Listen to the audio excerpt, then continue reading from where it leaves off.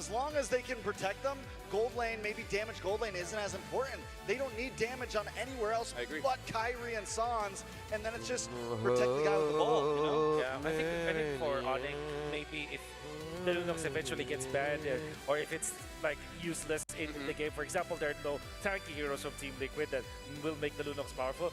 Maybe a hero like the Lilia might appear for Onyx, or maybe even the Selena, with two heroes that are really good when it comes to compositions that don't require you to shred through, just unlimited amount of poke that you're looking for, and at the same time, Sans plays it well.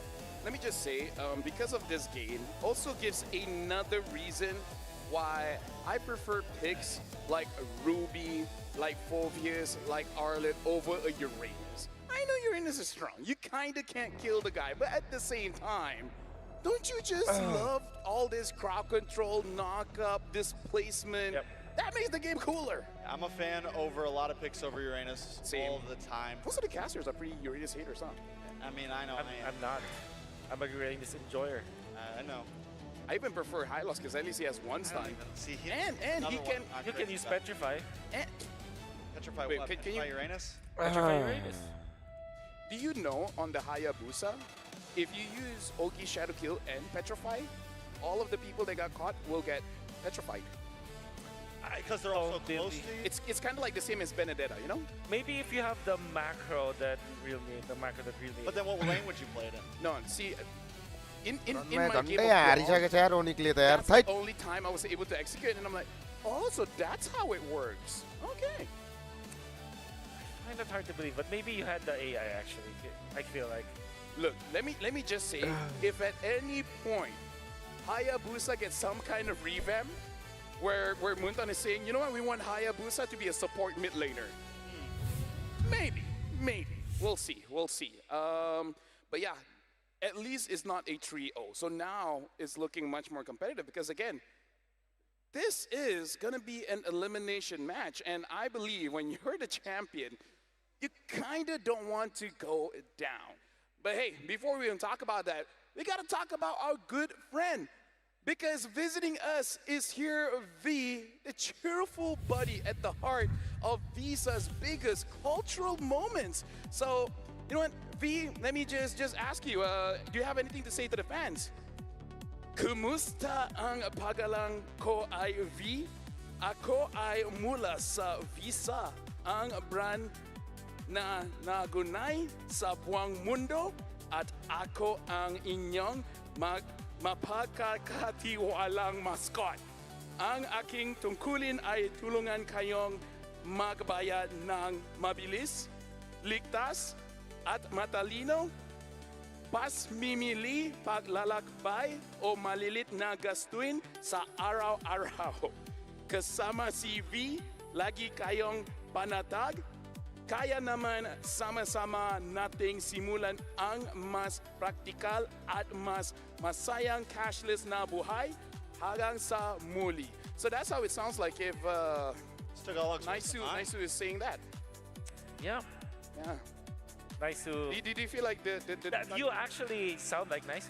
I mean V, you. Yeah, V actually sounds like you actually Naisu. sound like Nice. Tagalog with a mix of Built like him too, like Florida. The Florida energy. Where are you from again? Inches energy. Where are you from again? Florida. Oh. Yeah, from Seattle. Yeah, yes, actually from Florida. Actually. Yeah. That is a real state, yeah. So it's a combination of the Philippines and Alabama. Shout outs to V, guys. He's the real MVP, and Visa is our official payment partner. Honestly, amazing. Even CC Immune made a quick debut there to spot with V. Where is he? Come back in. There you go. There you go. Vanuya. Ignore that he doesn't have a body. Yeah. Other than that, this is the perfect thumbnail for the M7 World Championship. That's right. Honestly. All right, so take But the two things that we really like about the M7 World Championship, Sanford and V. We love both. Both are amazing. I kind of feel like with the shred and crowd control, kind of conversation, I actually want to talk a little bit more about the crowd control. But before that, we got to talk about the MLBB Academy, which has been fully upgraded. And here's the thing, you guys can get personal weekly reports to understand your strength and weaknesses, along with a complete match history. So every big moment is recorded. You can also rate the trending topics and share your perspective. Like, for example, we can have the topic, which one is more important, the shred or the crowd control? And you guys can contribute by letting us know what you guys think. The MLBB Academy is where you watch matches and understand your growth in MLBB. Now, the question is, where can you guys catch that? Well, you can check it out on the mobilelegends.com/academy. And of course, something to talk about as well is Magic Chess Go Go. Like, I gotta say, I'm a go banger, you know? I go, I bang. And for you guys, from now up until the 8th of February, reach level 45 in the Go One Pass to unlock the Yuzong Emerald Dragon for free. Purchase the Go One Pass to instantly unlock Yuzong's Go One skin, the Dragon Shade, and reach level 75 to unlock Yuzong's Prime skin, the Cosmic Dragon. And along the track, you guys can get the Yuzong piece as well to eventually upgrade all the way to 3 stars. So make sure you guys go while we bang. Speaking of crowd control, right? If not for the Ruby, what other gold laners that can actually contribute that? In ID, it was the Cho. I haven't seen Cho gold just yet. Yeah, but are they going to ban a Ruby? I think the Ruby will. I feel like at least one more game. At least one more game, Ruby will slip through. You know what? Maybe. Right now, I love streamers, right? So I want to see who is the top 3 co-streamers in terms of PCU viewers here on M7. And looks like it's a Zay Casting Channel and the CEO of Alter Ego, as well as Satya Wande. I actually thought, I didn't thought that Code Delwyn would actually have higher than Satya Wande. That's 396,000, but almost 400,000, yeah. that deserves a double. Double is in the chat for all these streamers, man. They're keeping it. Shout out to CEO of Alter Ego. He really needs to get that King Crab for the boys. Yep. I think Zay Casting is a Myanmar Maybe. caster, and that's what. Like, I saw something about him. He's been killing it watching all the YG games and everything, so the Myanmar fans have been showing up. And of course, again, shout outs to Mas Ade. Probably going to be hanging out with Mars, so we'll see how that one goes. But now I'm back to the question here. And yeah, as you said, there's a high probability that the Ruby will be ignored for at least another game. But if they do that, it will be match point for Onyx ID as well. And if Onyx ID wins this one, that's going to be a very interesting situation. They're not looking at you, by the way, so you couldn't miss. You could miss? Okay, you didn't miss. You did not miss. Yeah, and something that will definitely not miss is if we actually go to game number 5. But then again, it's going to be dependent on the draft. I think any other team out there, particularly Team Liquid, would wish that this will end at 4 games. Let's go, Onyx! Onyx! Have to look for a draft first. Onyx legit na yung warne unsa ya ara lakatar dunya. Hope in the fans, hope in themselves. Now I know the talk has been all shred, but still for me I think crowd control is the key here. They need to find an answer to the advance of TL, and as long as they can do that, Onyx it's legit gonna na be yung warne huge. unsa guys. Game number 4's draft. Onyx Indonesia versus Nope. Team Liquid Philippines. I guess. For expanding rivers, I would want to see a lot of action. Sora being banned out, Team Liquid at the first phase. Might go for, are going to be eyeing for Eve if it will not be banned out by Onyx. Yeah. But then again, they can always just go for the Luigi. So maybe they will still go for the easy किन chip भएन first अरे pick. म उठेको त रनमा त्यो sir 2 cinema खाइरहेको थियो यार ओनिकले अनि हतार लाइक गरेको यार म आउने बित्तिकै गेम जित्यो ओनिकले देख्यौ त I think you कति would lucky want to रहेछु go म Yushin now if you're Team Liquid. That's what that is the trend that we have seen from both of these teams. But you also have the Cloud, which so far has not been the priority. र for सबैजनाले any like of the गरौँ series, subscribe but subscribe in गरिदिनु होला this everyone particular series, it's Oheb and Skylar. It's kind of like the teams are saying, boo, marksman, boo, boo. Well, they banned it in game 1, right? That's right. So I think this is just between Yi Sun Shin or Claude. Boo-ish. Well, there's the Claude. There's the Claude. Can we see Skylar on that Freya, but this time actually making it work? Yep, decent Shin and or Leomord Freya could be good, but Yi Sun Shin or actually Cho Freya would be good. Okay. Hey, if it works, right? I think you can even go as far that second phase if it's open. Just pick up the Ruby against the Claude again. I agree. Anytime it dives in, boom, Yep. catch it for a second. Bye. That's right. Team Liquid though. What if they pick up the Bye-bye, Louis baby. this time with the Claude? That's a good combo. Yep, And very then annoying. Maybe they don't go Lance out anymore. Maybe they're the ones to go for the Leomord. So Leomord Louis, that could be a good pickup, but at the same time, this could be as simple as okay. Fred and Varsa. Rock. Now you don't necessarily want to Ruby? go Kalea here. के लाग्छ दाइ ओनिकले Is it जित्ला अरे crazy जित्नु for them परेन to go for something like a CC? It's not come crazy at all back because come they back really हान्नु like परेन that त hero. And it's good against the Fred. In a Fred. way, you can deal with the Claude. They go for the Grok. Let's go ओनिक Some turtle Let's priority once you get to level go! 4. It helps. It's one of the few heroes that can get up close and personal with the Fredrin and still crowd control him without getting taunted. I think it's a decent answer to the Fredrin and the Farza. So you get kind of two answers. ओनिक ओनिक ओनिक I still, ओनिक if possible, I want some kind of diver, maybe like a Lapu, just to make sure that Sanji does not have a good नाटक time. भन्छ But यहाँ घाँटी again, दुखेर मर्ने if Bela it's भएको not छ broken, why बुझन हौ fix it? If they want to go for Phobius, Ruby, or any kind of crowd control of that nature, yellow yellow yellow then yellow yellow I think it's still gonna be alright. Oh, they banned the Lapu. Honestly, that's pretty good too. Okay, because this is the Exodia lineup from Team Liquid. They eventually will just get somewhere along the lines of a Hylos, of a if against the Grok, they will pick up typically the Hilda. Hilda is actually pretty good here for Team Liquid. Let's go I'm sure that ओनिक let's go Onyx- let's Onyx go is- let's go Yeah, Onyx just needs to ban it.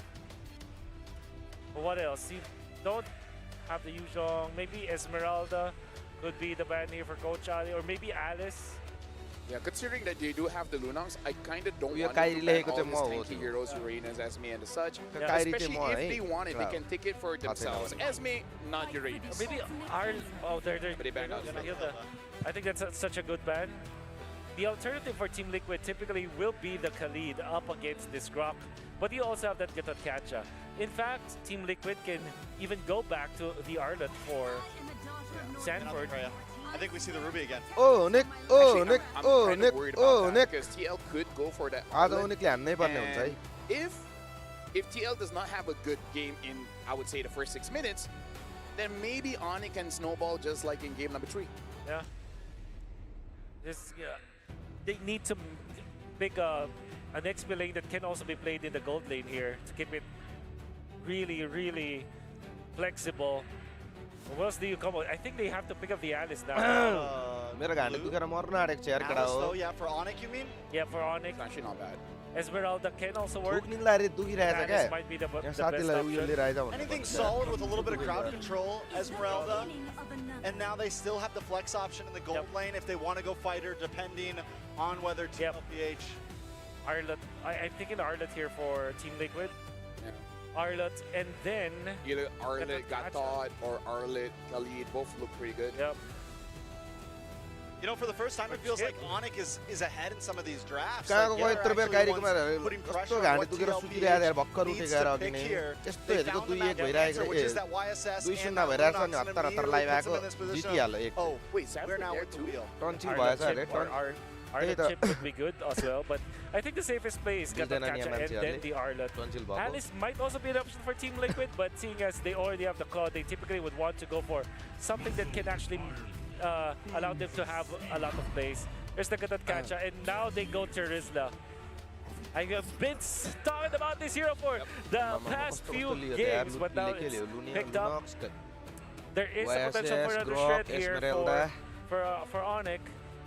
They can go. ओए they टेरिजला can पनि go अरे यार carry. आम्मामामा कस्तो Which कस्तो is, hero it Leo is a यार bit risky going up against the Farsa, but other than that, Carry is pretty good. Skylar just dodges Fed S-Strike, Yep. you know, it's not that hard. Not that hard. Just dash away from the meteors. Yeah.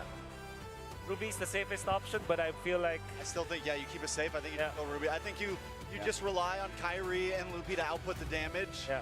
Sound बढाउन न अरे sound बढाउनु with Ruby. I like Ruby. She's actually pretty nice. But they can also go Uranus, actually. Oh, they. Oh, this is a gold lane Lunox. Gold lane Lunox. Again, Is the risk worth it? This is why I bring it up.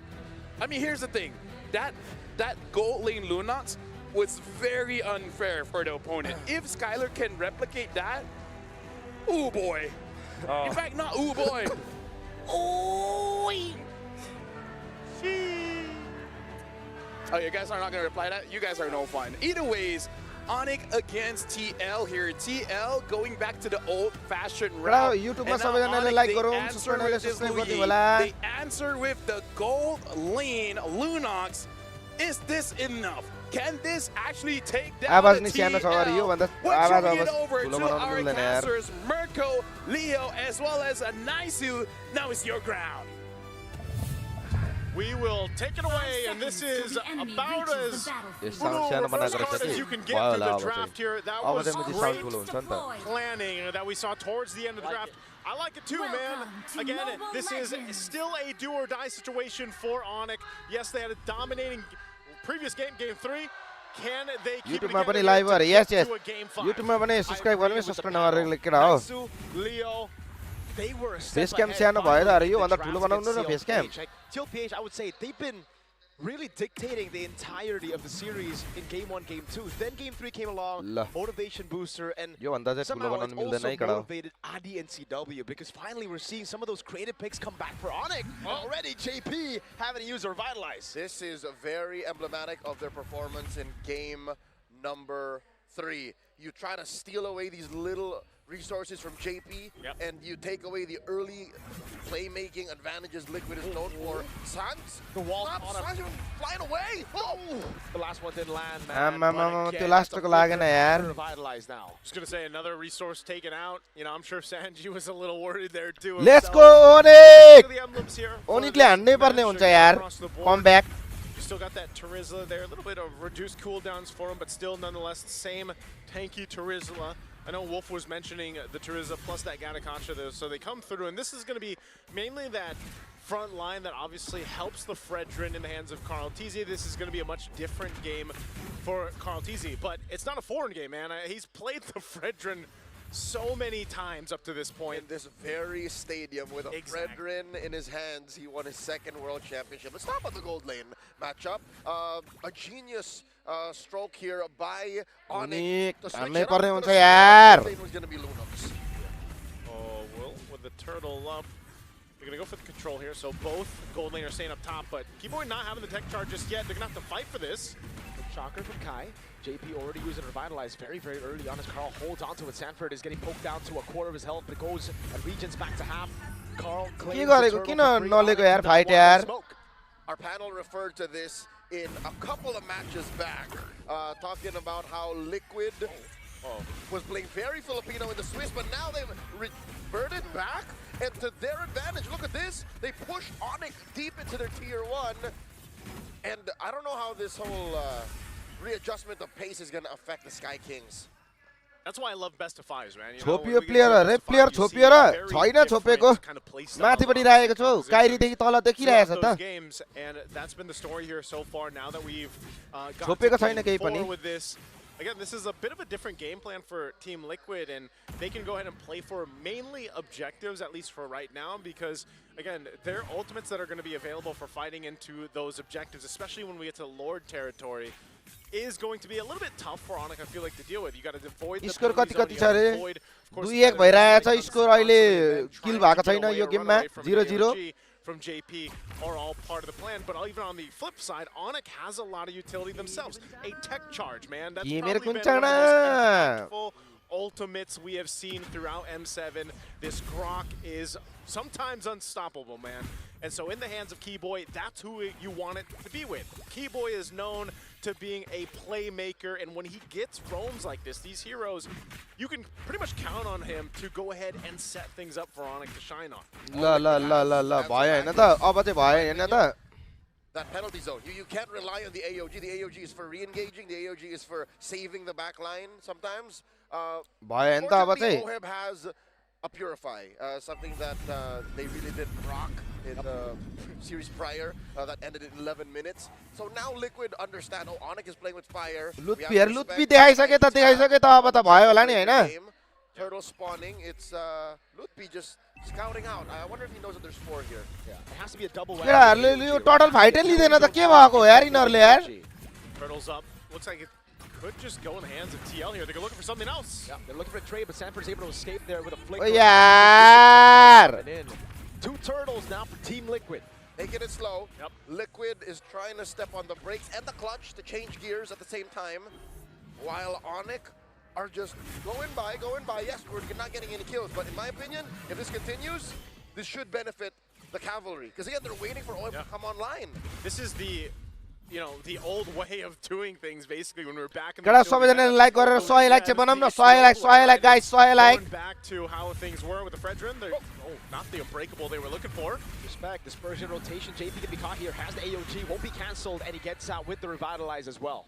All right, so he tried to make a play, not going to happen, able to get away, but also pop the Revitalize के again. गरे So यार the यिनीहरुले full round टटललाई पनि happening लिदैन where, यार You know, Onyx gets something out, but again, look at this. The gold lead is pretty much gone. It's not really anything big. Dissipated. It's dissipated.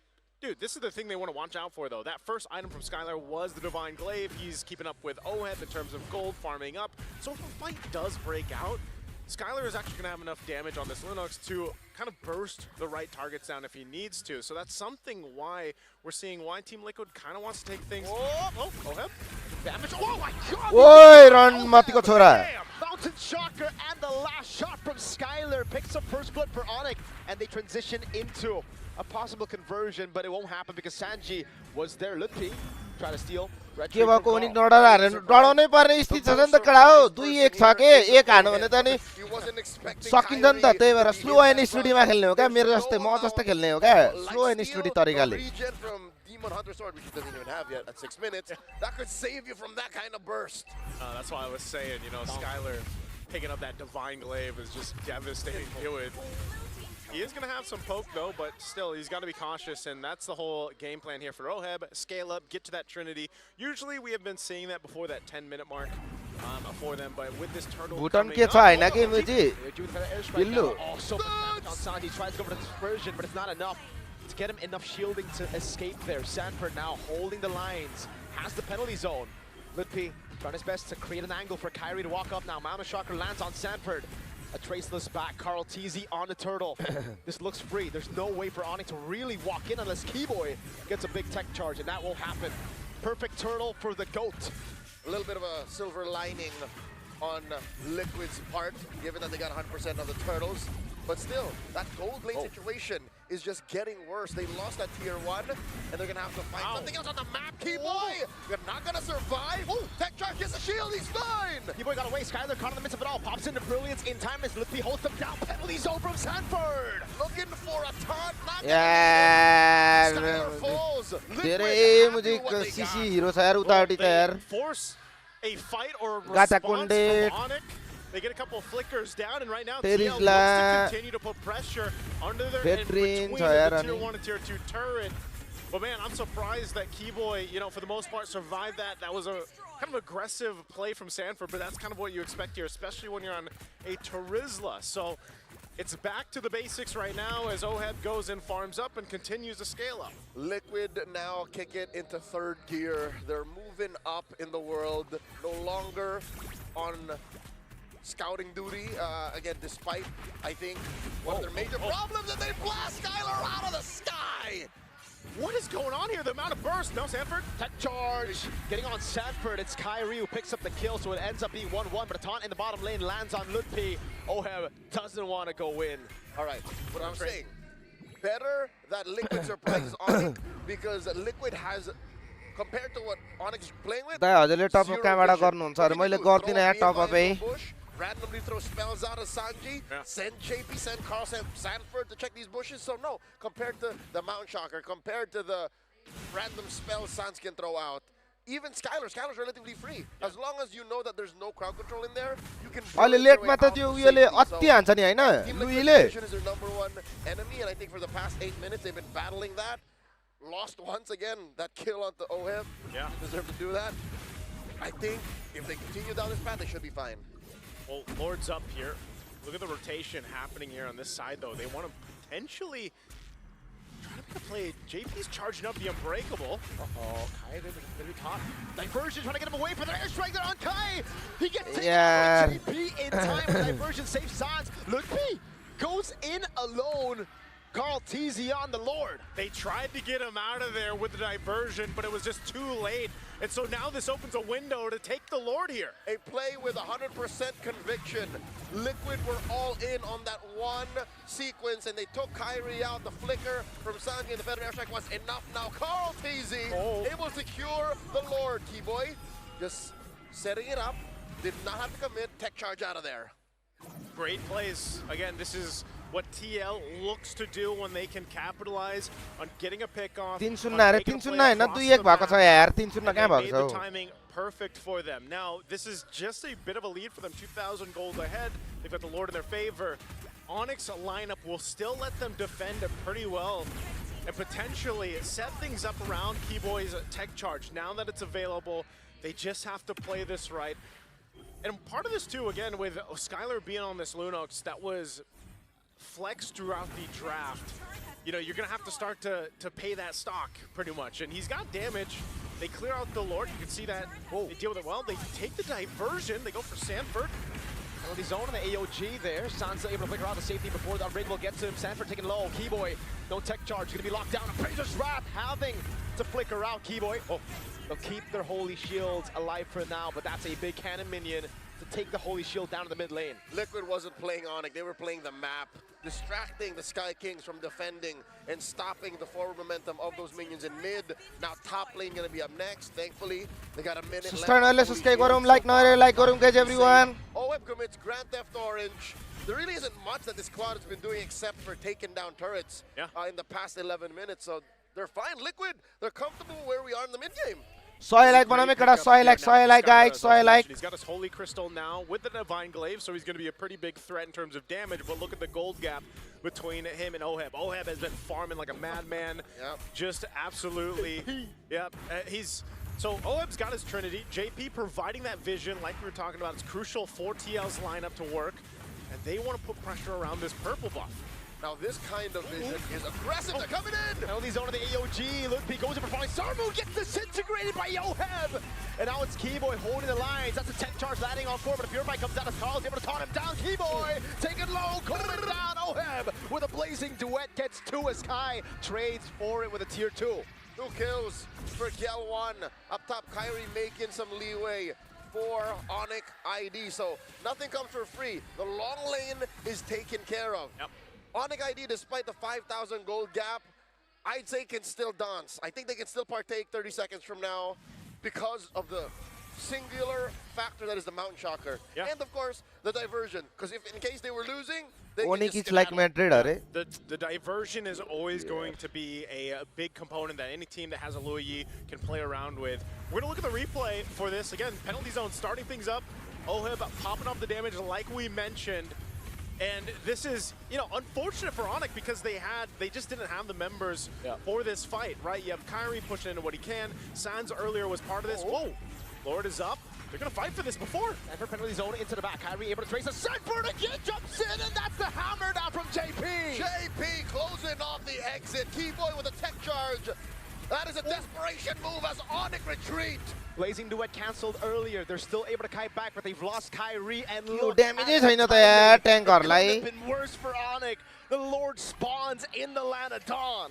Almost clairvoyant like game Kyrie sense मरेको on मरेछ Sanji. मुजी. One might look at the angle and say, why would you take the Fairy Strike far away that way? But no, he was reading where Onyx was going, and that was almost just as important as all the damage of Kyrie that took him out of the equation, that keeps him going. Lord for all. कहाँ बसेको Keyboy पनि यार लोमडा जस्तो यार. Take down Keyboy too. Buy one, get one, Lord, and a free Keyboy. Oh man, From in the lane. that's unfortunate.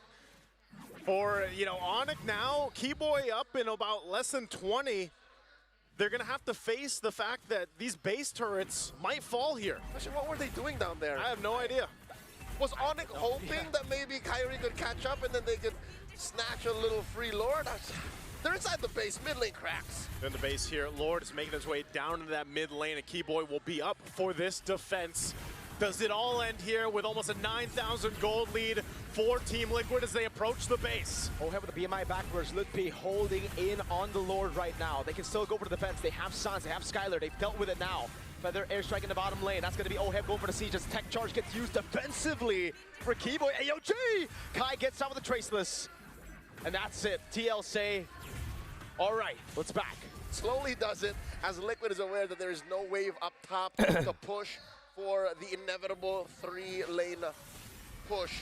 The waves have not equalized, so they're gonna go look at this Lord coming up in about 100 seconds, a minute and 40.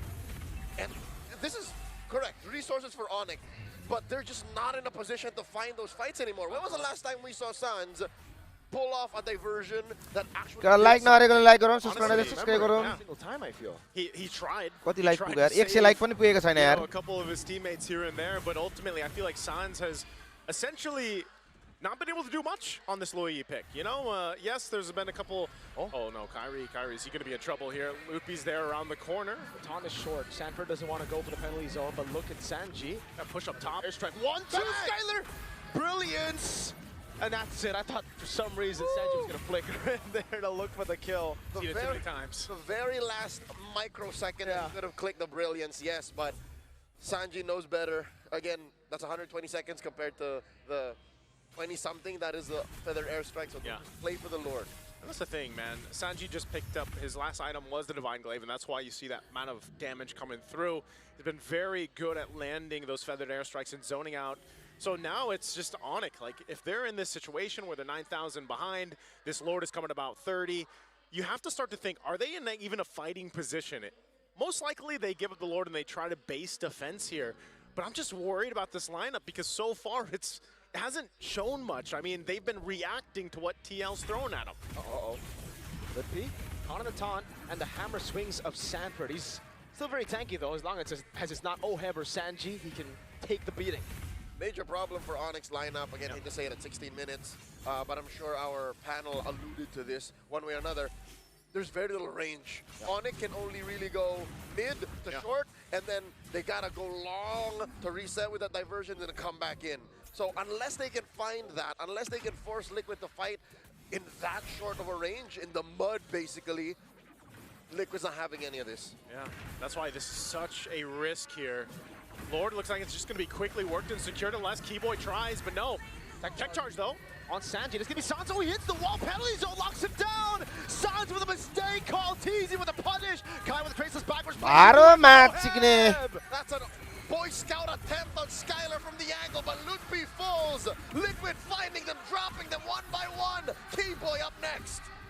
Just one member left for Onyx for the Sky Kings. Baro And match Kai, signe can he do it? No, he cannot. Sanji silences Onyx, and they silence Tennis Indoor Sanayan.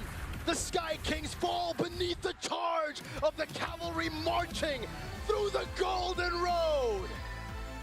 Two champions met in the arena of Tennis Indoor Sanayan, and only one can move forward, and that's Team Liquid. Something about these hollowed halls here in Jakarta, Indonesia, awaken something in these gentlemen. They've all been here. They've all won here. But today, they've done something none of us thought they would do this early on in the tournament. They dropped Onyx Indonesia. And it's just like MSC 2025. The repeat happens again. It's TL with game 1, game 2, match point. Onyx getting a quick game in, and then TL PHB like, all right, fun and games is over. You can see it here, you know, them feeling pretty good about that game. I mean, the series in general, of course, tough to see. There's the hug between the GOAT and Kyrie. It was a tough match, and it's tough to see what the result always is for Onyx Indonesia. But thinking about what's going on in the minds of the Sky Kings, of Kyrie specifically, he said he's lost so many times and none of this phases him anymore. GG tight well match played. सिक्ने last बिला खेला यार न्युटनको छोराहरूले यार Thank you for being here for us in M7. Again, a phenomenal performance here from Team Liquid. Kaya ko Just go ko ahead and Sans, make this kaya count ko again. You ko look at the Muji. highlights here through this game, and they started strong. They responded to Onyx. Wanted to throw at them. Again, they started slow. This is what the lineup and composition does with a Fredrin, right? It's utility jungle.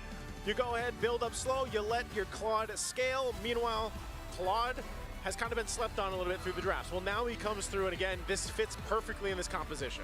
This is the right response after what happened in Game 3. Liquid read into that and said, we can't lose a draft like that anymore. This ends now. This feels like Onyx in the game, complete 180 from the draft. They were creative, they were looking for those picks, but in the game, they played it safe all throughout. Well, again, congratulations, TL. Let's go ahead and throw it over to the host on stage for the winning interview.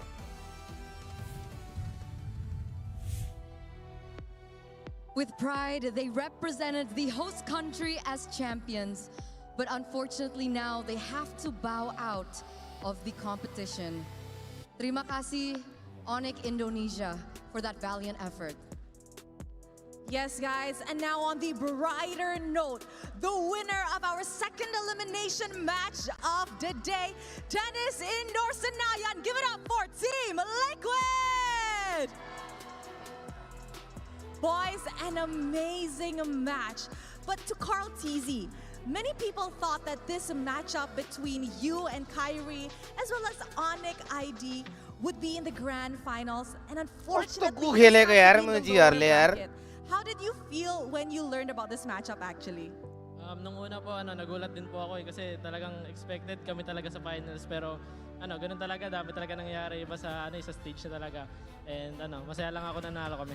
He said at first he was also shocked because he did expect to meet Onyx ID in the grand finals. But that's tournament life. You don't know what could happen on stage, and when it happens, one just has to continue their journey.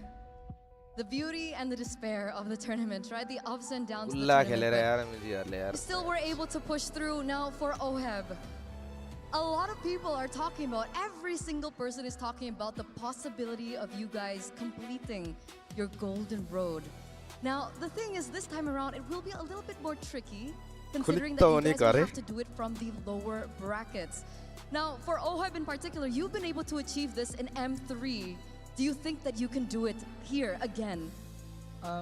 Yung run sa lower bracket sobrang nakakapagod talaga, and ayaw sana namin कस्तो गुल्ला जस्तो खेलेको यार match chicken यार मुझे यार छ्या यार. lalo sa mental namin. Pero ang gusto talaga namin ma-pull off tong Golden Run at makuha yung M7. Wala na kaming pake kahit anong mangyari, kahit anong pagod, kahit anong sacrifice, bibigay na namin lahat para makuha lang namin to. He said that as much as possible, he actually didn't want the lower bracket run to be the run that they will be having this M7 because it's very straining on a player having to play every single day in a back-to-back match. It's even more straining on the mental state because they have to go through so much. But he said he doesn't care whatever challenges comes his way. He just wants to pull off that golden इम्पिएल मात्र road जितेर बस्ने भयो run. अनि भने Wow. कस्तो लौडा जस्तो खेले यार Carl, you were able match to do it कसम too भनेको back in चित्तै the बुझेन यार मलाई त M2. Now, मुझे. on your end, how confident are you that you will be able to do the same thing in M2 this time around in M7? Siguro po ngayon yung nararamdaman ko, very confident kasi kakapanalo lang namin sa Onyx, and alam kong sila yung isa sa pinakamalakas dito sa tournament, kaya very confident talaga. That is very confident, especially after the win up against Onyx. It gave them a momentum boost because they know that Onyx ID is one of the stronger opponents this M7 World Championship. लौडा मुझे strongest opponent match We're सिक्ने gonna go गुल्ला back जस्तो to खेलेर. OHEB, all right? Because your next matchup will be Turkey's representative, Aurora Gaming. And just like you guys, right? They almost took down SRG, the Giants of Malaysia. Now, we're curious to know what your thoughts are on this team. What do you think about Aurora Turkey? Personally, tingin ko po sila talaga yung dark horse ngayong tournament. Like mga past tournaments, lagi talaga namin sila nakakalaban, at isa rin talaga sila sa contender. Feel ko lalaruin lang namin kung ano yung nilaro namin kanina and kung अब game छ किन यार SRG को छ नि यार जुट्टी. He said that Aurora Turkey is definitely छ the क्या dark छ horse for एसआरजी him को हेर्नु this पर्यो नि tournament, एसआरजी को and युम्सहरु छ नि. he won't deny it. They're very strong as they've met in previous tournaments as well. But the gameplay that they'll be putting up against कस्तो Aurora बिल्ला Turkey खेलेको यार is the रन्डी gameplay ओटनको that they म्यानहरुले did यार with Onyx, but कसम even भनेको better. यार And of course, study the निक्ल्यो opponent मुझीहरु even यार. better. Carl, what about you? Going up against Aurora Turkey, are you excited for that? Opo, excited din ako makalaban sila. Tapos alam ko yung capabilities nila kasi sa MSC. Oi Milan Chutti Lauri Kabal. And respetuhin namin. Ranking mata छिराउन यार थेट टिमी तयार last भएछ They यार know last what चाहिँ they're भएछ यार. capable of. You know what, Carl Tizzy, despite playing in Indonesian home ground, I see so many of the cavalries were actually supporting TL. Is there Last anything लाग्दैन है you want to तिमीलाई? say to perhaps the buff that came to support you all the way from the Philippines? Thank you sa lahat ng pumunta dito. Thank you sa mga sumupport. And shout din sa girlfriend ko na pumunta pa. Is that thank you to everybody who came, thank you for supporting, and of course, shout out to the girlfriend who flew all the way from the Philippines. That was beautiful, Carl. We're still hearing the support coming in here in the arena, ladies and gentlemen. And while they celebrate their success today and prepare for their match tomorrow, we're going to throw it over once again back to the panelists to break down that game.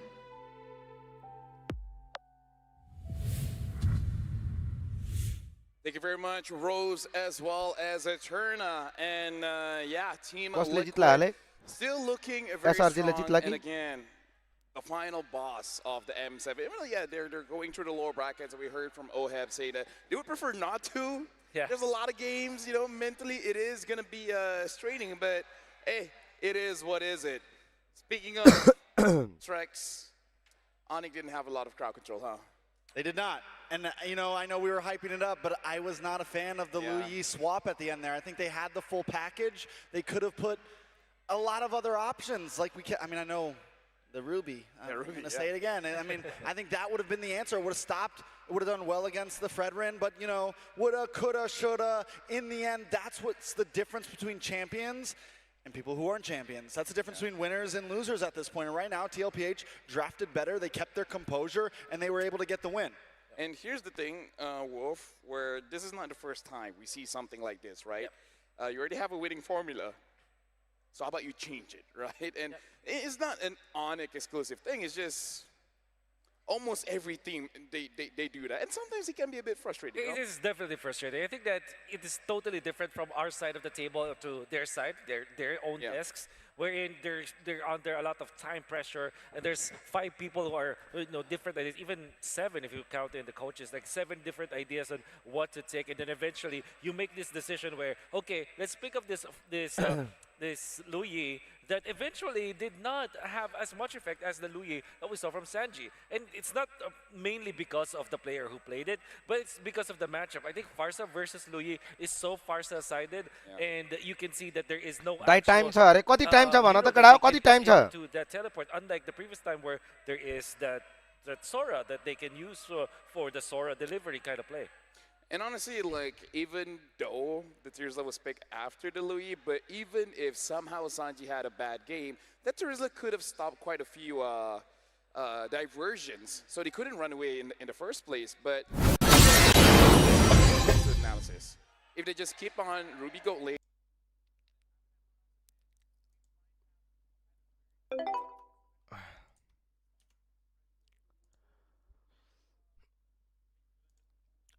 देखेर तिमीलाई तिमीलाई भेटेर तिमीलाई सम्झेर तिमीलाई मनै मनमा माया तिनपाते भइदियो मेरो रूप रङ्ग सबै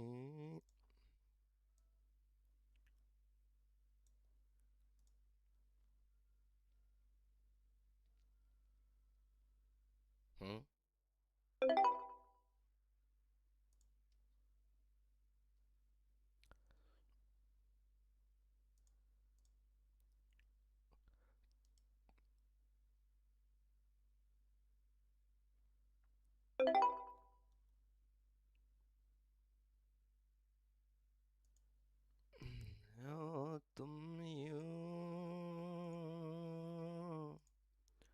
इतना महसूस करूं तुमको उतना ही पा भी लूं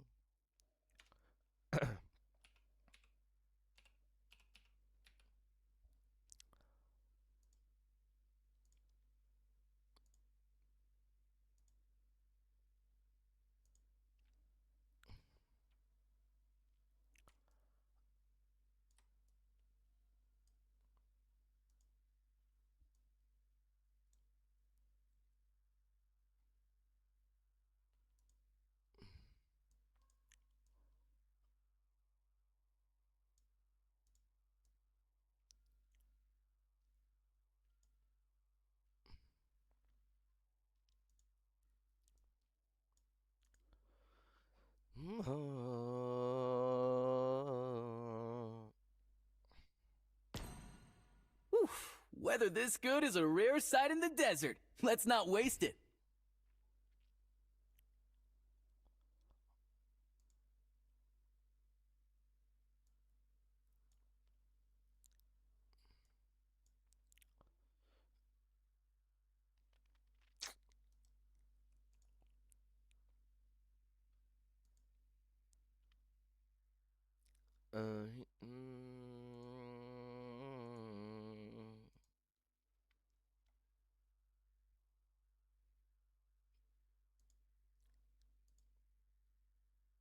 The Tribe Elder always said I was a dreamer. Well, looks like dreams can come true.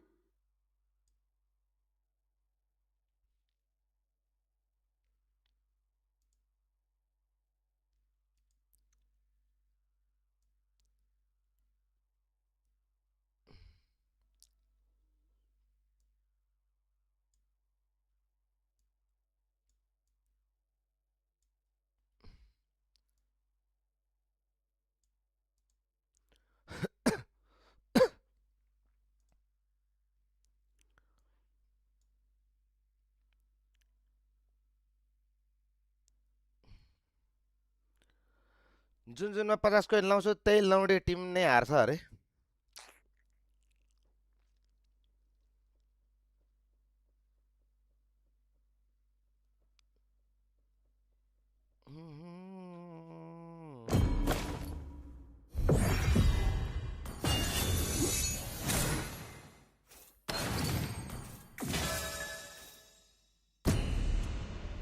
Maya छैली may brother thank you यार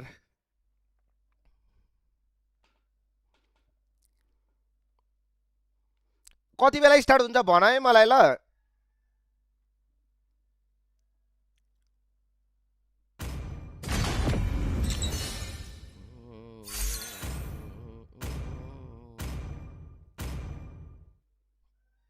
Your team is banning.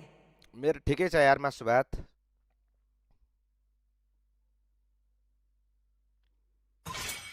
Last बिल्ला खेले यार ओनिकले तर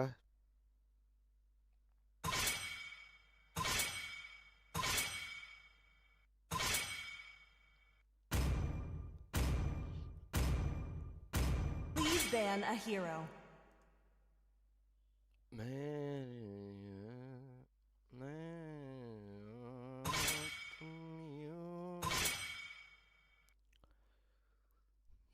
को मैं सूर गया तुमको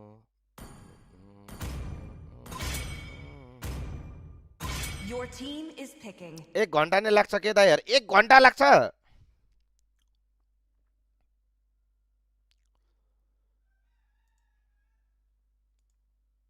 You're off. Go back to your crypt with your minions. I'm bound by nothing, be it family or Need destiny. some stitches? I can help. Your team is लिम्बेले picking. ओनिकलेको बेला जहिले हार्छ अरे त्यस्तो हैन म जो तिनीहरु खेल्न सक्दैन म चाहिँ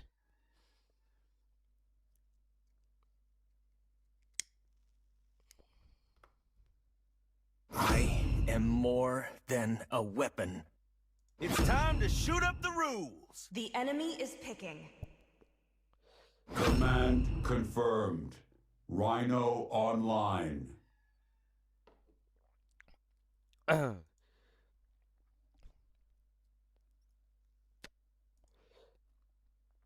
So, who's next? Please pick a hero. Only love and night are everlasting. Hey, come on! The enemy is picking.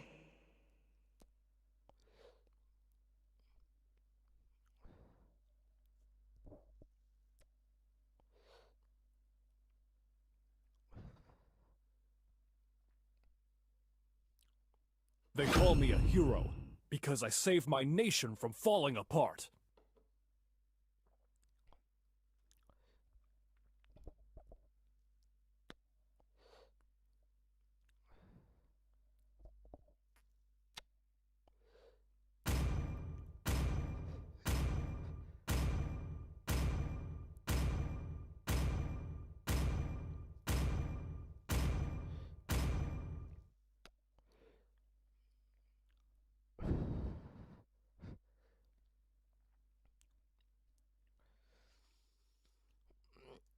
ओनिक हटाउनु पर्यो यार, म चाहिँ अब एसआरजी लेख्नु पर्यो यार। Welcome to Mobile Legends. समायो 5 seconds till the enemy reaches the battlefield. Smash them. All troops deployed. Okay! Power charge!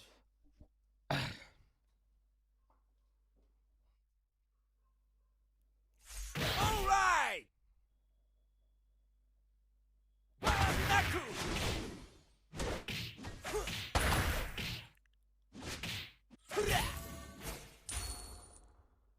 Okay! Ha!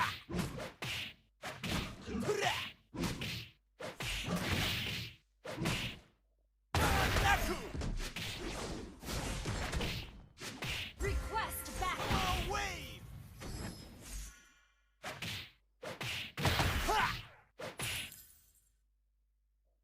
Okay! Power wave! All right! First blood. That was amazing. Power charge! Okay! के छ लिम्बेदार, मेरो ठिकै छ यार कडा, सबैजना like गरौँ, subscribe गरिदिउँ होला। Power wave! All right! An enemy has been slain.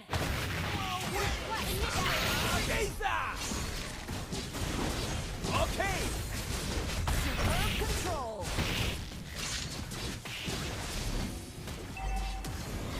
You have been slain. Superb tanking. An enemy has been run slain. डिओटन का छोराहरू। All right! Power wave!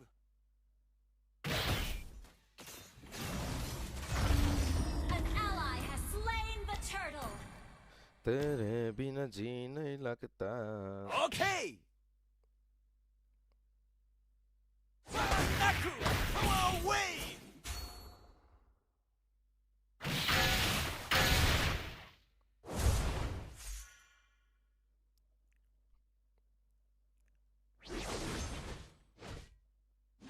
Power charge!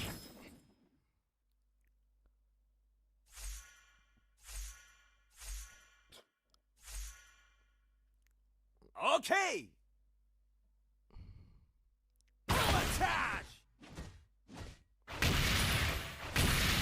Power wave! An enemy has been slain.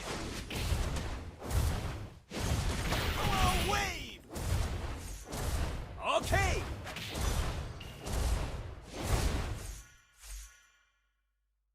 Power charge! All right! Power wave!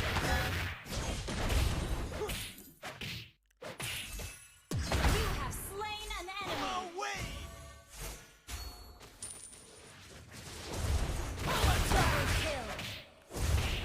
Power wave! Okay!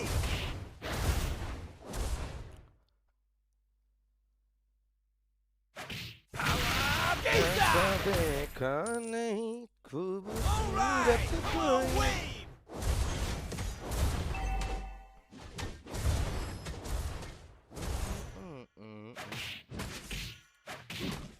Guys सबैजनाले like नगरेकोलाई like गरौँ, subscribe गरिदिउँ होला everyone. Request backup.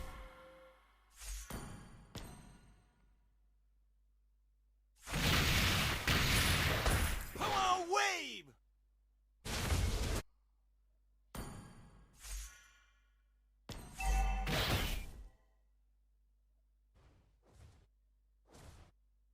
All right!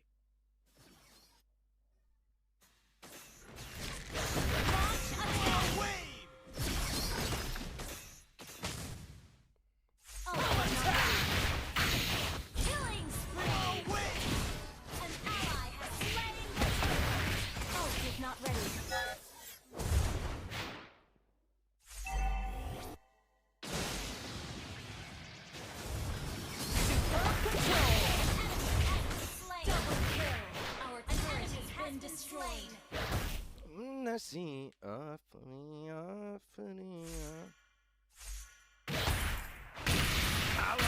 Gaza! Okay! Initiate retreat. Away!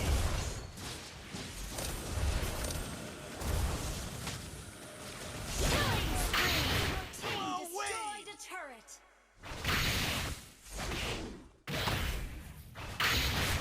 Ult is not ready.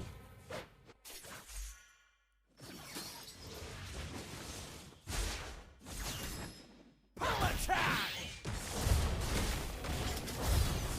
Ult is not ready. Your team destroyed a turret. ए के गरेको टाइगरले यार ल यार Sorry. नजरों ने तेरी छुआ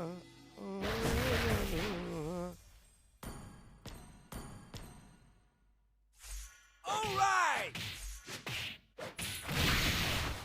Power attack! Shut down. Shut down. Power wave! Okay! Power charge! Your team destroyed a turret. All right! Power Gaza!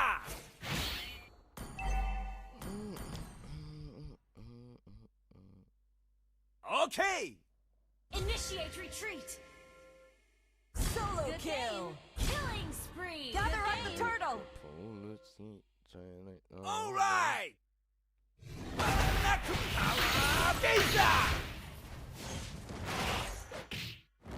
Power attack! Okay!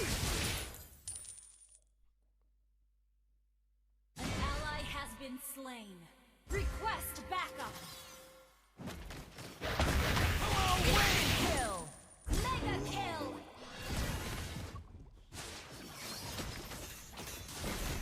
Turtle Slayer.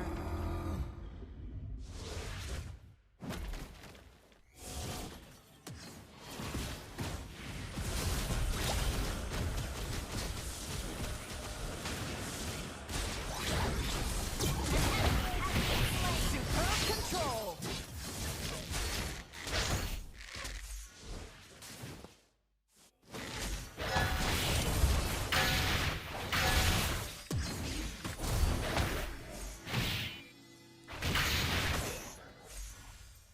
Power charge! Mega kill. Afri. Power wave!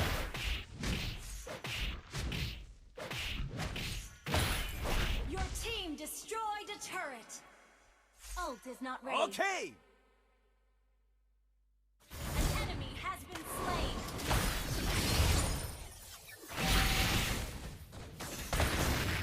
Unstoppable! Our turret has been destroyed. जिजी All right! कडा सबैजनाले like नगरेर like गरौँ subscribe गरिदिनु होला everyone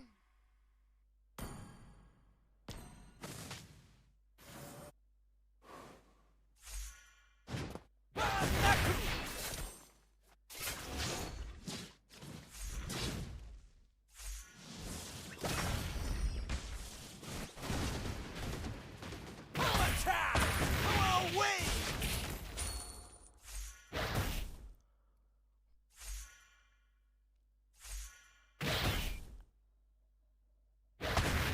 Power wave!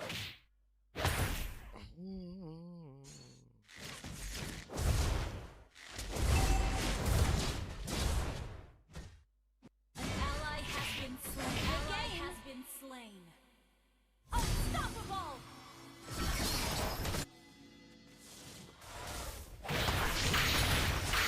Double kill. Superb damage.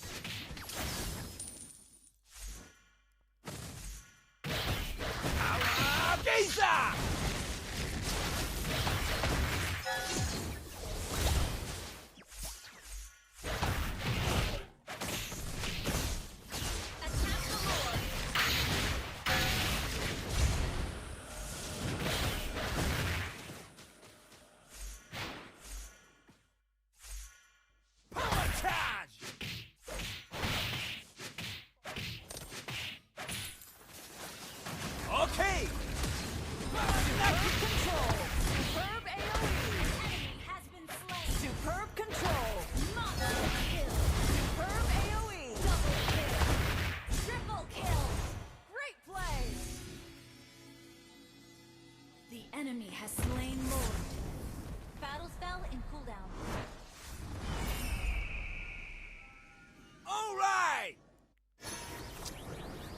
लड fight हारो यार मुझेहरूले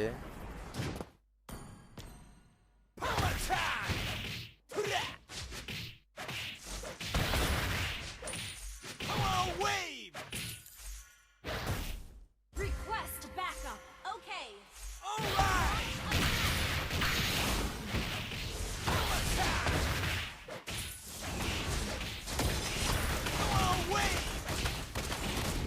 Okay.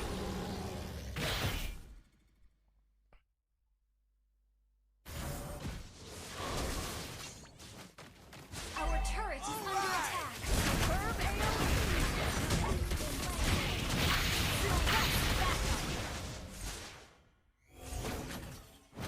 Our inhibitor turret is under attack. Okay.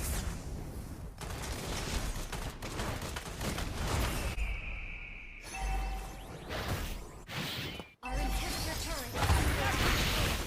Destroyed. Wave.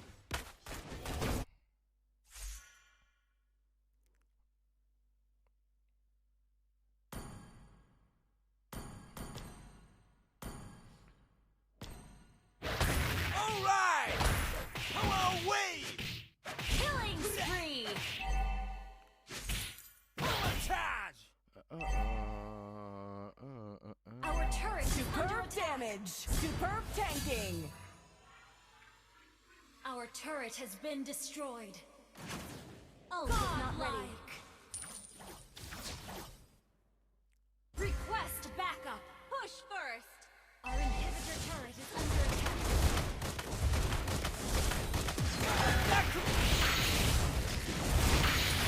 Your team destroyed the turret. Our inhibitor turret is under attack. Our turret has been destroyed. Shut down. Legendary. Request backup. Launch attack. Retreat ओए retreat Our base is under attack. Ult is not ready.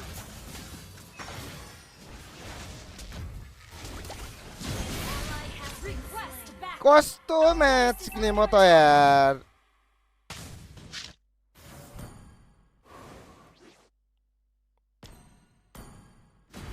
All right. Come on, wave. Ally has been slain. Our turret has been destroyed.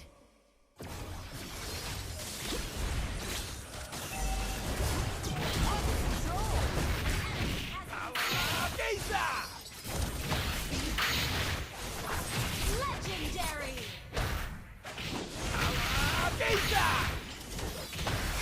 Double kill. Initiate retreat. Gather up the Lord. Gather up the Lord. Okay. Power charge.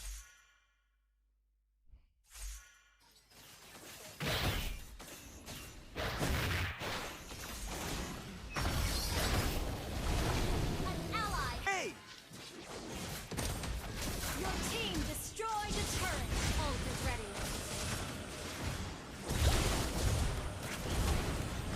Ally has been slain. Your team destroyed a turret.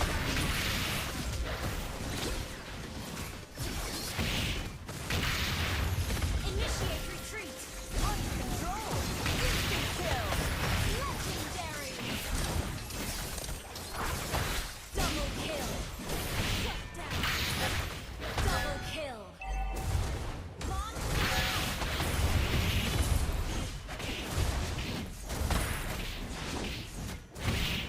Triple kill.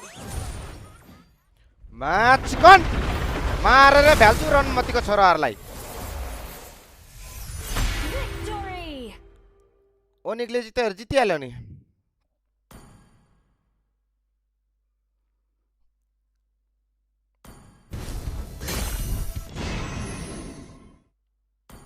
नआए हो नआओगे नआओगे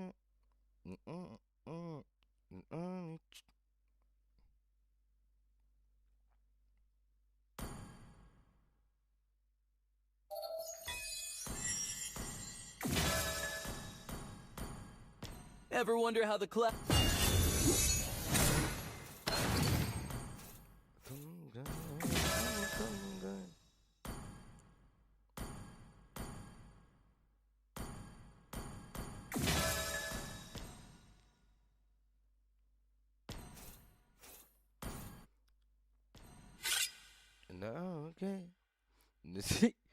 बोलाउँदैछ त के भएको यो मुजी जुटी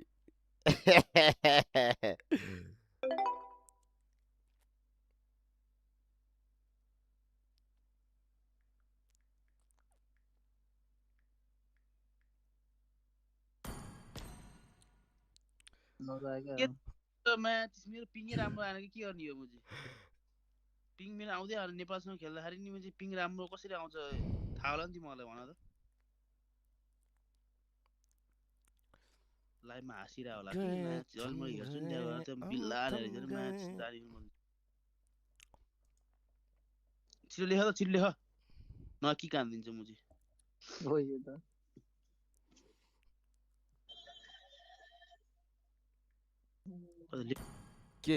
के भन्दैछ हौ ए मुजी पिङ राम्रो आएन कि मेरो म्याच कसरी घटाउने पिङ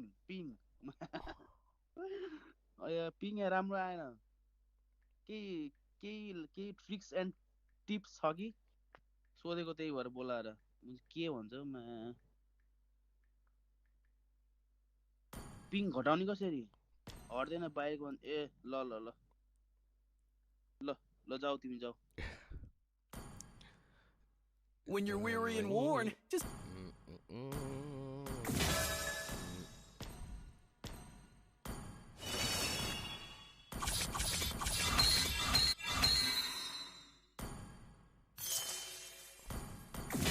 कति बेला केडा कति बेला गेम स्टार्ट हुन्छ उतापट्टि भन त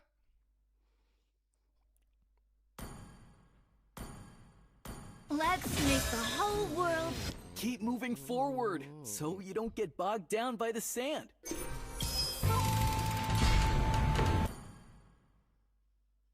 ओइ म त लगातार जितिरहेको रहेछु त यार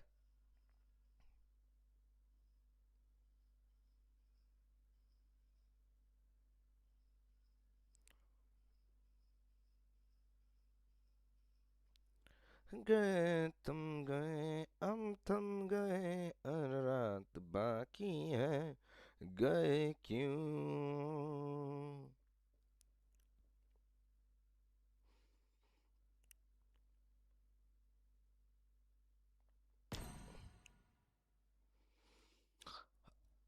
म पनि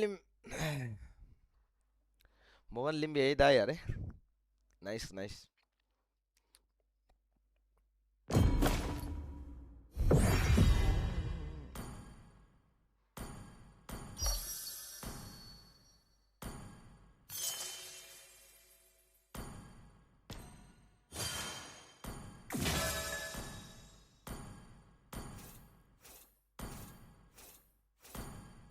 के हो यहाँ लकी ड्र भएन ओइ के हो जिते कि क्या मैले मुझे ओ जिते कि क्या हो रनमा यहाँ diamond 10,000 diamond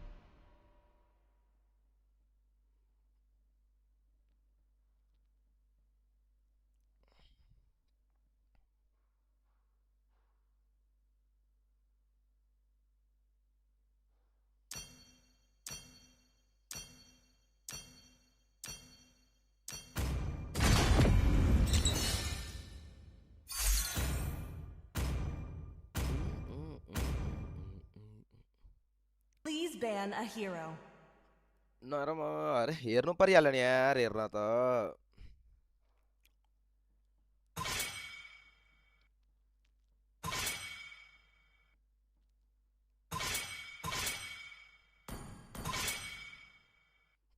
Your team is banning.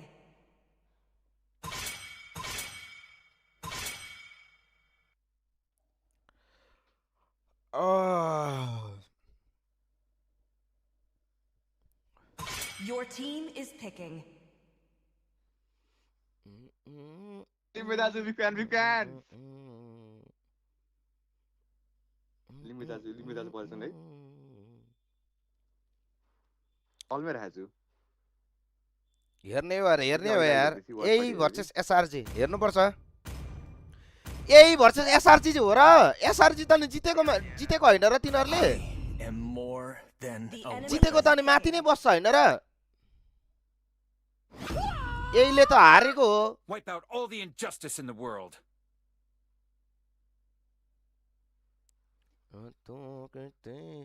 एसआरजीले उयो ओरा ओरा भन्नेसँग हारेको हो क्या अरोरासँग हो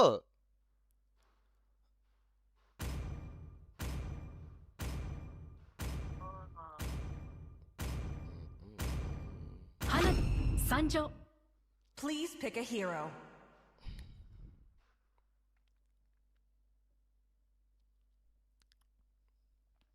I am the moonlight that breaks through the darkness.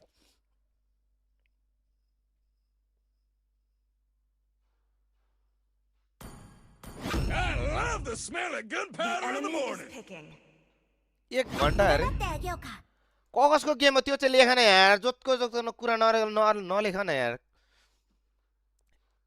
एसआरजीले हारेको र यो अरोरा अरोरा गेमिङसँग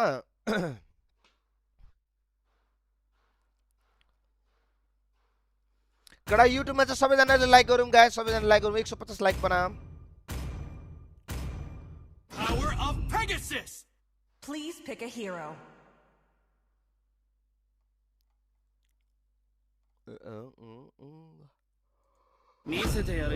बोल्नु न गेम नि बोल्दै छन् इग्नोर नै त नगरौँ न दा अरे गेममा बोल्न मिल्दैन क्या मैले माइक खोल्न मिल्दैन क्या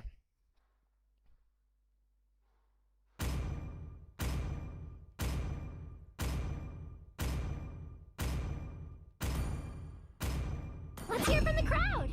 Make some noise for yours truly.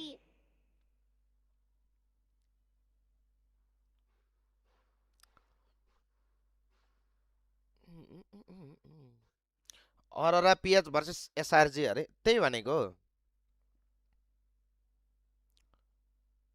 Sound खोइ अरे के को साउन्ड हौ युट्युबमा आएको छैन र साउन्ड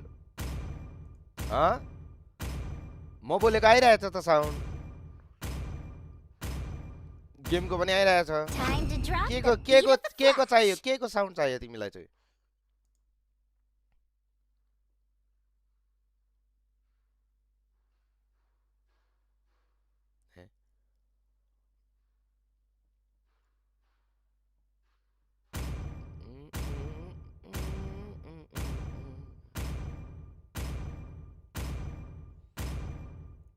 साउन्ड आएन अरे के को साउन्ड आएन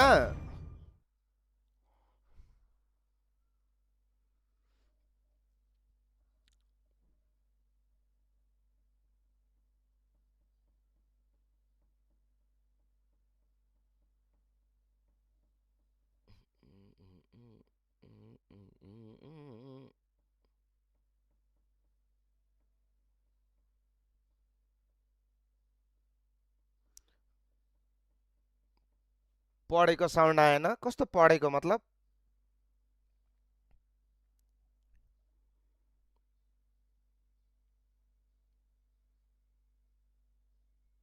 अहिलेको जुलियन चाहिँ म हो यार लभली गेम प्ले जुलियनको 5 seconds till the enemy reaches the battlefield. Smash them. All troops deployed. CC and Yo-Yo, ready to set the stage on fire.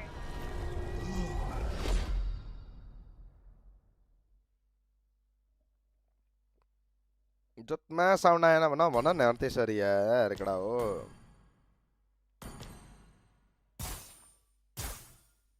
Don't worry. Just be happy.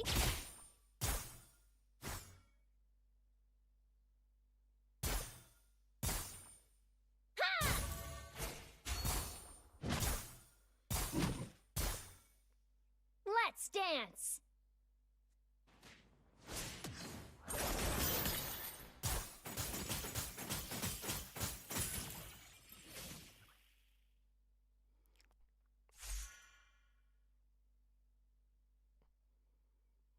Every day is a chance to be the hero of your own story. Ha! Initiate retreat. Okay. Up and over. Lights, camera, action! First blood. An enemy has been slain. Enemy invading jungle. Enemy invading jungle. It's not a perfect stage unless it's bursting control. An enemy has been slain. Double kill.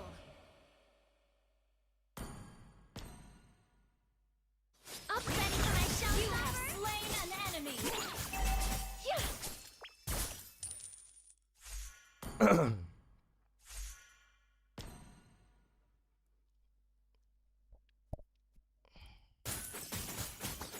Don't interrupt my show.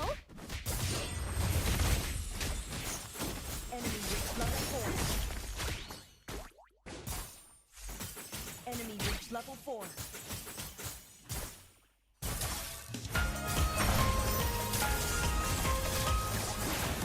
Show isn't over yet.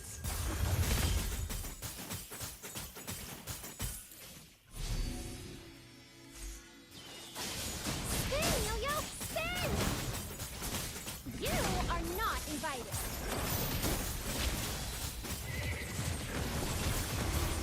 An ally has slain the turtle. You have slain an enemy. धीरे धीरे कडा सबैजनाले like गरौँ subscribe हान्दिनु मलाई युट्युबमा चाहिँ कडा युट्युबमा लाइक गरौँ 200 लाइक बनाऊँ 200 like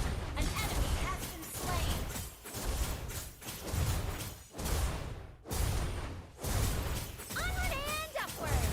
Our adventure is a never-ending party. Ally has been slain. Request backup. Understood. Request backup. Understood. Stop being a party pooper.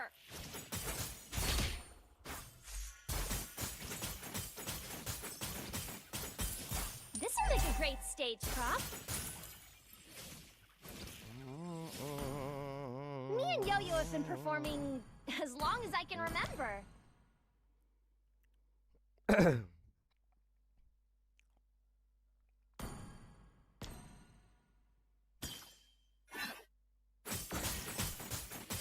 Relax, you're a part of my show. An enemy has been slain. Ready for my showstopper?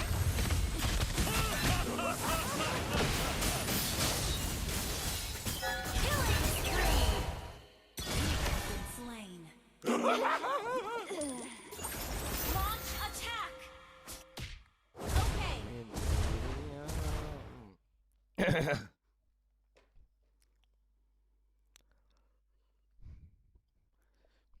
के हो यार ड्राइगनले त उयो membership पनि हटाएछ यार लास भएछ यार यो मान्छे त यार रात दुरिया फना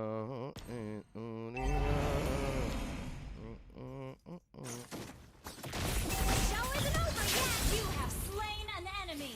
Lights down. An enemy has been slain. Ally has been slain.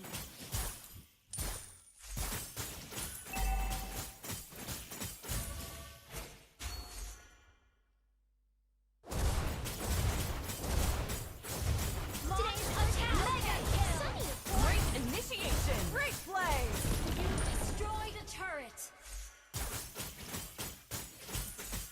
Double kill.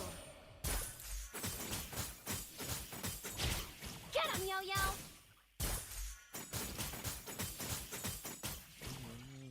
Mega kill.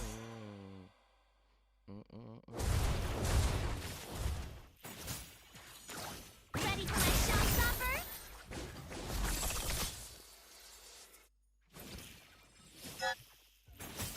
An ally has slain the turtle.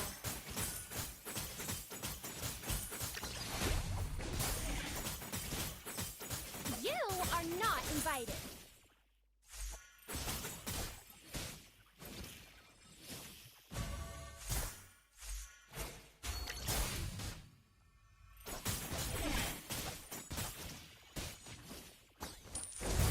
Lights, camera, action! Show isn't over yet. Your team destroyed the turret. Superb control. That was amazing.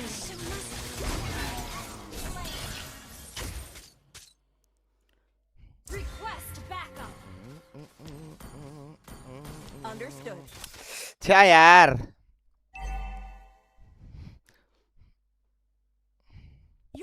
team destroyed a turret. खोइ त PUBG अरे PUBG अहिले खेलेको छैन यार धेरै भयो legend push गर्ने भनेको यहाँ केडाहरु नै नभएर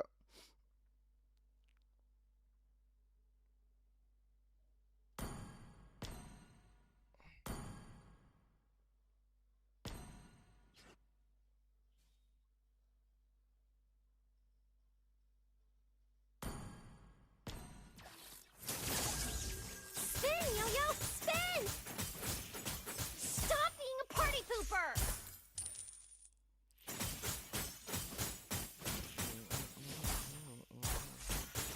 Monster kill!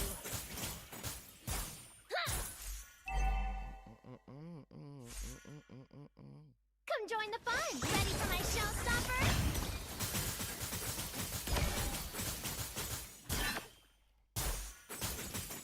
Ally has been. You have slain an enemy!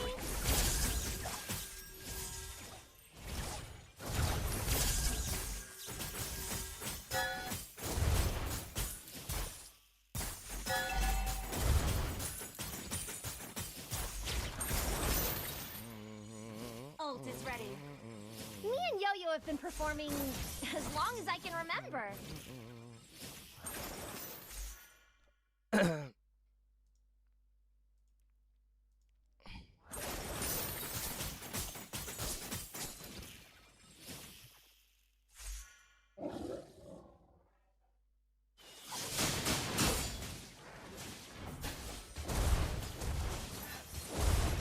Spin, Yo-Yo, spin! Show isn't over yet.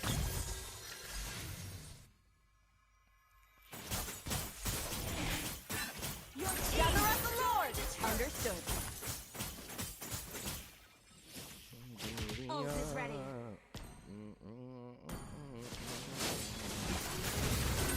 Relax, you're a part of my show. An ally has slain Lord. 43 minute बाँकी छ अझै अरे आमा कत्रो लेट भएको यार पा यार कडा युट्युबमा चाहिँ कडा लाइक गरौँ न यार 200 लाइक बनाउनु 200 लाइक 150 लाइक पुरा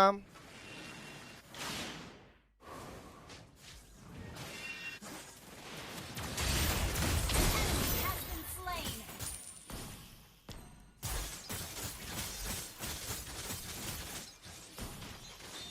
Follow Lord. Back up. Okay.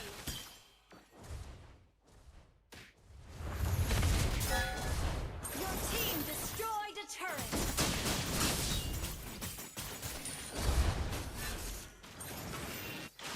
Up and over. Whenever I step into the spotlight, I feel like I'm home. You destroyed a turret. Ready for my showstopper?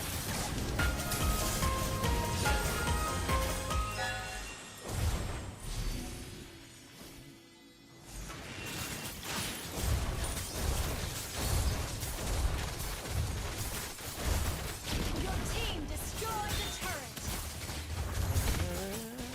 दरमिया अंदर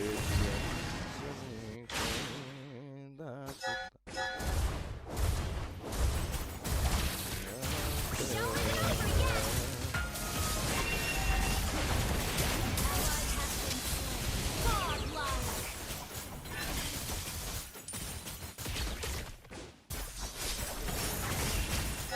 You have slain an enemy.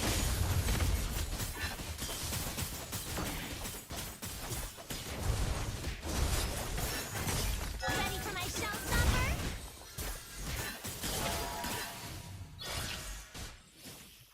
बिन्तरे बिन्तरे बिन्तरे Up and over.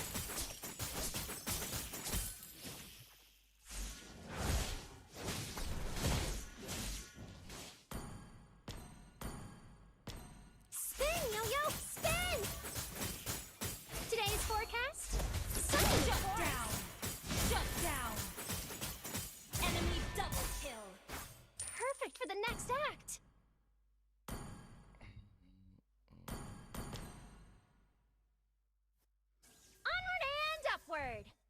adventure is a never-ending party!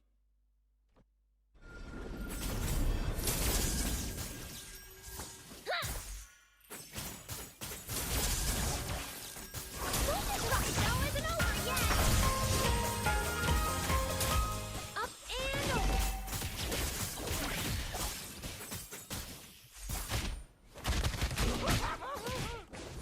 You have been slain.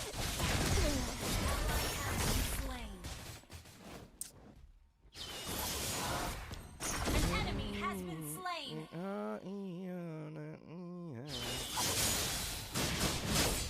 enemy has been slain. Nice.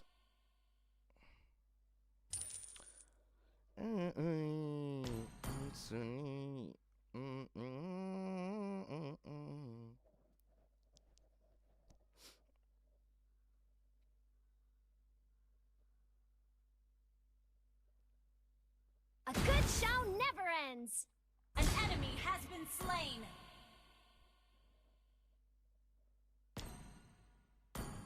Launch attack. Understood.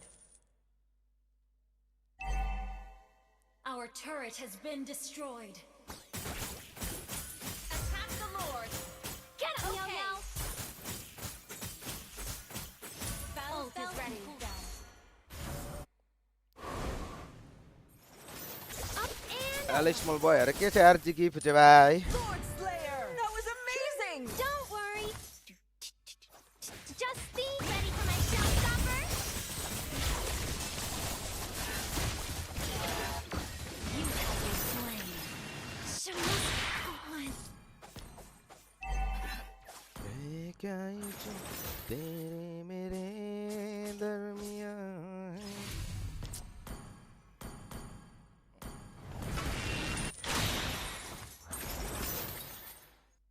कस्तो मारेको यार easy मार्छ त यार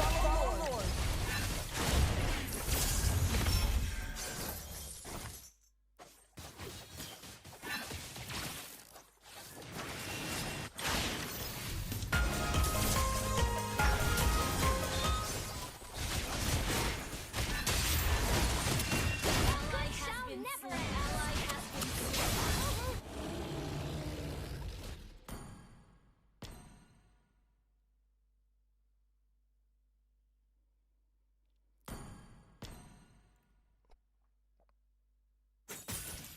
Request backup. Understood.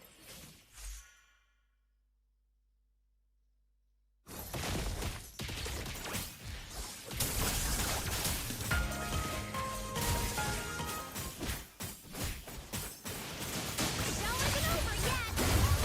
Been slain. Killing spree. Our turret is under attack. Launch attack. Down.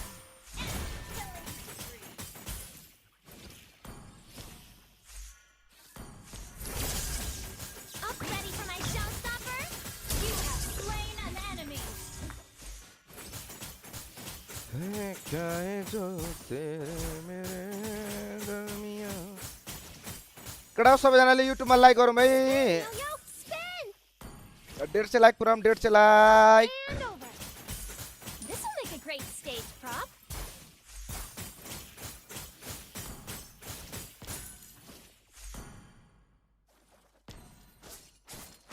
Happiness is the warmth of a smile and the sparkle in Yo-Yo's eyes.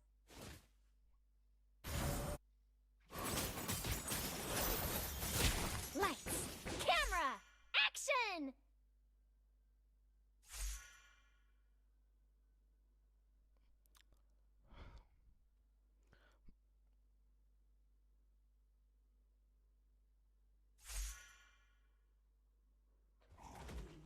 Cece and Yo-Yo, the unstoppable duo, here to chase away the gloom.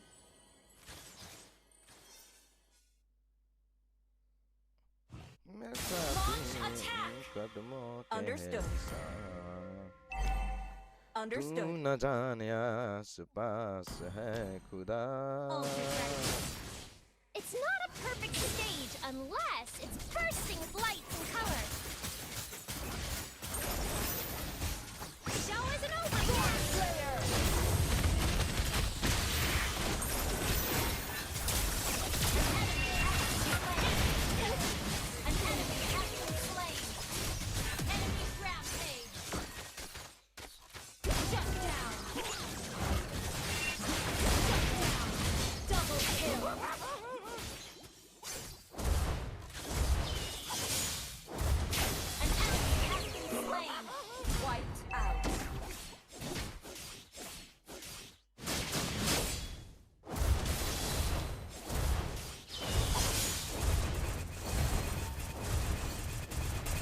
GG guys. सक्यो त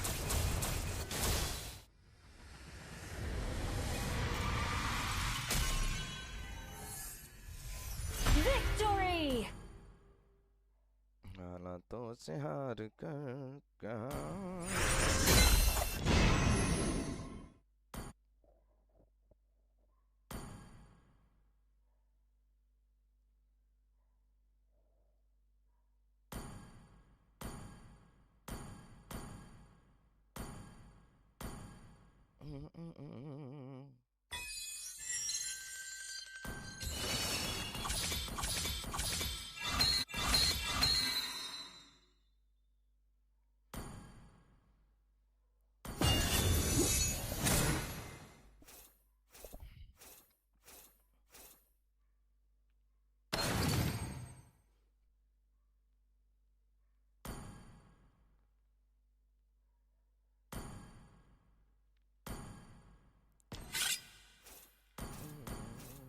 If the sun gets too... यो मुझे कसरी यार मेरो 45 पुरै हाल्नु पर्ने छ यार कति पुग्यो यार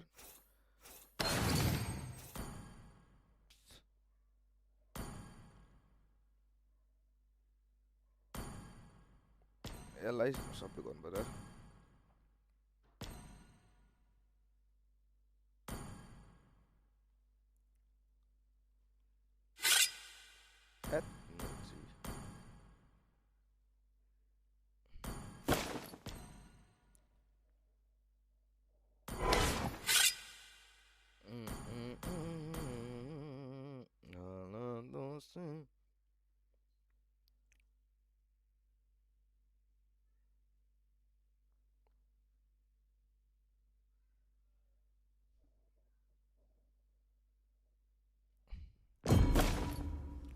अझ एक दुई गेम भ्याउँछ है मैले यार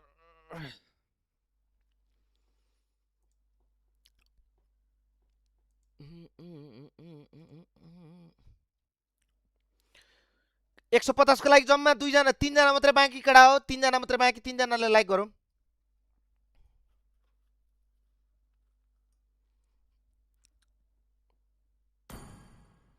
तू न जाने आस पास है खुदा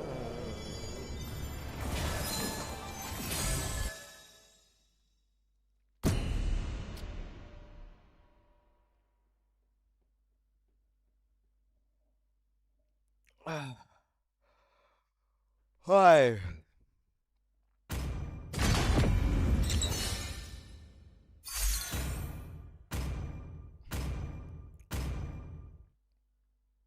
Please ban a hero.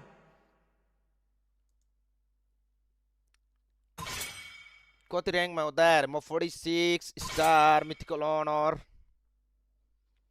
150 like पुग्ने पुगेछ ल्याबली thank you so much everyone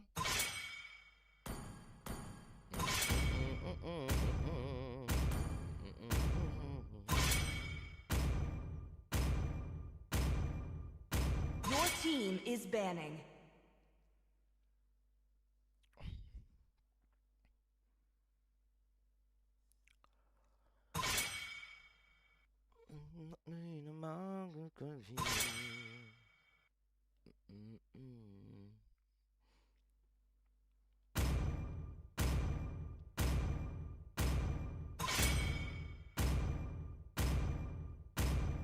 Your team is picking.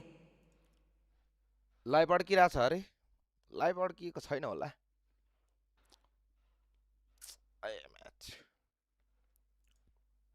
Good morning यार के छ यार साढे भाइ तमुजी त म्याच चाहिँ हेर्दैन स्लास इग्नोर गर्ने भइसक्यो यार तमुजी त ठिकै छ match chicken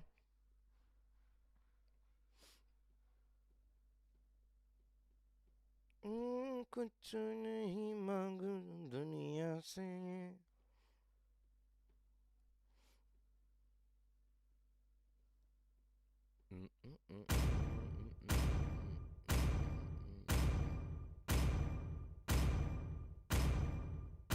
From cinder to flame, I've shed the ashes of the past. I can help. Please pick a hero.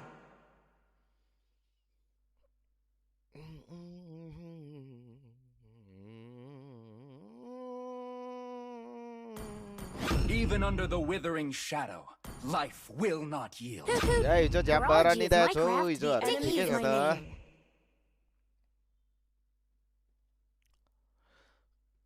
$200 lakh तिर जामे 200 लाख तिर युट्युब मा कडा 200 लाख तिर टिकटक मा ट्याप ट्याप ट्याप ट्याप हानौं टिकटक मा त के 11 जना रहेछन् यार 11 जना बेला हल्का ट्याप ट्याप हान ल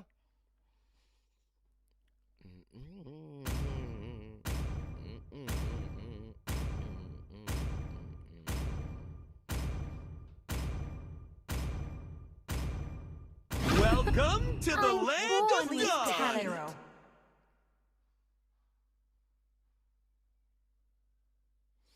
मेरे हो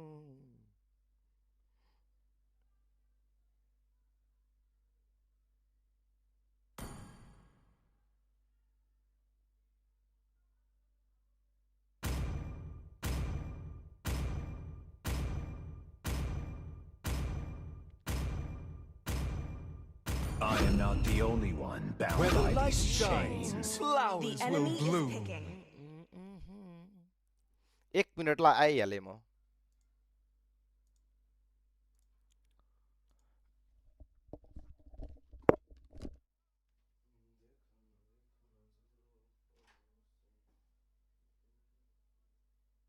Permission to come aboard, Captain. Da da da da da da da da da da da da.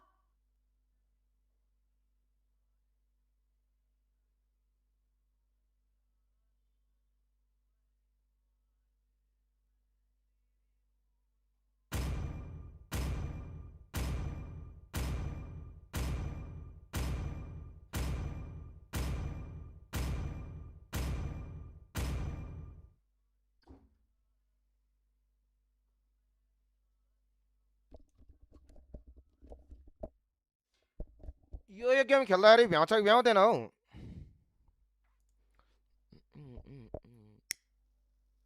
Welcome to Mobile Legends! 5 seconds till the enemy reaches the battlefield. Smash them! All troops deployed! I'll carve my oath into the hearts of my enemies.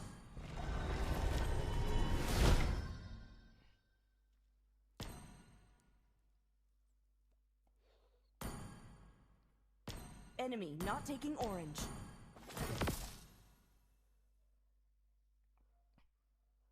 Despite these chains, it is my enemies who are shackled to their fates. First blood!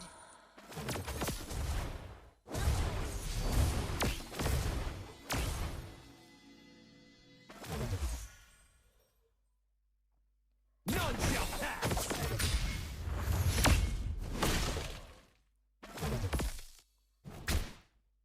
Face me! An enemy has been slain!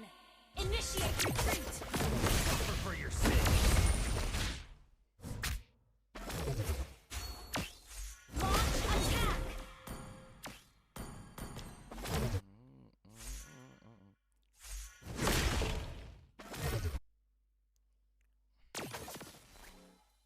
Are these chains comfortable enough for you, Asteros? No escape!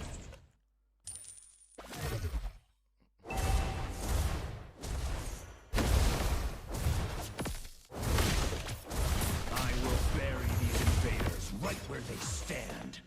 No escape!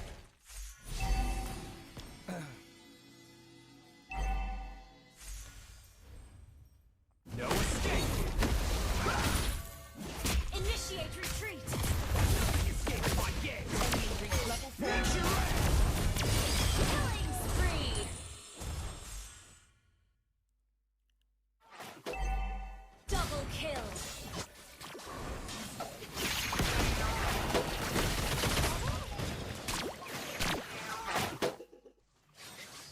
An enemy has been slain! An ally has slain the turtle!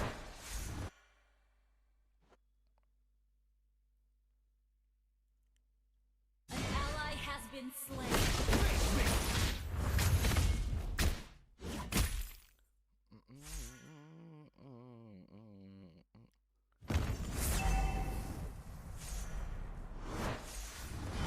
Heed not the Empire's lies.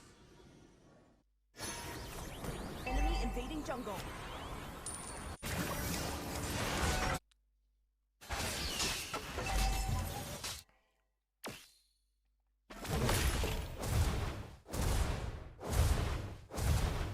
Regret is for the weak.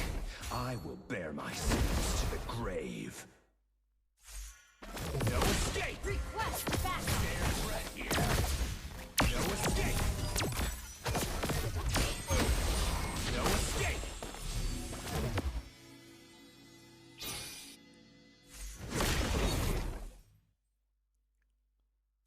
Fear will only tighten the chains that bind Solo us. kill. Resist the dark whispers.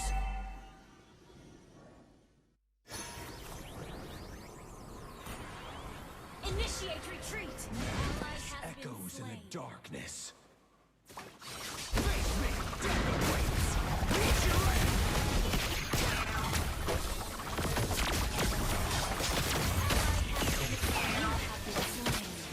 Unstoppable.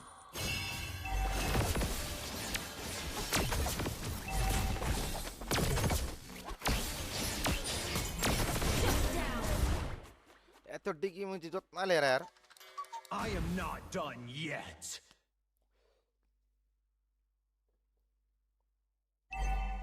Ult is not ready.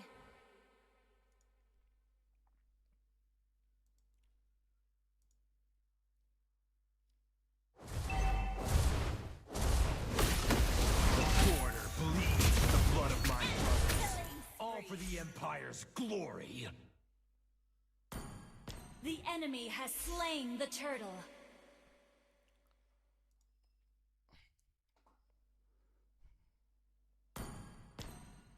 As long as I stand, the border will never fall.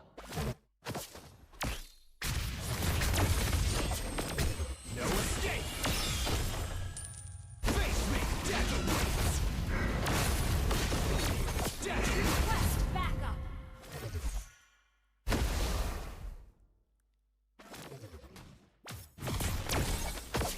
Meet your end!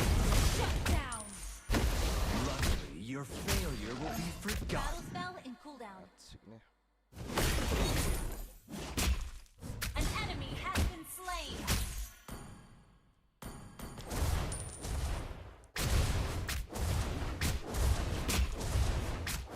An enemy has been slain. Your team destroyed a turret.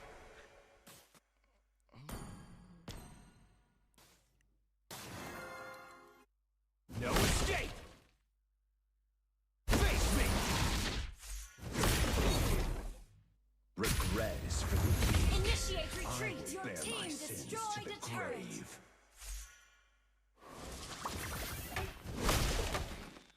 Face me!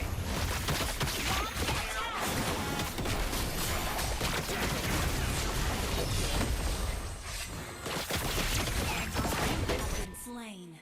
I won't abandon them.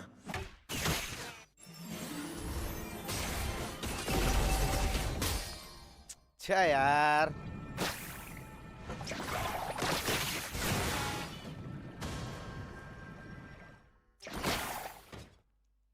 Our turret has been destroyed. The border beckons me.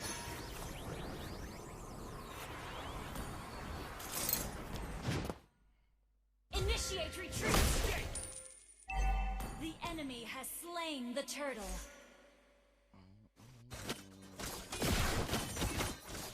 Madness echoes in the darkness.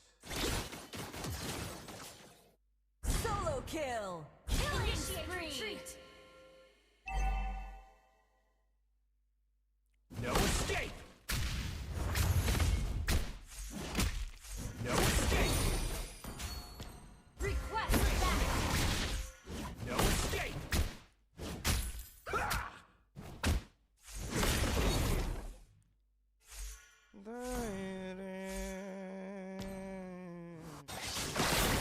Ally has been slain. As long as I stand, the border will never fall.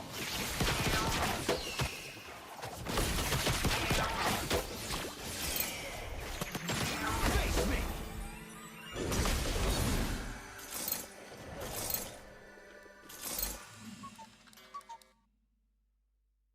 Ult is not ready.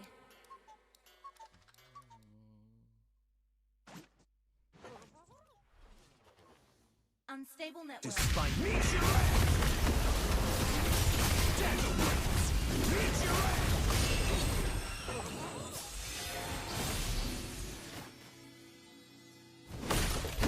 Mega kill! Tanking. More from me. Our turret is under attack.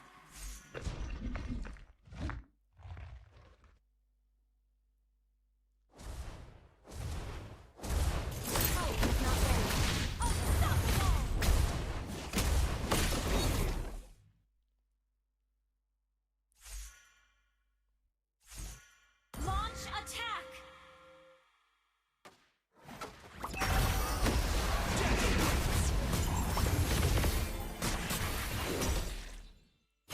Meet your ass! You have been slain. Ult is not ready. यार कस्तो मुजी यार छ्या fight लिन खोजिरहेछ आउनु नि यार कस्तो नआएको यार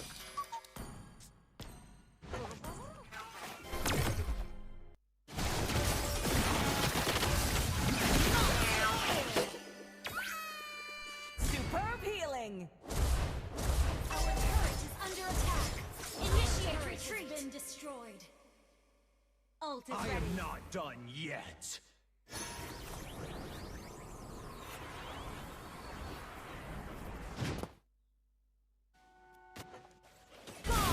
Enemy battle cell on CD. Ally has slain Lord. No escape. I'm not dead awaits. Ally has been slain.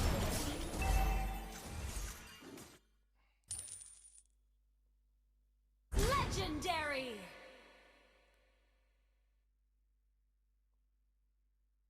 Are these chains comfortable enough for you, Asteros? No escape. Launch attack. Face me. Meet your ass.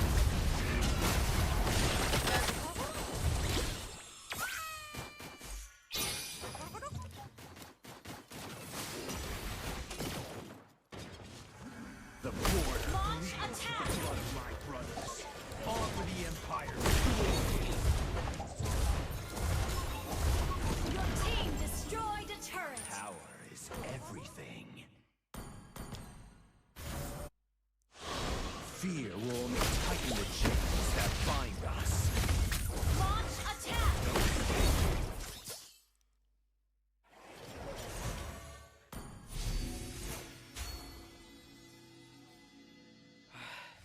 Rank glory हो अरे glory पुगेको छैन यार 46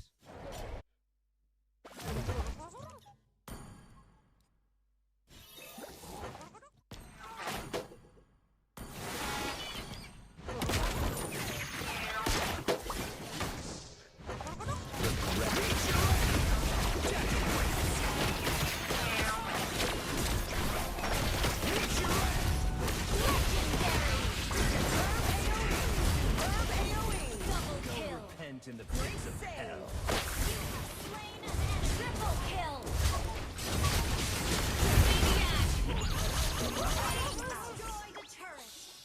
Brilliant tanking. Team destroyed a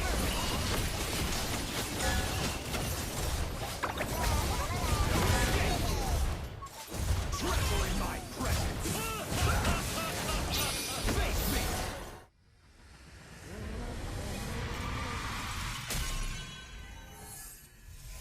Victory!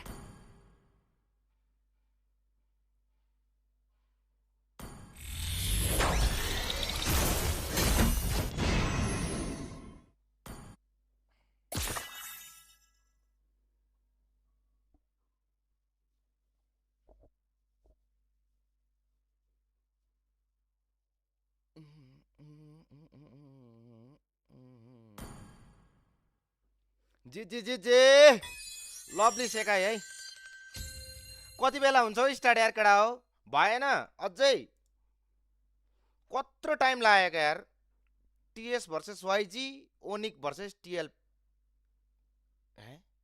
अझै ओनिकको chance छ र Sandstorm may slow us down, but it can never stop our spirit.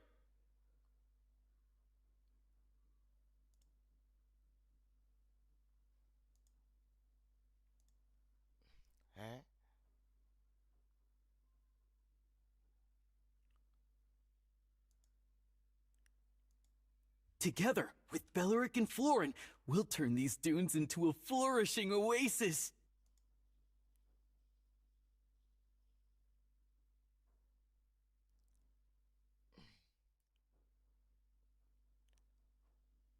ए भइसकेको रहेछ नि त 3-0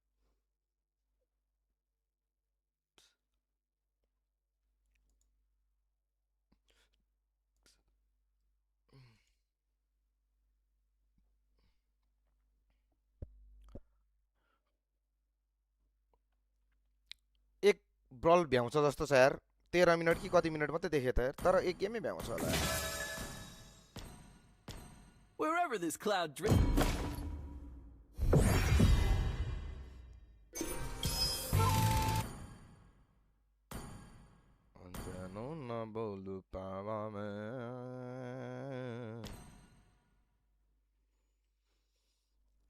जी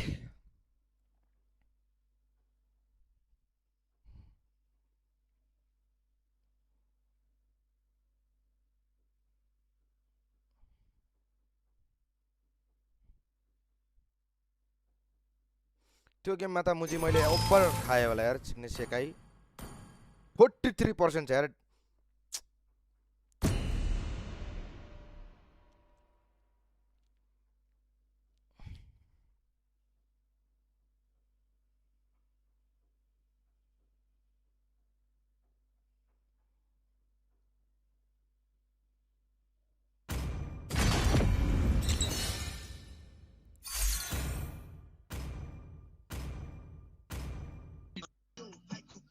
Your team is banning. Please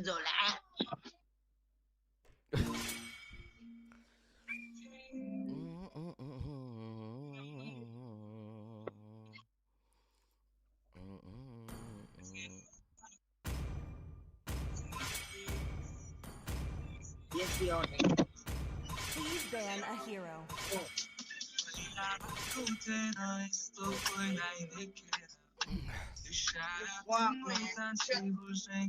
Your team is picking.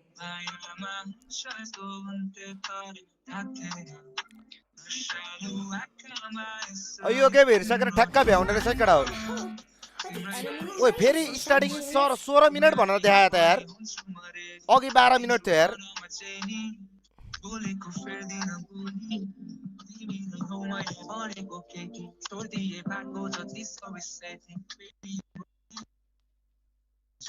No bets.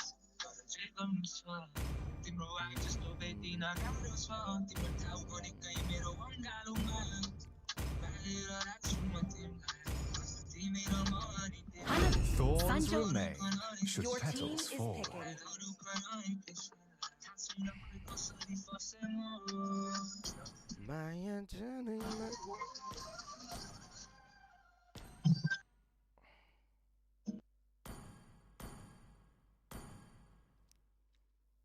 I see lots of prey.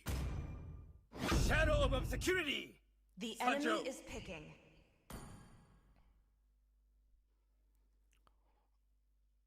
Copyright लाग्ला अरे के को कपिराइट लाग्छ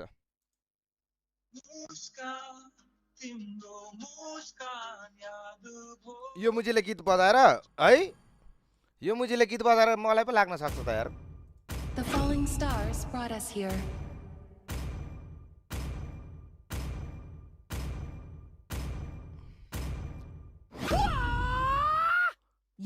के छैन यो गेम पछाडि टक्क हेर्ने हो एसआरजी भर्सेस सुयो ल्याम तीन गेम जित्यो भने एसआरजी ले भइहाल्छ काम तमाम ओइ केमा आएर यार मैले यार मान्छे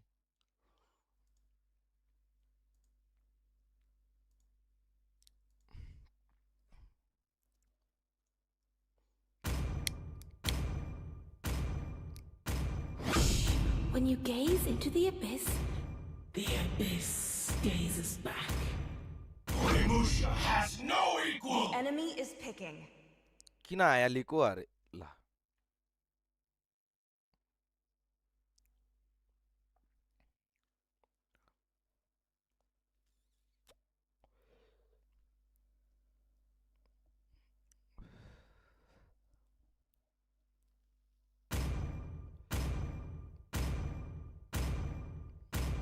मलाई थाहा थिएन क्या त्यसको गीत त्यसले गीत बजाइरहेको रहेछ म त Strike hard. My motto is that simple.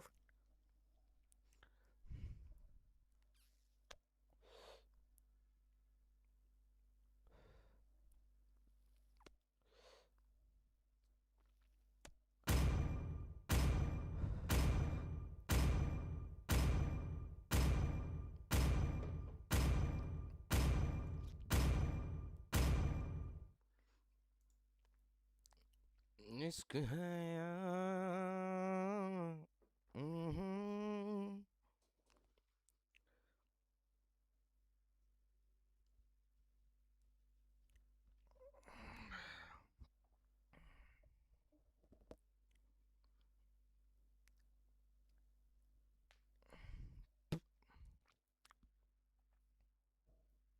Welcome to Mobile Legends! 5 seconds till the enemy reaches the battlefield. Smash them! All troops deployed!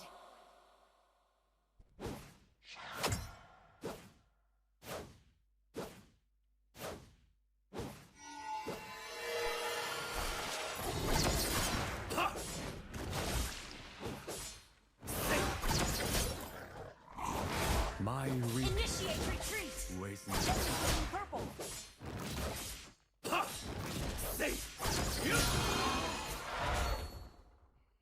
Enemy invading jungle. I came to lay the evil bear.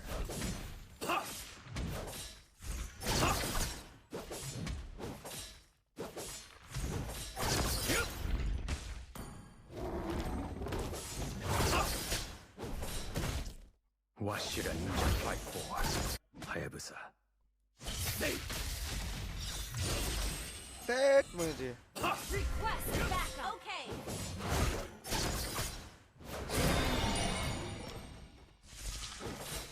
I win without fighting.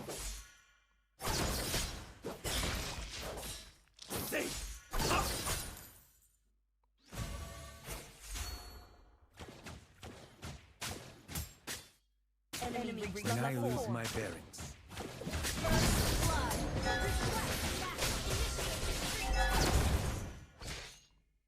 An ally has been slain. An enemy has Enemy been reached slain. level 4. Launch attack! is harder than any. Request backup! Enemy invading jungle.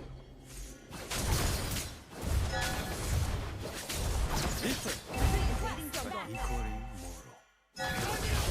You have slain an enemy! Have been slain.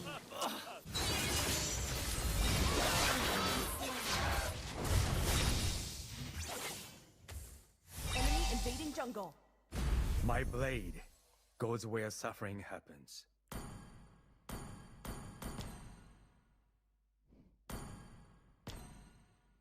Initiate retreat! Launch attack! Okay. A higher spiritual state is my pursuit, but also my weapon. You have slain an enemy!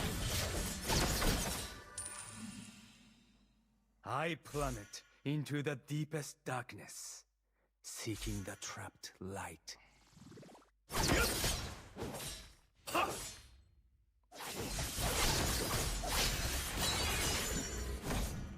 My weakness weighs me down.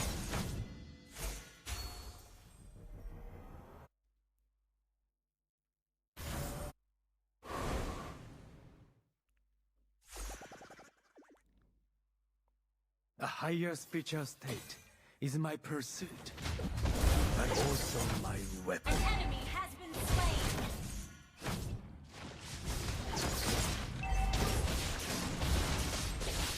Request backup. Okay. Launch attack. An enemy has been slain.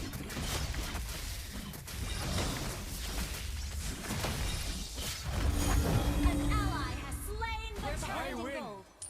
Without fighting.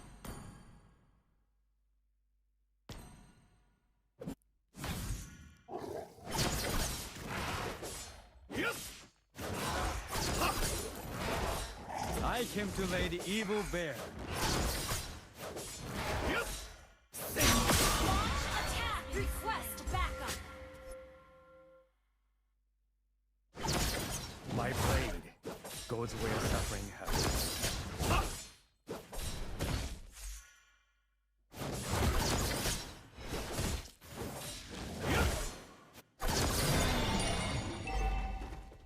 Let me clear the wave.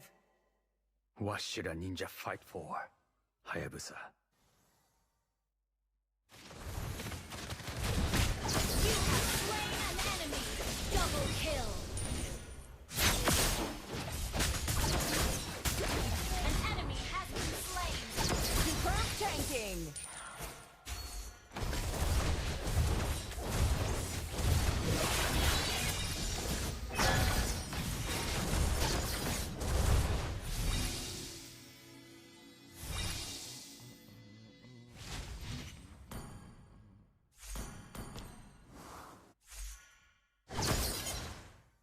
Different. An enemy has been slain.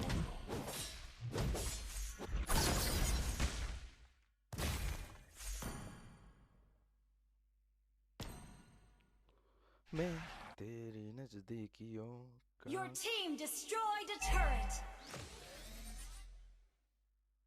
Your team destroyed a turret. क्यों इश्क जाहिर करूं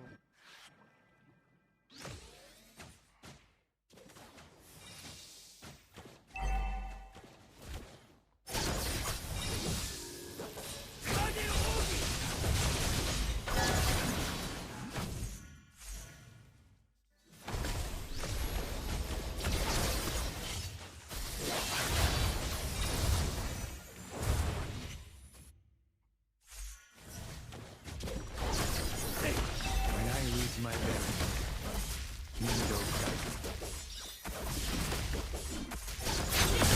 An ally has slain the tail.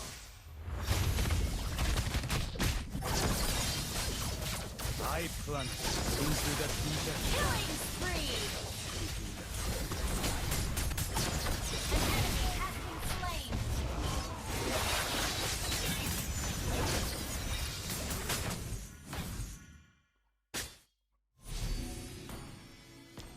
Superb healing. That was amazing.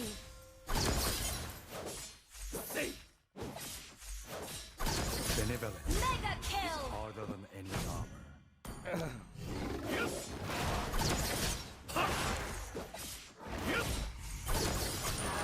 Superb tanking. Superb healing. That was amazing. When I lose my bearings, Nindo guides me. Initiate retreat.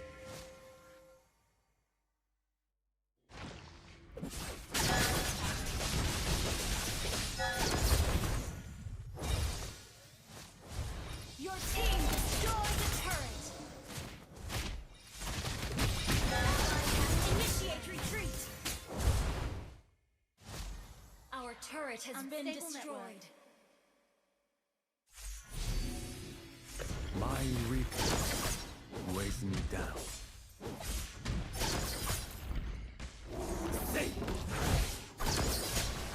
Initiate retreat. Okay. Is harder. Initiate retreat.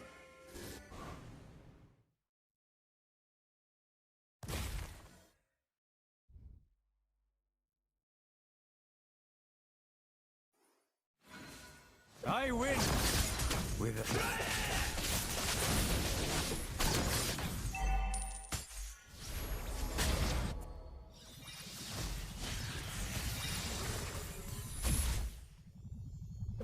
What should a ninja fight for, Hayabusa?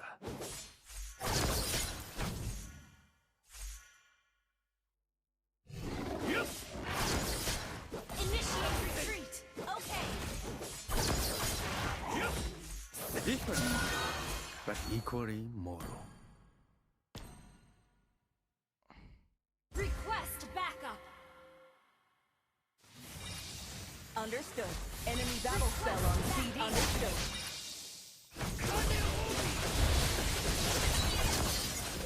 Shut down.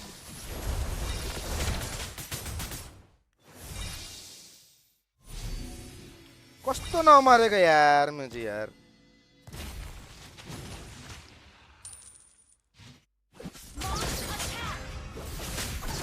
Initiate retreat. Okay. Initiate retreat. Launch attack. Initiate retreat. Killing spree.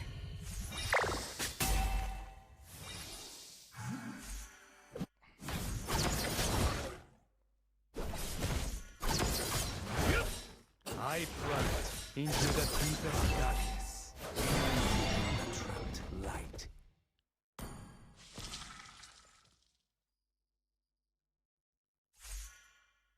My blade goes where suffering comes. Our turret has been destroyed.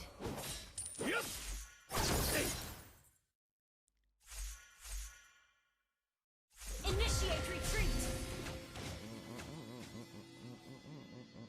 Battle spell is ready. Initiate retreat.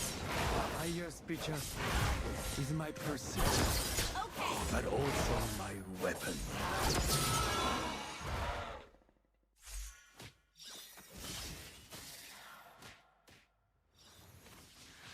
Launch attack. I came to lay the evil bare.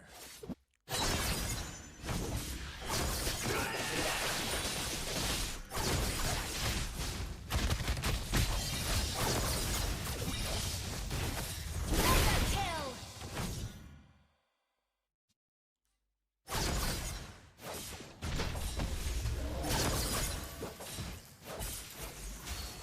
An enemy has been slain.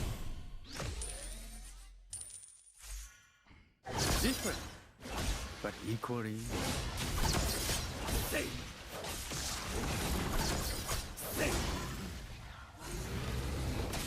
Launch control. Replay. Benevolent. Superb tanking. Superb healing. Replay. Under attack. Ally slain. Initiate retreat. Launch attack.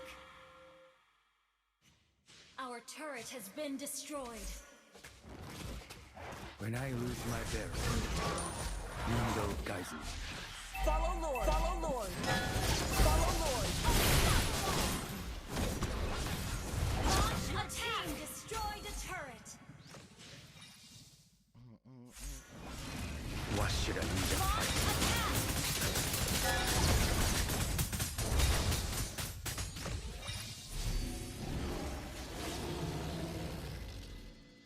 Initiate retreat. Your team destroyed a turret.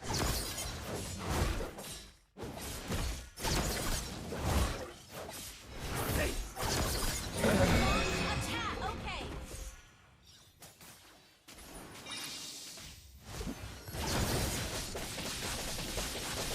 Your team destroyed a turret.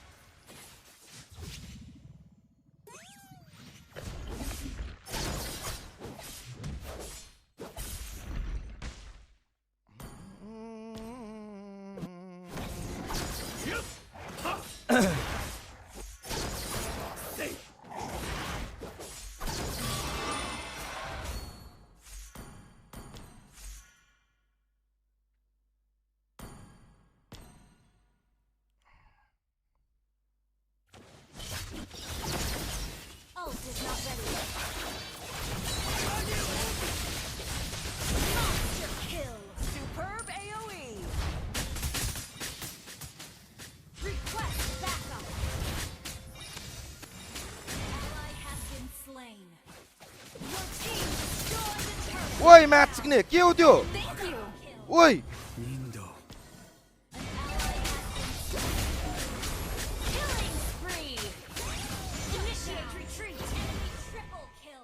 ओइ त्यो मुजीको के हो त्यो damage यार Request backup.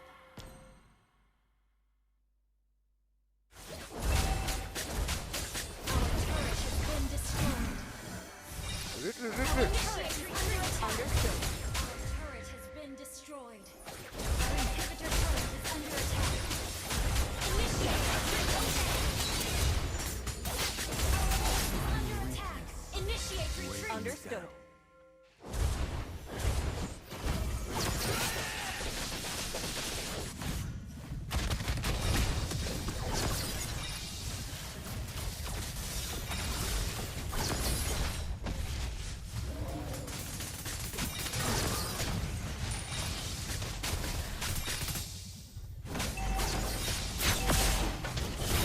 You have slain an enemy. Our turret is under attack. Request backup. Okay. Control. Great play. Request attack the Lord. Initiate retreat. Attack the Lord. Initiate retreat. Our inhibitor turret is under attack.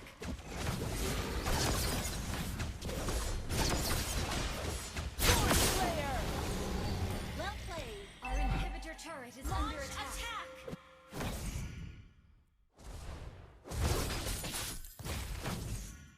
Initiate retreat. Understood. Launch attack. My blade goes where Initiate retreat. Okay.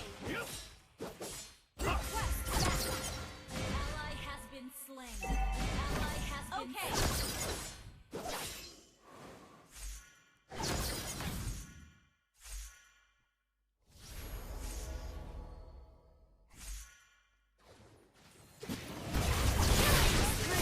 double kill. Request initiate retreat. Has been slain. Brilliant tanking. That was amazing.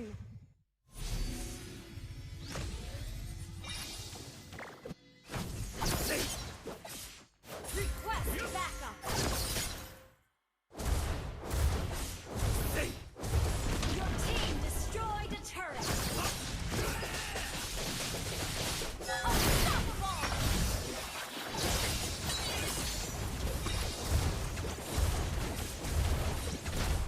Match chicken सुरु भयो है game चाहिँ सुरु भएको छैन stream चाहिँ सुरु भयो अरे लभली हानिन त केटा हो लभली हानिन त मुजी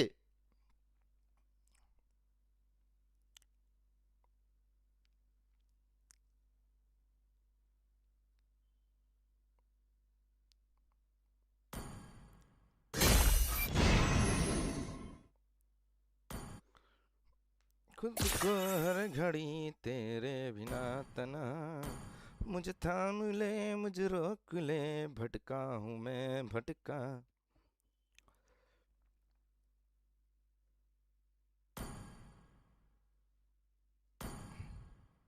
तर चाहिँ हानाबिलले चाहिँ अति हानेको थियो यार मलाई मुझे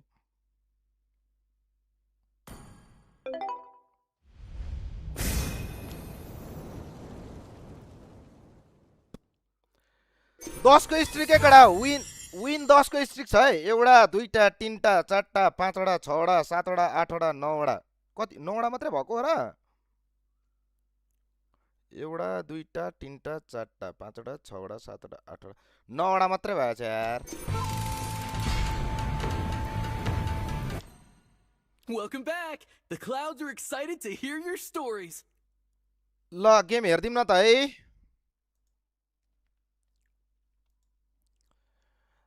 तू ही मेरा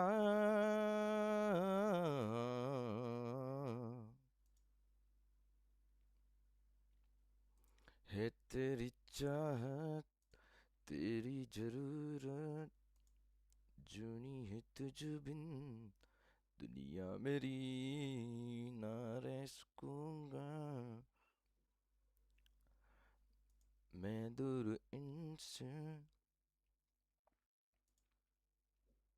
Stronger SRG, they learned a lot. Yeah, they were definitely testing against Aurora Turkey. But when you go up against one Aurora team, what if maybe you're facing the same Aurora teams? But first, you can watch a few clips as it's going on in your screens right now. Of course, just to remind you, Aurora's journey here, the series against Alter Ego. I think it was unanimous, the feeling amongst the community that they did evolve. Trex put it together the best, I feel like. It's the butterfly coming out of the cocoon, finally realizing your new limits, the new forms of what you can bring. For SRG, because of them being tested against Aurora Turkey, should we be a little bit more worried about what they bring to this series? Or, as you mentioned, do we really just look at the positives of hey, them being tested is actually good for them? I think it's the latter. We're done We've worrying. We've seen what can happen if a team from out of Southeast Asia plays this tight. Last night, SRG walked into the arena and people were saying, oh, this is an easy sweep, you know. Whoever comes out of A versus Aurora, that's the real challenge. No, little did we know that was going to be a 5-game slobber knocker. That might have been the last thing that SRG needed to unlock their full potential, to finally get into world champion mode. Then why was their unlock so underwhelming? Why did it feel like they have to struggle so hard? And even when they turned into that beautiful butterfly, nobody was stunned with that performance compared to Aurora on the opposite hand, who is also going to get hope and information from Aurora Turkey. How? Well, they're part of the same organization, they share information. Clearly, there has to be a strategic advantage when you're this close. Well, when we saw that M Series Grand Finals list previously, it's a lot of Philippines and Indonesia, Philippines. But this adds another chapter of Philippines versus Malaysia, the rivalry that began in MSC 2024 when SRG defeated AP Bren and carried over by the SRG versus Team Liquid Philippines Grand Finals in MSC 2025. A lot more analysis is going to be coming your way. We're going to be diving into the details. But as always, it's time for us to dive deeper into the stories and the feelings of these teams as we head into this match. It's fate at this point. SRG took down Team Liquid, took down Aurora Gaming, and now they're up against Aurora Gaming PH. Another Filipino team, another Aurora. Gusto ko namin makalaban sila kasi hindi pa namin sila nakakalaban sa... Ngayon pa lang hindi kami magkakalaban. SRG has a history of winning Filipino teams.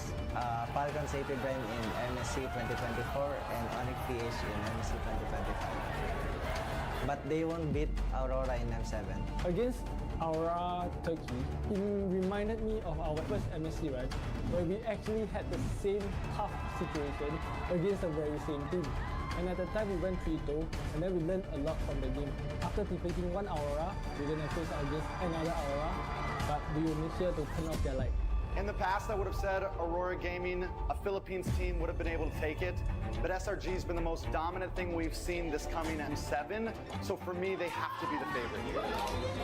Yes, I would like to get revenge on SRG because they beat Aurora and Liquid. In PH, I was in RST, not in Aurora. We were called like Kingslayers, you know. So we took down some champions and also someone who has winning streaks in MPLs. So it's normal for me to be called a favorite slayer. I think being able to go to the grand final is going to mean a lot to me and my team because last year we did not manage to achieve it. We broke down in our hometown, but this time we want to make sure that we are in the grand final and we want to win it all. For the Maokai, I hope we don't play jungler tank. Better we just play assassin so we can have a good match and have some fun. This is the first time that we meet each other in international tournaments, so good luck and maybe pick more YSS and your chance will even be higher. Everything comes down to this. Our first M7 Grand Finalist will be decided here.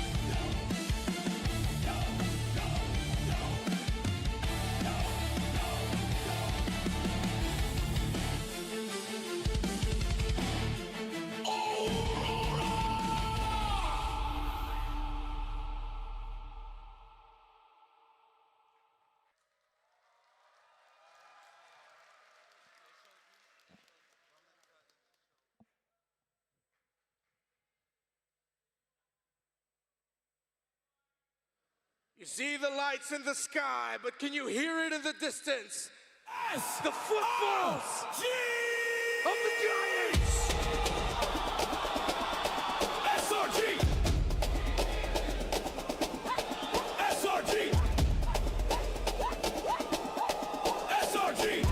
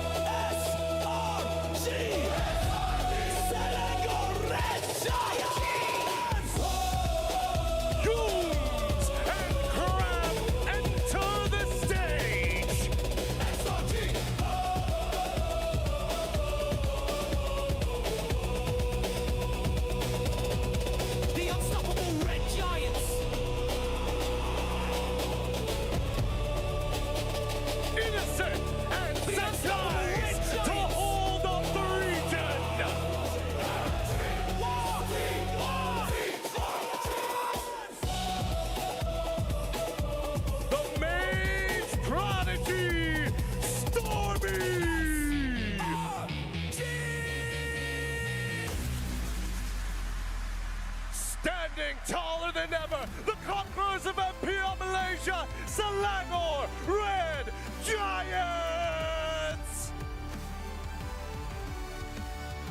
A lot of SRG fans in the crowd with Auroras have come out in force as well. We've welcomed the players and we've welcomed the teams. And you see the beautiful faces of the crowd here ready to roar for either Aurora and SRG. But we have to welcome in the coaches, guiding them through this match. For Aurora Gaming Philippines, on your screen right now, they have Coach Master the Basics. For Selangor Red Giants, it's Coach Arcadia and Coach Ozora Vecchi. They're going to be guided down by Gary Our Marshall as well. Get a good look, as only one of these two teams will make it to the grand finals first. Philippines versus Malaysia. We don't have the same length of history as Philippines versus Indonesia, but it is a rivalry to watch out for. Tennis indoor, I want to hear you make some noise!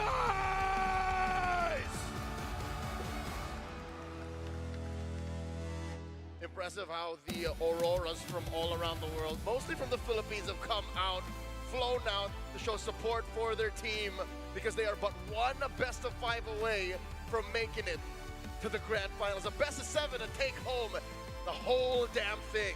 The pressure continues to rise here in Indoor Stadium Senayan. Family, friends, even the fans feel it. One of these teams will be crowned and making it to the grand finals. Let's look at the lineups again. We have to look at the Kite brothers for Aurora Gaming PH. Tommy Kite and Demon Kite are integral to their play.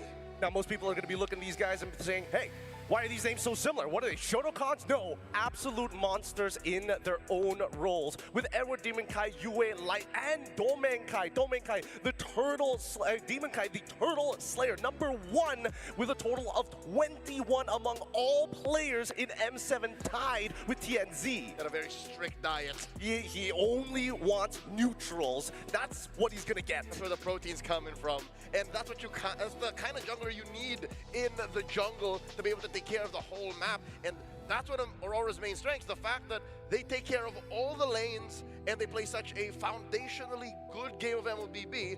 It's hard to take them down. #2 in all total assists in M7. That's Light. On the other side, Light will have to go up against Yumes in the Roam, who has been stellar so far in the M series. Keep in mind that Yumes is literally just behind Light in those stats, and that's not all. Even Innocent and Sakai's are putting themselves up on the leaderboards. That's right, Innocent is #2 in total kills, next to Sakai's and Demon Kite. They're all tied, but #1 is Sakai's. 57 among all players in M7, not just in their role. I'm looking at Sakai's, I'm putting a spotlight on him, also known as the Sky Prince. His breakout performance in MSC 2024, his first time in Saudi Arabia. I want to see this young man shine, because last night it was all about Yumes, it was all about Innocent, it was all about Cram. Tonight, I want to see the Sky Prince fly. I don't see that happening here, not when you have the statistics to back it up. The fact is Demonkite is going to be securing a lot of these neutral objectives with the rest of his team. With an early game-centric play, this is what the meta demands of us now here at the Tournament of M7. So now that's the major question, potentially heading into this matchup for SRG. Can Sakai's shine and rise above expectations? The rest of the 4 members of SRG have had their fair share of stellar performances. Yes, Sakai's has had MVP performances, even pointed out by Demonkite in the introduction with YSS. But we don't really see him carry the team. It's the rest of the team making sure that Sakai's is comfortable enough to farm, and he'll be there. I'll give that to Sakai's. He is very dependable. Well, I mean, dependable is one thing, but how many games had he thrown? How many games had he bought 6 minutes given over to the opposing team? I'll tell you now, 2 last night, 2. And you know what they say about second chances, right? He had a 3rd chance. And fortunately, that's all it took last night to unlock another level of play for his team. And in the meta game, I don't know if it took this long, but last night, my eyes were opened. Finally, I am a Leomord believer. I want to see this hero come in. And I think, you know what, that was a little bit of a smoke and mirrors what Demonkite said in that interview. Yeah. Like, yo, pick Yusung Shinmore, you might win. Did he watch that performance last night? I'll be the first to say, hey, yo, real talk, maybe avoid the Yusung Shin, takes a little too slow to come up. Yeah. Play the Leomord. Exactly. But that's the thing, Aurora Gaming Philippines has also shown off that their Leomord can be an option for them. Yes, we did not get to see it as that early to mid-game snowball dominant hero. Leomord in the lineup that also had a Claude with it, held on despite Demonkite losing the jungle, losing all of his farm, yet still got to turn it around after as much as an 8,000 gold lead by Alter Ego. That just shows how much Aurora has grown. I think better yet, Aurora is really well positioned against SRG. They saw the composition that they played against Aurora Turkey, and I think they're going to take full advantage of the information that they got, on top of the fact that I think that Demonkite right now, while he is not only flexible, he's pretty good at these fighters. Innocent ain't going to have an easy time.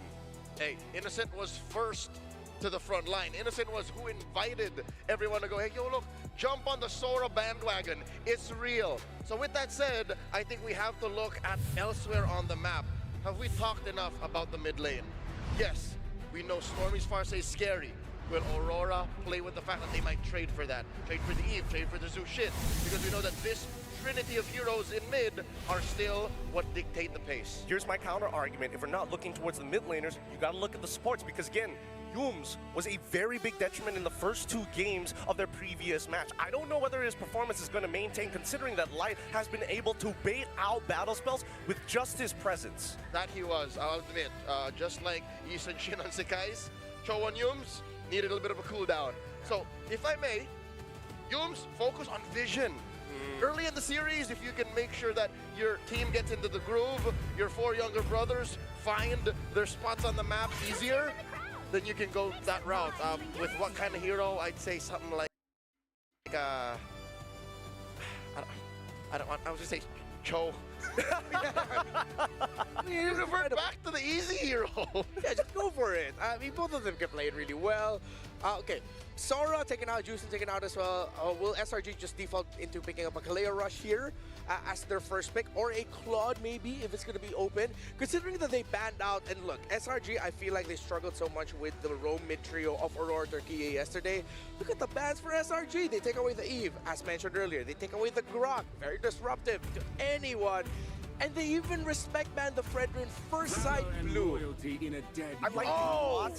And this is what I was wondering, whether their first pick was going to lean back into what we saw the past couple of days of Claude, and how exactly are we going to go around it, whether you have access to Sora or not, both of which have been taken out. So the flex picks are kind of out of the question, leaving SRG only with Leomord. Now, Leo, you're the Leomord believer here. I'm on Aurora's side. I'm thinking, what's the disruption that we need? And I think it's the signature Cho.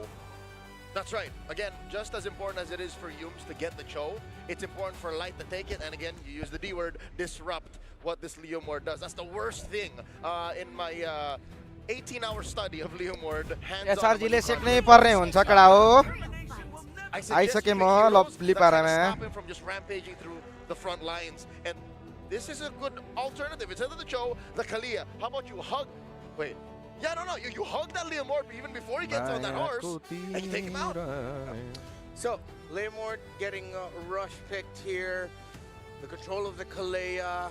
SRG, will they double down on picking up their mid laner? Because I feel like the mid laner trade is going to be getting smaller. The Lunox Farsa are still going to be open, but then after that, you're going to have to go into the niche picks like Lo Yi, if I really think about it. I'm sure Aurora is even thinking about the Lo Yi right now, considering that they have the Claude with them. A pick that, a combination that opens up the map well. SRG are leaning hard into the very aggressive lineup.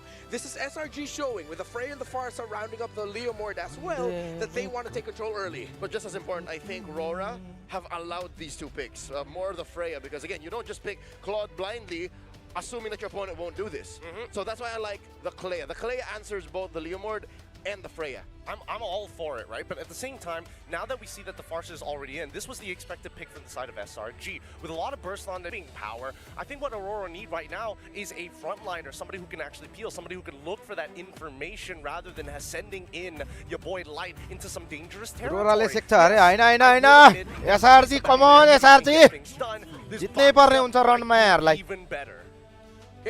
कति मुझे Philippine र Indo मात्रै हो यो अब मुझे मलेसियाले पनि हानस् न एक यो पाली चाहिँ. So it's going to be Aurora matching the aggression of SRG in the hopes that the lead doesn't swing too far to SRG's favor, because that's always the risk of Leomord, Freya, and Farsa together, that Dominguez will have space to farm. That's going to be the main focus of Aurora here. But that means they need something else to make sure that you have that bridge to go to the mid to the lane. And you need a combo with the Kalea.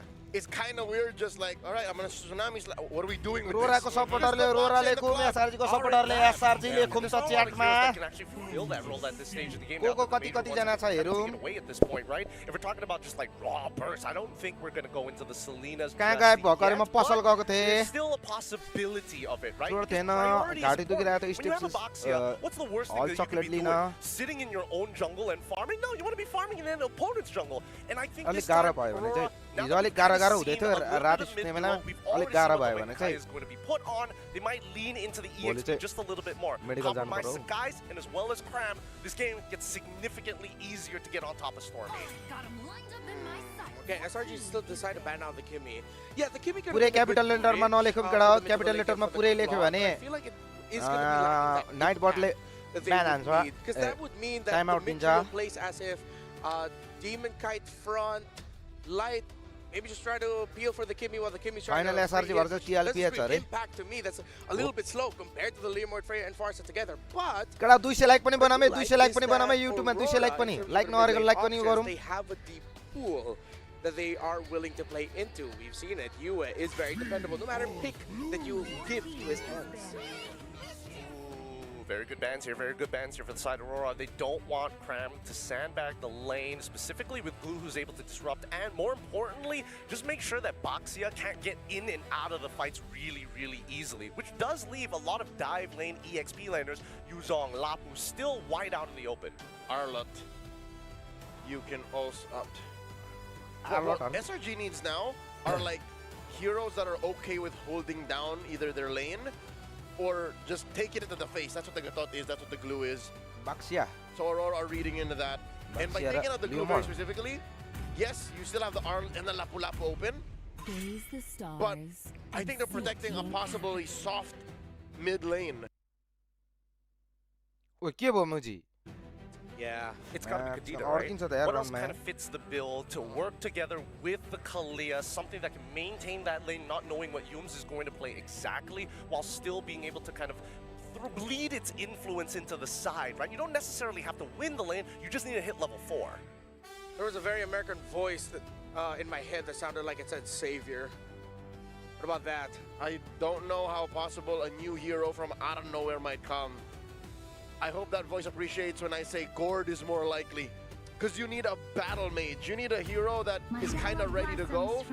But I like this makes more sense. We didn't have to go too far. Yes, we didn't have to go too far, but the big issue with Lunox is that, again, the Feathered Airstrike completely outranges her. However, there's a lot of snowball capabilities with Rora now, right? Yeah. If Yue gets 2 चलता kills था within मेरा the ठीक है first, यार what, play circuit let's मेरा say भाई 6 minutes. I'll be generous, 6.5 minutes. Holy, this game is gonna really close out quick. 200 lakh पुरा में करा 200 लाख लाई जम्मा एक जना मात्र बाकी छ यार To both be there and not be there. That's what the brilliance gets you. That's what the darkness dash in and out gets you. So there is some play there between her and the Pharsa. Yeah, and the Galil and the Lunox together are quite difficult to kill in the center of the map, especially when the minions are there. Both of them just have so much regen together. Hey! As expected, the aggression Yums from ko tao, eh. SRG. They'll pick up the Cho and they pick up the Lapu Lapu. SRG, they are not hiding anything about their lineup. They want to go full aggro. That's why they took away the Lo Yi as well. One of the best picks that could have stopped in terms of crowd control and damage. Edward's pick here needs crowd control. This is what's severely lacking right now from the side of Aurora. Did they just go Alice? No. I don't want to see the Alice Lapu matchup against a lineup that is very full on early to mid. Gonna get kicked and shoved 6 feet to the ground so quick. Oh, Glue got taken out as well. Uranus doesn't have enough control. There it is, Arlet. Huh, wow, this is the most... Okay, you know what? If Aurora are willing to say, hey, Edward, we're not going to be able to give you too many resets, do the work, sir. Edward nods his head to his coach and says, yes, I will. Another look at the final 2 lineups. You know what, I have this weird, strange optimism towards the Aurora lineup, despite the stats telling me not to feel that way. It has better utility. There's a lot more things they can do when they decide to do it, while Aurora is just playing with sheer firepower. Keep your eyes on Sakai's and Cram, because I think that's where Aurora are going for the attack. If they can surgically remove them from this game, man, expect 13 minutes. That's when it's going to end. Game number 1 in this best of 5 series. First winner. First entrant into the grand finals of the M7 World Championship. Naisu and Mirko to call the action. All troops deployed. Call the action, we shall. Here we go. Jumping into the land of Dawn. It's a best of 5 and a ticket to the grand final for one of these teams here. It's me, Naisu, and Mirko to bring you this action. And now, man, I'm going to tell you what. These are lineups that at this point make clear sense.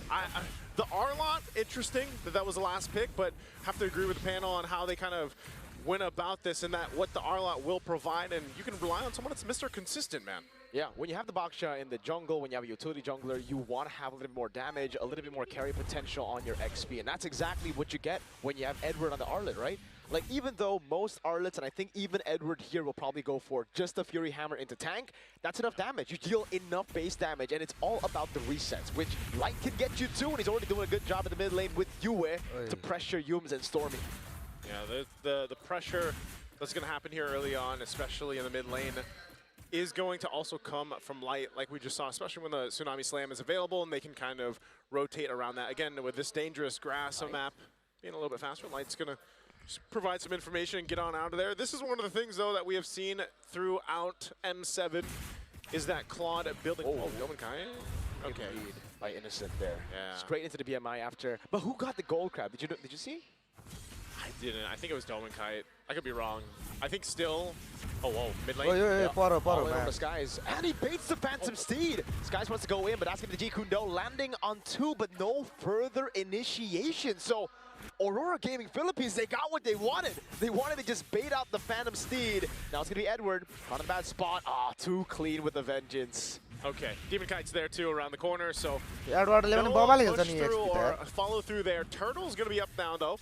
So plenty of members on both sides here. We'll see some rotating. Whoa, mid lane. All in there. Valkyrie Descent coming down. Innocent taken out by Yue and Light. Great read in the rotation is in the bottom lane.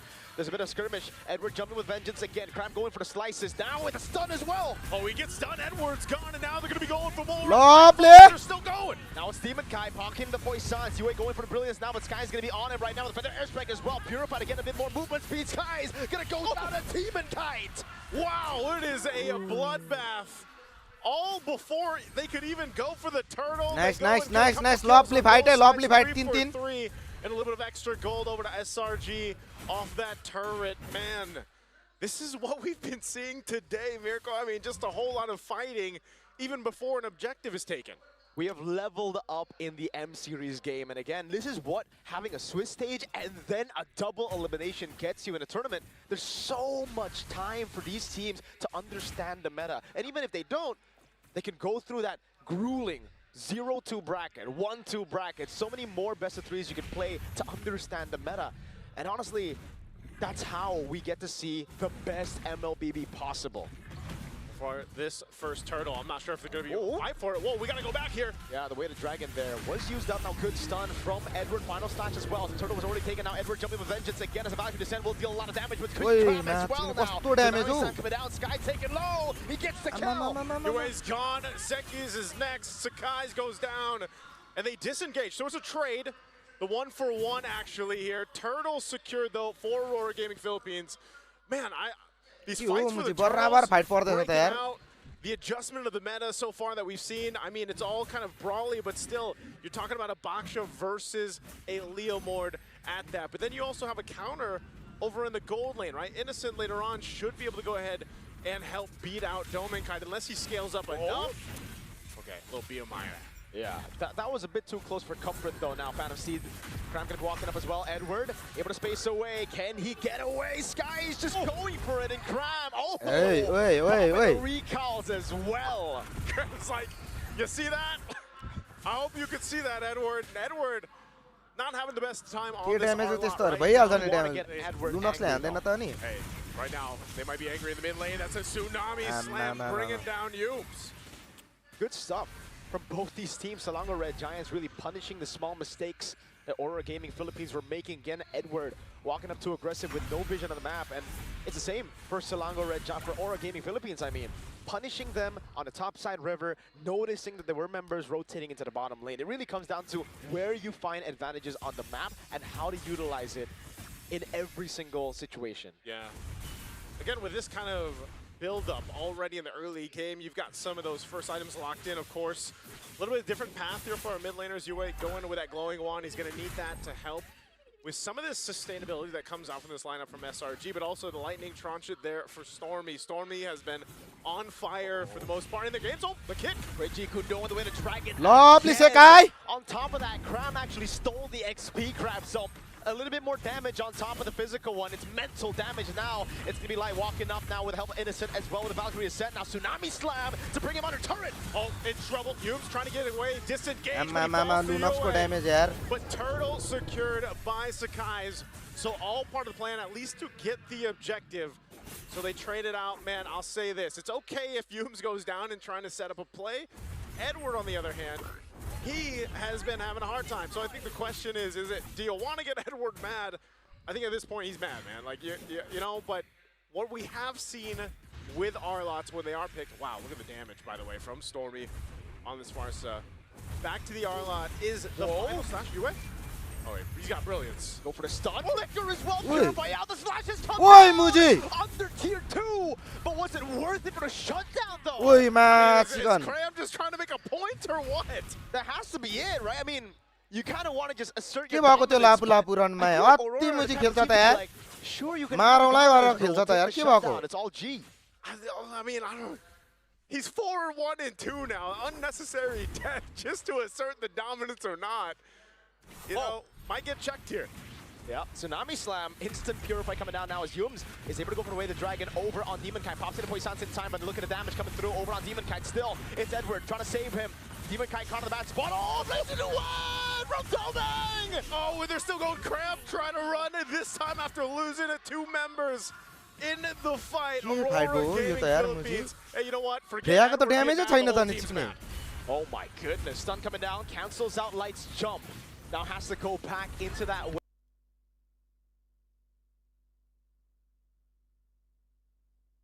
Actual 1K lead now. Actual lead. Domenkite as well, by the way, has just been able to go ahead and farm up the way that he wants to. On this Claude, we're already starting to see that damage come through. Turret's gonna fall mid and top. So now you've got the space to work with if you're Aurora Gaming Philippines to go ahead and lead into this next objective. Turtle comes up, last one of the game. Yumes has continuously done this, setting up with the Cho. But this time it might be a little bit tougher. Domeng rotating. These minions. Domenkite again. The guy who we've been talking about, I think, for the most part, right? Yep. When can he step up? He's stepping up now, finally. Hey, that's what you do here. Now he's going to get another turret. He's got the Trinity locked in under the 10-minute mark, too. Taking a look at the replay here. Again, this fight was started up. Beautiful. And you'll notice Innocent jumping in, too. Cram goes in, doing what he does best on this Lapu Lapu. But the fight gets separated here. And it's all about the little things in the fight because, again, they were able to bait so much time, bait so many resources because of Edward. Yes, he's 0-4-4, but that vengeance to cancel away the dragon, him just staying alive for a bit more, really baited out more resources that Selangor Red Giants were comfortable to actually use in that team fight. On top of that, a little bit more damage here for UA, picking up the Divine Glaive, and that's crazy that Edward's able to do that, man, even after going down multiple times. He's got an Oracles, he's got the Fury Hammer like you mentioned, some tough boots, and then he's got the Ice Shield pretty much, right? Like, and that's just how the Arlott works, especially with the Brave Smite emblem and that Festival of Blood. So it's a little finicky to try to kind of kill him. Oh no.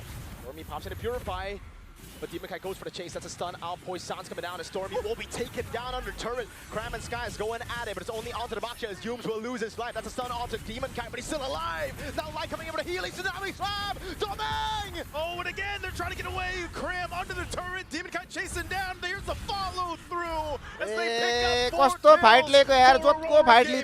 Aurora Gaming Philippines are striving in chaos. You wouldn't expect to hear that before you watch today's match. Ooh, that's the adaptations that we have seen throughout the Swiss stage until now. They're playing a different game, and it's funny because it's a utility jungler, right? Oh, okay. Well, Lord secured. यो मुझे Freya pick भएन के फ्रेयाले केही त गर्न सकेन अनि They do have decent clear, but man, I feel like this Freya pick for Innocent just hasn't been able to do much in this game. A lot of times when he pops the Valkyrie form and he goes and jumps in, he's pretty much just taken care of really quickly here because of the front line position from Aurora Gaming Philippines. Even the ability to go ahead and bait out some things with the brilliance. If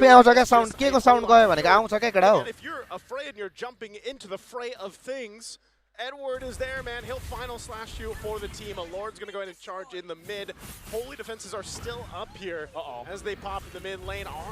Aurora going to choose to force a fight. But the airstrike there. It's a tsunami slam to catch Hume. He's going to be caught. Vengeance already down. Demon Kite was able to take him down there. The Lord will be cleared out. Innocent can't go for the Valkyrie descent anymore. You already used it to clear up the wave, and Rora want to go for round 2 into the mid lane base turret. They go. Yue already on it, trying to siege it down, and they will crack the base turret open. Domeng doing so much damage. Has to respect Stormy though. He's been caught by a few of those skill ones.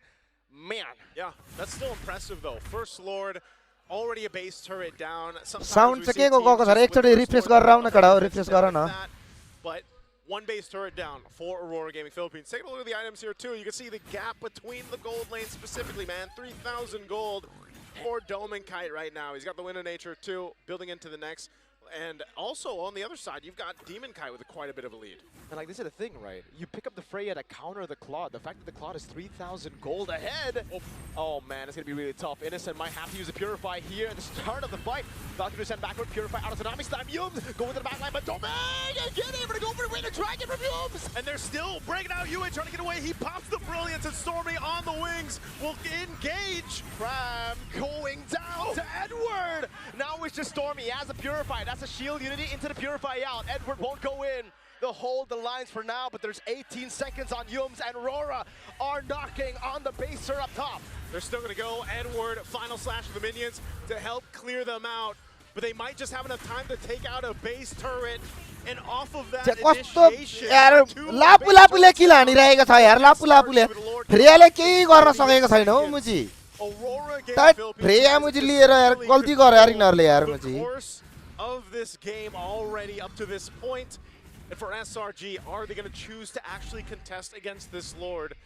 They've got firepower, man. A Farsa in their hands, but it just seems like all the options that they had in the early portion of the game have kind of run out here.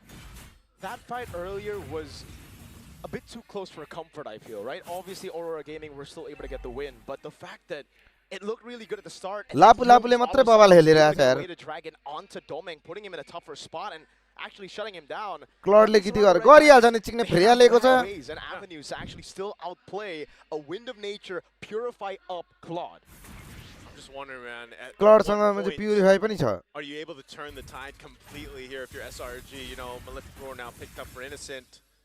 Sometimes it might just be able to get enough damage off, you know, on the, with utilizing this Freya pick. Lord's going to be started up. Look at the positioning from Aurora Gaming Philippines as they go ahead and spot things out. Light has the flicker available. If he chooses to set things up, that can work. But this is also something you always have to worry about with a Claude against you. Is there's an off-lane push here on the Lord. Valkyrie Descent coming in. Now it's going to be Light. Still able to dash away. Sky's going to go for the Retribution now, but it's actually going to go on Edward instead as Demonkite wins out the Retri battle. Yum's able to flicker around the safety and now for the air strike! Yum's... Oh! Wait! Demonkite's in trouble! The minions are on the base. Edward going to go into the bottom lane. He's going to try to barge in through as the minion is still there, but the turret is still alive, so Edward won't risk it. They'll instead back away. At the end of the day, it's 3 for 2, but Aurora won out the Lord. Innocent able to pick up a tier 2 in the bottom lane as Edward's too afraid to go 1v1 against the Beast. Mirko, I asked, when is Innocent's Freya going to be able to pop off, find the right targets, and with that play around the Lord, yeah, sure, they lost it, but like you mentioned, they're showcasing that they can in the Philippines. And now they're going to go ahead and finally get some of these turrets down. They'll take down the tier 1. Up top is nearly down as well. And that's what SRG needs, man. They need some space to work with here in this game. And I'll tell you what, it just seemed like everything had to fall into place for them in utilizing this composition. You see it here. I mean, their fighting capability is really good, especially around objectives, right? You've already got, like I said, Stormy's already pretty much damaged. He's where he needs to be in big damn department, dude. He's got Holy Crystal, Divine Glade, Lightning Truncheon, and working on the next tier. Same thing with the damage po खेल्दै छ त यार. We have some defensiveness for Yums where he doesn't get blown up on a kick. Oh, Demonkite jumping in. Great Shunpu to cancel the shield unity, and now they're all in with Cram jumping with Raven Spider. But look at the Tsunami stop catching Skies in the back, but he's able to dish out a bit more damage in the end. Oh, they're going to chase down in the jungle. Does Demonkite decide to go? They're going to re-engage. Cram able to flicker out. Innocent jumping away, able to get the knock-up down as Tomei goes in with the Blazing Dew and a double for Yue. Now it's Yums caught in the bad spot. Yue actually dies. Aurora are also low. Cram and Stormy able to clear out the यार मुझे लापु मात्रै bubble खेलिरहेछ यार कसम भनेको यार म चाहिँ यार. Final slash going to be used. Edward just keeping things here. This is too risky, man. They're so low health for Light and Demonkite. What do they want to do here? They're going to heal back up with the Surge of Life. They're going to try to push it in. I think that was a mistake. Now Cram doesn't have to bring a Spider. He's trying to hold out the waves. Tsunami's time to take him away from the waves. That's a final slash to cancel the airstrike. Stormy is trying to defend, but it won't happen. There's too many waves in the base. लामो जस्तो match गर्ने यार. Game number 1. What? लामो जस्तो फुल्ला जस्तो चिक्ने Freya लिएर यार. It was a bloodbath. Just how it should be to get to the spot of the grand finals here. But man, oh man, Aurora Gaming Philippines and SRG put on a showcase. Just when you thought that Aurora Gaming Philippines was going to take that game completely in their control, Selangor Red Giants. Damage हाने त त्यो मुझे बाक्सियालाई मुझे ल ताने पनि कसले मार्ने त्यसलाई बाक्सियालाई. If you guys watch the Swiss stages or any of these games from SRG, frontliner बाक्सिया बसिरहेछ. what they're capable of doing, but this time Aurora Gaming Philippines. बाक्सियालाई मार्ने कोही छैन. It was the constant build for Aurora. Again, despite SRG's big win, they couldn't get the Lord, and therefore they didn't have the waves to really capitalize on that win. On top of the fact that Aurora could be like, all right, we can reset, we still have more of the structural advantage to utilize. Those base turrets ended up being massive because look at how many minions just kept pouring into SRG's base. Just an amazing game here to start out the series. Almost could have been anybody's game, really, but man, we're gonna have to let the panelists break this one down because game 1 was intense. Let's see what they have to say about game 1.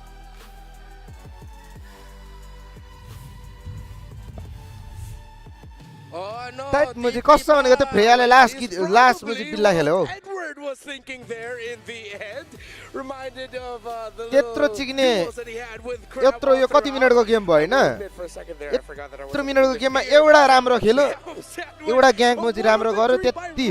But damn, what we expected. The aggression of SRG really tested Rora early on, but they had the right heroes to deal with it. I think better than that. I will admit there were some things that I did get wrong. I unfortunately it wasn't 13 minutes. It was a little bit longer than that. And more importantly, the heroes that they were targeting, the roles that they were targeting, not exactly what I thought it was going to be as well, right? Because this time SRG starts attacking on the opposite side of the map, and it's clear that Aurora was making sure that Innocent couldn't play the game, on top of bleeding that lead even further by neutralizing Neumes in the mid game. And I think that was a very good decision coming in from Light. I hate the dogpile on the already precarious situation SRG is in, but you're right.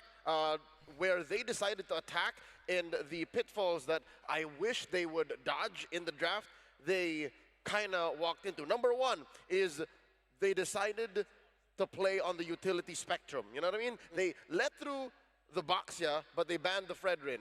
They played the Leomord, and again, between a Leomord and a Boxer, like who's really going to do good when it comes to trench fighting and major objectives? It's the latter. And not just good in taking objectives, but also getting a lot of kills. I can't believe Demon Kite was close to getting double digits in that game. Second is, you mentioned Edward. Yep. And we're looking at Cram as an anchor for the game. I think it took so quick for him to forget that he needs to hold down the lane and to do more than just win duels and these little ganks. And again, even when they were losing, he kept on picking fights. Yeah, we could call back to the mid lane where Cram, yes, he went after Yue and it tempered the farm a little bit, but eventually Yue got to quickly get kills and eventually caught up.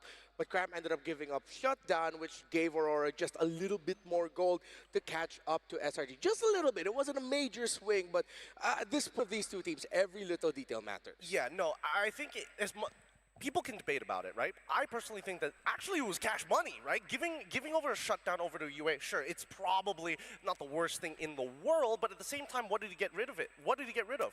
Number one, he got rid of both ults. Number two, he also got rid of the Purify, which could have potentially set up for a later play for Yumes. We gotta be thinking long-term here, because even when we look at the draft, right, the Arlet felt very independent, and it felt like Coach Dexter and Master of the Basics looked at him and was like, I'm sorry, you got to take your licks. Yeah. And after he took those licks, neutralizing the Freya became so much easier when you have a Boxer on your side who not only mitigates her damage, but at the same time reduces her most important ability.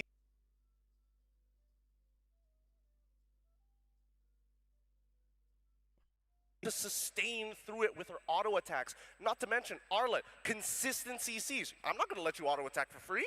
Yeah, I'm going to even swipe you away when you get in range, and I think that's one of the keys here. You stop the half-man, half-beast from just becoming a beast. He's just, what's up, man? Yeah, I mean, we were looking for a little bit more crowd control from Edward's Arlott, and yeah, eventually down the line it was utilized really well, but with Light and Yue together with the Kalea and the Lunox, I think that is one of the biggest reasons why a lot of these trades happen in the early game. We talk about the healing provided by Kalea and of course the self-sustained healing of the Lunox. When it came to the big fights, I think Yue saving the Brilliance, saving the first ability to be able to heal himself, and then maximizing every Darkening so that Chaos Assaults are extra hard for the counter punch. That's why for majority of the early game, it was like 2 for 2, 3 for 3, and Yue was standing, or if he goes down, he takes a bunch of bodies with him. And that should be the game plan every single time. Because again, it's a very precarious situation when you're trying to play at the edge of the Feathered Airstrike while still mitigating the overall damage. I think that Yue played one hell of a game here, and not to mention, Light as well. Great peeler and great eye. Really small details he was picking up. Oh, you shouldn't put a little too early. Tsunami Slam instantly. But at the end of the day, it's still Doming Kite as our MVP. There's two kinds of MVPs, ladies and gentlemen. Setup and payoff. Doming Kite was the ultimate payoff MVP. He literally picked up everything that everyone set up for. We already mentioned Demon Kite, Yue, Edward, Light. And what, 7-8 minutes? Like, before the last turtle, he was already coming in with lethal blazing duets. Yeah. I mean, this is what the condition we laid down for Aurora. As long as you can keep it close so that Doming Kite has space to farm, that's your dream scenario. And that's exactly what happened. With all the trades that they kept forcing, that they were somehow able to get wins. Once that first big Blazing Duet came in, it became like a harsh wake-up call for SRG of, wait, we did not disrupt this Claude enough. Where's this damage coming from? This early to mid-late game is gone for us. We now have to just keep duking out and try to hope that we win team fights. Well, but that's the thing, right? As much as Doming was able to get a free lane, he was playing a strong laning phase. He was making mega impact in the backline, making sure that Stormy is always feathered airstriking at the maximum possible distance. All of this was enabled by Demon Kite. Where's he going? Looking to initiate, not only to get on top of this Pharsa, but poses the question to specifically Sakai's. Hey, I will pose the question. If you do not initiate, we will get an answer very quickly. And the initiation from SRG is, how do I say, fragile at best. If you don't get a perfect kick from Yumes, they have to find another way to get at you. They have to find another way to find an initiative and to go into proactive position. And their only secondary way to do that is, I'd argue, with Cram. But Cram is too busy going into the back line, hunting down softies. And that's why this entire game boils down to, hey, the question is, who needs to initiate? It's never going to be Aurora in these cases. It's always going to be SRG because of their draft. Yeah, and Light eventually read that so well. As much as you'd want to be the one setting the tempo with the Kalea, Tsunami Slam after Tsunami Slam, the surprise initiations with the Tidal Strike, a lot of value from the ultimate of the Kalea in this game came from the fact that if someone decided to reach the back line of Aurora, whether it be Cram, whether it be Yumes, you've just wasted your dash trying to entry while I Tsunami Slam you and you have no way out. And that's why in that moment, about 2 or 3 frames back in the Lord Dance, Light was so willing to just show himself. It's because he knows that it's never on me. I just have to wait for y'all to make the mistake of crossing this threshold. Amazing understanding of macro dynamics. Just back and forth, the give and take. तर last बिल्ला खेला यार. Are true, but ladies and gentlemen, मुझे फिर आले last बिल्ला गरेगा last day. Is still, I don't want to even say heavily. It's literally Lunox favored. 0-7. बवाल खेलेको भनेको यही मुझे उयले मात्रै हो.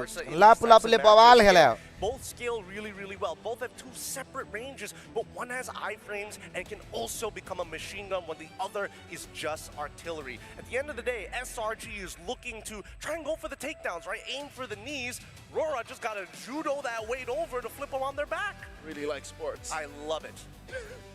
Well, I couldn't think of a sports analogy. I'm gonna get you guys later.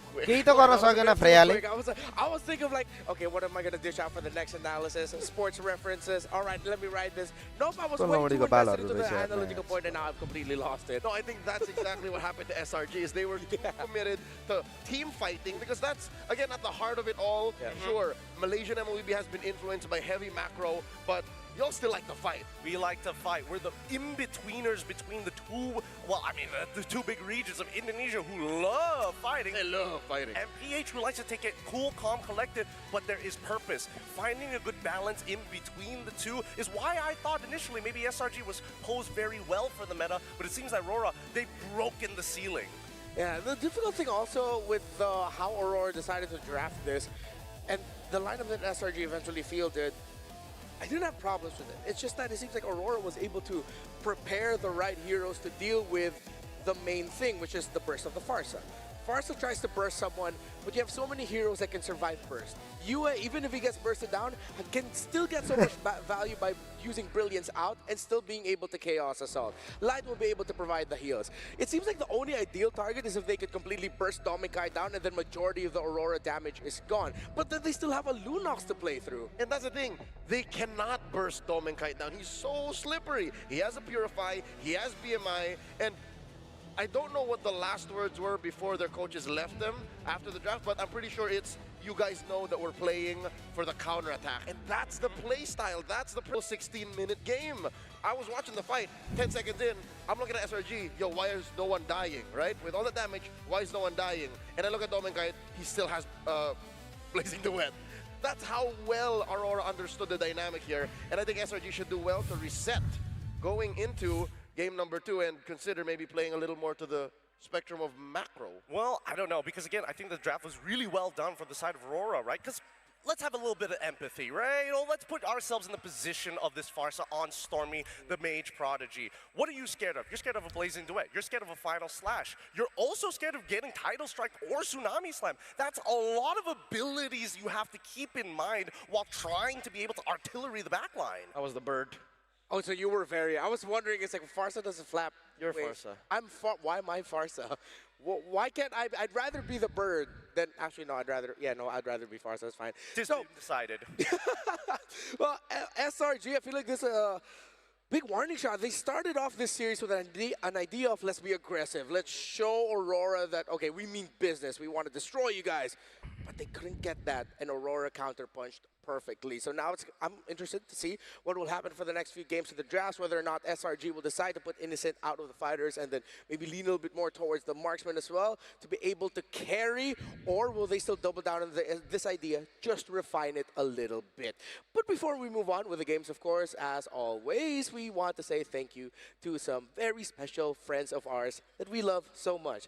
We all know M7 would not be possible with Secret Lab. Secret Lab is what's keeping the tushies of our players all comfortable and warm as they're playing on the stage. Now imagine all the legendary moments you've seen here at M7. Every single time you've made a play, every single time you've seen a championship go into the hands of these players you see before you, what are they sitting on? Secret Lab. He's got it. And not only that, the Titan Evo allows for ergonomic ways to sit on this chair, multiple different comfort zones on it, not to mention the GU leather on top of it. Hey, you're a sweaty little boy. You don't get to sit on my Secret Lab. I want to make sure that GU leather lasts until the next generation. It's not just for chasing World Championships, it's also for climbing up to Mythic Honor, even higher. And of course, it's there to elevate your tournament-grade ergonomic support. The very same that, again, these pros are using on stage. Yeah, so get yourself a Secret Lab. Scan that QR code on your screen right now for a little bit more information. But I've got some information as well that a lot of y'all look really cool in game. Except for the Cyclops SpongeBobs. You guys don't look cool. You guys just look pretty funny. But still, respect to you. I'm just jealous I don't have that SpongeBob skin. But I'm not jealous of the Patrick glue users because I have that myself. And people say I do look like Patrick, which I take as a compliment, not an insult, because he is hella cute. So don't forget, it's available in-game now, and don't miss it. You do get stronger as a glue when you use Patrick. It is scientifically proven. Women love him. Boys wish they could be just like him. Get your Patrick skin here today. I don't think Patrick has ever lost on the M7 stage, has he? He has, unfortunately. I guess I'm just blind to the fact that Patrick loses, because in my mind, Patrick wins. It's the nostalgia. It gets in the way. It's like fog. Yeah. Did Patrick lose that fight when he fought SpongeBob? When that wrestling fight? No, where they got buff? Get out. All right, it ended up in a draw. Okay, but clearly this is not going to end up in a draw. There can only be one winner here. And in this game number 2, this will set the tempo, because remember, this is only a best of 5, ladies and gentlemen. It is a best of 5, but I think that the blue side draft right now is kind of getting a little wonky, right? Because again, these are two teams who have elevated both blue side and as well as red side. SRG initially started off with saying, hey, blue side clogged, we've solved that problem, and now the elevation from Aurora on the red. In my opinion, it's less about blue side. It's more of a blue side having flexes that aren't being used. We've seen a lot of teams in blue play weird and decide to change up where they shouldn't have. Here, I think, in game 1, again, hindsight is 2020, SRG may have decided too hard and did not flex in accordance with Aurora. They let Aurora dictate so much from red, which is why now going into game 2, I think it wouldn't hurt if they were in either side. I just want them to make smarter choices. Hey man, the sheep are only going to follow the shepherd. They got rid of both the CC alongside with the natural counterbreaker Sora, which was what we were expecting Innocent to eventually get his hands on. Without those two flexible picks, they really had to just be nurtured into the pen. So let's see who's going to be taking the blue side, and if that might continue the trend of the a little bit more problematic side in the draft, as the red side seems like low-key they can just determine a little bit more. SRG still sticks with a blue. Yeah, that's what I'm saying. They know that they had more choices to make in game 1, and they're saying, we go again. Okay. Did he get hurt? Because the last one, still a Fredrin ban. I'm thinking whether or not they have to take into consideration getting rid of the Boxia as well. Mm, Because that Oddie. Boxia absolutely shut down the Freya. Yes, just to encapsulate all of our opinions on the box and it going to the Leo Ward in game 1, just avoid the utility matchup. Yeah. Force Right. Demon Kite to press buttons better against you. Sekais, you're not a much younger player, but you're a younger dude. I think your fingers are faster. I don't know. I feel like Boxia is one of those heroes which require you to have a high APM just because you're just spamming it every half a second. I think that's a compliment. Thank you. Spam those shields. I got hundreds of games on Boxia. That's how much. Misstime that shield unity jump. मैले चिनेको त्यही Kyrie मात्र हार्यो होइन र हारिसक्यो नि यार काइरीले त Yeah, you should add a TZ to your name Hey, when you play Kyrie Boxia. मात्र चिनेर हुन्छ Lancelot. एमएल खेलेपछि सबै चिन्नु परेन Now, Grok getting banned out on the blue side. This is still following towards the general standard we were expecting from blue side bans. On the opposite end, I wonder if Aurora is going to do something similar to what they did yesterday, right? It's a matter of escalation, slight adjustments. They don't. If it works, sure, we don't have to fix it, but let's make it a little more complicated. Let's make SRG think a little bit more. If SRG decides to ban out the Claude here, that could be a big sign that they're going to lean towards the Eve first pick. Or if Aurora don't even ban the Juicin, then SRG will have to think, okay, which one do we get? Do we get the Juicin or the Eve? Yeah, CC, Zushin, or Eve might be open, or we revert back to the Boxia. I'm still going to double down on the opinion of SRG should take away the Boxer, though. So you'd rather have the mid lane gamble, like just trade that, like, okay, it looks like the gloves are off in mid. Yeah, अरे चिनेको छैन भर्खर भर्खर त सिक्दैछु खेल्न अरे भर्खर सिक्नेले चाहिँ कसरी 46 स्टारमा देखिरहेको थियो त अनि तिमी भर्खर सिक्ने प्लेयर पनि 46 स्टारमा पुग्छ Thank God that Sekais is not looking at coach saying, sir, give me Boxia. Nope, ban it out. So, ban the CC here, go for the Zushin Eve trade. That's probably their best bet, right? Yeah. It's either you leave both open or you ban both. There's no in-betweeners here. Oh, backline heavy, static, and then assassin in the jungle. Because they ban out the hill, that's the भर्खर सिकेको अरे 46 star यस्तै यस्तै भएर हो dark system पर्ने नि We're expecting you to ban the Boxia, so now we're going to go assassin. That is some, I know you know, but what am I? Yes, do you know we know that they know. There it is! They do know! They do! Really good call here, but now the first pick is going to be what matters the most. Our two mid laners are wide out in the open. The counter picks towards them might be a little bit all over the place at this point, because at the same time, we still have to answer the Claude question. I'd say Zushin. And the Claude question is still alive, you're right. Yeah. Freya Claude, Claude Freya. There she is. There. Gotta take the Jushin. I really like the Juicin first pick. I know that Eve is a great hero. She's really feared, but I think with the playstyle of SRG, with how Stormy likes to move around the map, आदिको draft लिएर डुबाएर त्यो मुजी आदि भन्ने बिल्ला हो त्यो रणमतिको छोरो This is going to be Eve Matter Claude, too. because if you're giving one or the other, it's just natural counter matchups. ओनिकलाई मुजी जोतको ड्राफ्ट गर्दै यार If they want, they can get greedy with it. कसको support तपाई अरे म SRG को हो नि भाइ That's way too greedy. You go. हावा अरे हो तिमी जस्तै मान्छेहरु डार्क सिस्टम हो क्या भर्खर भर्खर सिक्ने प्लेयरहरु 46 स्टारमा पुगेको छ भनेपछि डार्क सिस्टम तिमी जस्तोलाई भन्छ dark system Oh, but what if they took away the hill and then they just go ahead and pick up the Cho? Yeah. दाइ वाइटी को कमेन्ट पढ्दैन तर पढिरहेको छु त यार They go with the safe opening of Kalia alongside with the Glow, which I'm totally fine with. But SRG, are they still going to go back and revert to that Freya one more time?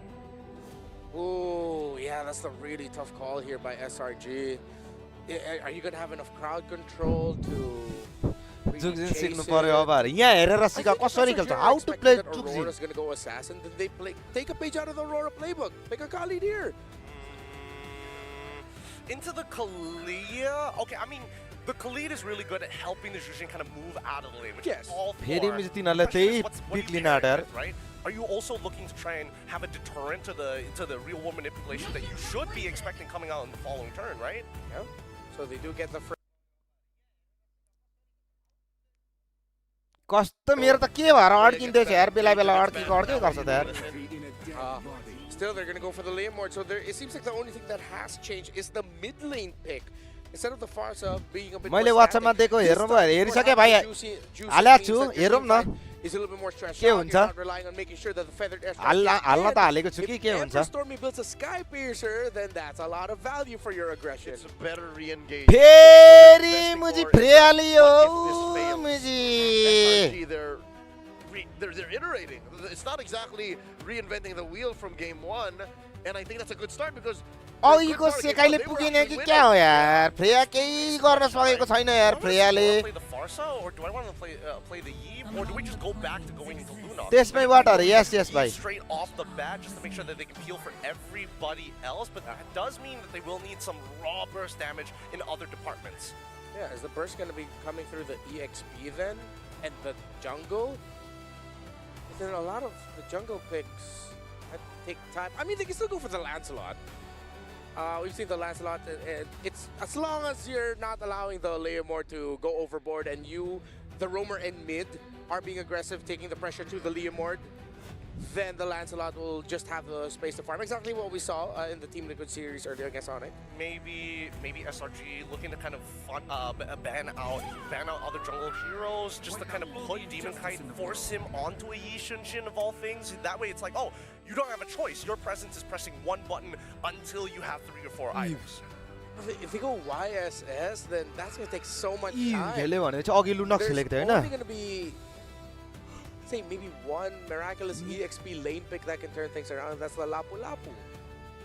Because if you lose early on, then that Where is Aurora Sports अरे game is looking at 14-15 minutes for Aurora. Yeah. यहाँ Aurora Sports Another Arlet for Edward. I'm thinking, again, राम्रो छ Mr. सोचाइ Kitson is so good on it to the point where I'm like, यतिको सोच्नु चाहिँ पर्छ he will be fine as यहाँसम्म पुग्नलाई लगभग नेपाललाई 1-2 वर्ष अझै लाग्छ कि यति यहाँ यो राउन्डसम्म पुग्न त 1-2 वर्ष अझै नि अलिक गाह्रै छ That they played with last night, Aurora Turquía, tonight Aurora Gaming PH.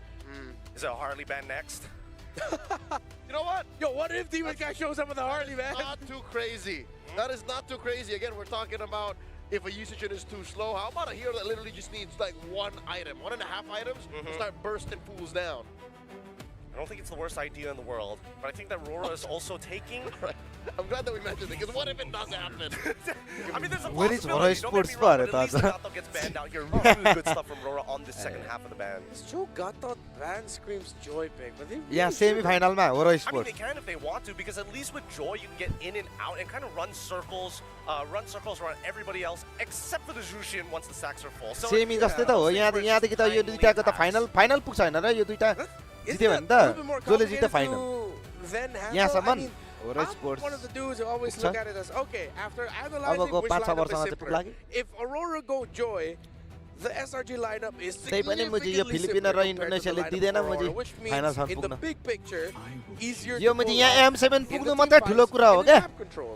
M7 पुग्न मात्रै ठुलो यहाँसम्म पुग्न पनि यहाँसम्म त Dang, this is some tough stuff. As much as we talk about the meta, as soon as we just start talking about the big regions, and more importantly, as we get closer to the grand finals, the qualification for the grand finals, as a matter of fact, it's so targeted towards काल्टी चाहिँ 3 times With all the theories, हुन सक्छ maybe not really throwing away all the theories. It's going back to the key theory of it all when it comes to this genre of video game. Whatever they're most comfortable with, we don't want to go up against. I think this is just gonna revert to like a lot. कति हो first prize यहाँ अरे 1 million $1 million I would have liked the year. I don't think it's that bad because Esme is a lot better here. I think that SRG, because once again, Esme does well into both Lapu alongside with the Uranus. I think it's the most over-encompassing EXP lane. It wins whatever's left. सिधै 1 million हो second line नै 500 छ PUBG को first लाई जति त यहाँनेरि PUBG को first जति त यहाँनेरि सेकेन्ड टिमले पाउँछ I think Harley Kite. Is Harley Kite real? I don't believe it. I don't यहाँको believe it. MVP ले नै Not until I see यहाँको him on that MVP ले नै screen, मुझे धेरै कमाउँछ होला that's when I'm gonna believe it. Brother, more Filipinos are watching this match. If तर you play यहाँको Harley MVP here, raw we're gonna त्यहाँको have to deal MVP with that back in PUBG को our त्यो server. TC को MVP उस्तै होला 500 के कति कति थियो $50,000 थियो हैन All right, these two picks almost instantly MVP lie brought यहाँ up पनि Harley. त्यस्तै होला यहाँ अलिक धेरै होला All the more they should not do it, but just the same, I'm here for it if they do, because they can just kind of ignore these two big chunky dudes and burst down the softies. personally feel like it's actually quite worth going for Yushin. Like, what are you supposed to do, right? Oh, Fanny! Of course, Fanny, but at the same time, you're already playing into the high loss, and we saw the last time that Fanny showed up. That 1 second makes the difference. And they did it. It was them who stomped out Fanny. But we also have to consider this time around, the Fanny Kunti isn't gala against the final Claude, are it's aba with yadum a mayerde Claude. sunta. No, the ego They pick. patalo na yeri This is Kite saying, Coach, bigay mo na. Yeah. This is for the season in Malaysia. And they got it. All right. Coach, give me the Fanny. Is that ego enough for you to say that you're leaning towards Aurora for this draft? Level na milde na inorsa. I'll give the benefit of the doubt to Aurora. Bila ta Sure. milde You na don't muझे do that no when you're milde not sure. sure. Gideon? I'm gonna say, knowing and witnessing Demon Kite on this Fanny before, I've got high hopes. I'm going Aurora on this one. All right, let's see if it is going to be going towards Aurora to go into match point, leading this 2-0, or will the little adjustments of SRG be enough to turn this into 1-1? Naisu and Mirko, what do you guys think? I'll tell you what I think, guys. I'm going to have to say. I liked the adjustments from SRG here with the lineup. Yep. It wasn't too bad from the last one. I feel like the adjustments with the high-lows, bringing the high-lows, for example, was a good switch-up. Now they've got the Uranus as well. What do you feel like, Mirko? I still feel like Cram on the Lapu Lapu would have been a bit better. It's just he needed to take a chill pill a bit, you know? A few of those shutdowns, a few of those deaths just really felt... okay, the recalls were necessary, super necessary, but the deaths weren't, right? You can have Flare, you just can't give the bounty over to the enemy team. But with the CC that they have on Yums and Stormy, I understand why they just put him on the Uranus. And this time, take a look at that, Innocent. Yeah. Vengeance on the Freya. Red Tree win for Skies, obviously on the Leo Mord for the lethal. Okay, take a look at the... hold on. Wait a second. Demon Kite. Oh my god. Gonna just take this away? Sneaky, sneaky. No problem. He's gonna take it. There's no way for Solano Red Giants to react in time. Demon Kite steals the purple buff. Oh my goodness. Sakai's knows it too. He's like, that Demon Kite, man. That guy. That guy. What a guy. Hey, when you can cable on around and move like that, you might as well take advantage of it. I'm pretty sure you're faster than a, well, technically he doesn't have his Phantom Seed yet, so you are faster than him. That's true. Yeah, at least for now. But yeah, that's one of the things is it, if I remember right, Fanny's win rate was pretty high. There was a time, I know it's... A match चाहिँ के भएर अड्केको रणमतीको छ यार 100% win rate. I'm not sure if it still is. I believe it was high in the Swiss stage. Swiss stage, Knockout stage, it's been pretty bad. Yeah, because like Han played it in this first match in the Swiss stage and lost. And I believe we saw a few more Fannies losing after that. Even Yuzuke yesterday, against Aurora Gaming Philippines. So Aurora are the ones now on the Fanny. Let's see if they're the ones to make it work. Good stun coming down over on the line, but look at Demon Kite. Look at the cables there. Sky's playing with it so well. Heck, I would say Yums preemptive revitalize there. Didn't really need to use it. He didn't need to. Maybe just kind of, you know, making sure that better safe than sorry. Right now they've got control around this turtle though, so let's see if Aurora decides to do anything. Even Kite's not even here, so it looks like they're just going to give it up. He's going to go ahead and prioritize the buff, which he should. Again, the Fanny definitely needs that. Yep. So turtle secured here for SRG. That's the thing about the Fanny though, right? You're a good pick if you can get those early kills, then you snowball out of control, and then there's still a possibility that you make a micro mistake, which is very, very believable. Yeah. It's such a difficult hero to pull off in the biggest of stages, and this is it. Skies will not fall for that again. He knows to go for the purple buff before the orange buff. But yeah, I think for Aurora Gaming Philippines, they can take a chill pill. They have a Claude, they have a Eve, and there's Esmeralda, so they don't need to be that far ahead. Light's gonna be caught here, and that's a bit more troublesome. Skies bringing you back, forcing to break around. Demon Kite comes in with a cut throw, but again, Skies on Barbiel, too tanky. I like how you're like, they can take a chill pill, and as soon as they're like full sending it into the mid lane, man. You know? But I think it's still kind of just testing the waters here, at least for Demon Kite, to see if he can get some snowball happening on the Fanny. But you know, again, you've only got the Fury Hammer right now. You definitely need to like नगरेर like गरौँ subscribe subscribe गरौँ 300 like बनाऊँ न यार YouTube मा 300 like to where he needs to be with the Trinity on this Claude, but I feel like even so, the fact that Innocent ran it back with a Freya, hold on, top side. Concentration. Yeah, it's a Uranus. It doesn't really matter how much damage you have. In the early game, it's going to be really, really tough if it's a Fanny and an Esme. Though I will say, I think this is a double down by Innocent. Like, he's like, okay, I lost lane, which is pretty unacceptable on a Freya against a Claude, so I'm going to double down and go for vengeance. But, having said that, Doming has gotten all the gold grabs, bro. Yeah. Doming Kite very comfortable on this Claude pick right now. Looks like SRG wants to put their own pressure. Wow, Dominkai actually going to be forced out of the jungle on that side. They're going to have to fight for this purple buff. Yeah, the RBM was used earlier. Now Paru match con Paru. Mujihan. Lovely को छोरे SRG. Lovely second round में है. Blade and Cable. Yo game त जित्नै पर्ने हुन्छ तिमीहरुले. When you've got Yums in the way, blocking your path, a glorious pathway on top of it, plus a Revitalize, you saw how healthy they were, and then again, you're fighting into attrition here. So it's not favorable for Aurora Gaming. I mean, they just got pretty much dismantled in that fight. There was no winning moment for them there, and now for the second turtle of the game, it goes over to SRG, plus a whole ton of gold down in this bottom lane. There's no way to sugarcoat it, Naisu. They got curb stomped in the nice. 3K go goal lead. Cram initially going in. Oh, great stun on Demon Kai. But it was because Cram baited that RWM. Yeah. And this is why the panelists were sharing their sentiments. I mean, even Gideon himself was like, yeah, I'm surprised. Still went with a Fanny, despite a Hylos here too. Oh, hold on, Light. Is he actually going to pull the trigger? There's no way they do. Wait, they go in, but it's onto Yums right now. Pops Glorious pathway under turret. Demon Kai still able to go for the cables out again, but look at the tempo on the map. Aurora are forced back. Meanwhile, SRG, yes, they do lose Yums, but they can capitalize on this by taking gold crab for Innocent, by really pushing the tempo even more. There you go. Innocent getting the gold crab. Finally. I didn't think they'd actually pull the trigger on that, but again, when you can tsunami slam over the wall, you might as well. And so interesting here. Innocent, Cram, they're on 1 and 2. Stormy also. Phantom Steed, this time Light doesn't have the tsunami slam, so it's gonna be free. Demon Kai, there's no way he walks up right Nice! now. Skies with the red tree secures the purple buff, and there is no threat of a trade. Turtles up in 40. Demon Kai can only just go up top and look for farm in the side lane. This is a feels bad. Claude ko konda ma Fendi ko tarwala. This is like, all right. Freya ko I'm not laying up anymore. Like, you got that first one, you took it away from me, and now you're not getting any of your buffs, Demon Kite. Yeah. And that's what's happening here. I mean, they're timing it perfectly when that purple buff does come up, and as you all know, you've seen it many times when the Fanny doesn't have the purple buff. YouTube में guys, 300 makes it more difficult for Demon Kai here. Not impossible, but he is starting to fall even further behind. You can see him, he's 2 levels behind Sakai's right now. And that's just it's not a fun place to be, especially when that window of opportunity for a Fanny to approach this kind of composition that SRG has is so low. I mean, look at this. Oh no, they're taking everything. Oh, the orange buff take, the green camp, every single thing, and even Cram earlier denying the minions. Yeah. Forcing him back away now. Turtle will probably go to Selangor Red Giants, especially after Cram spots the Fanny going top again. It's a cut from Cram.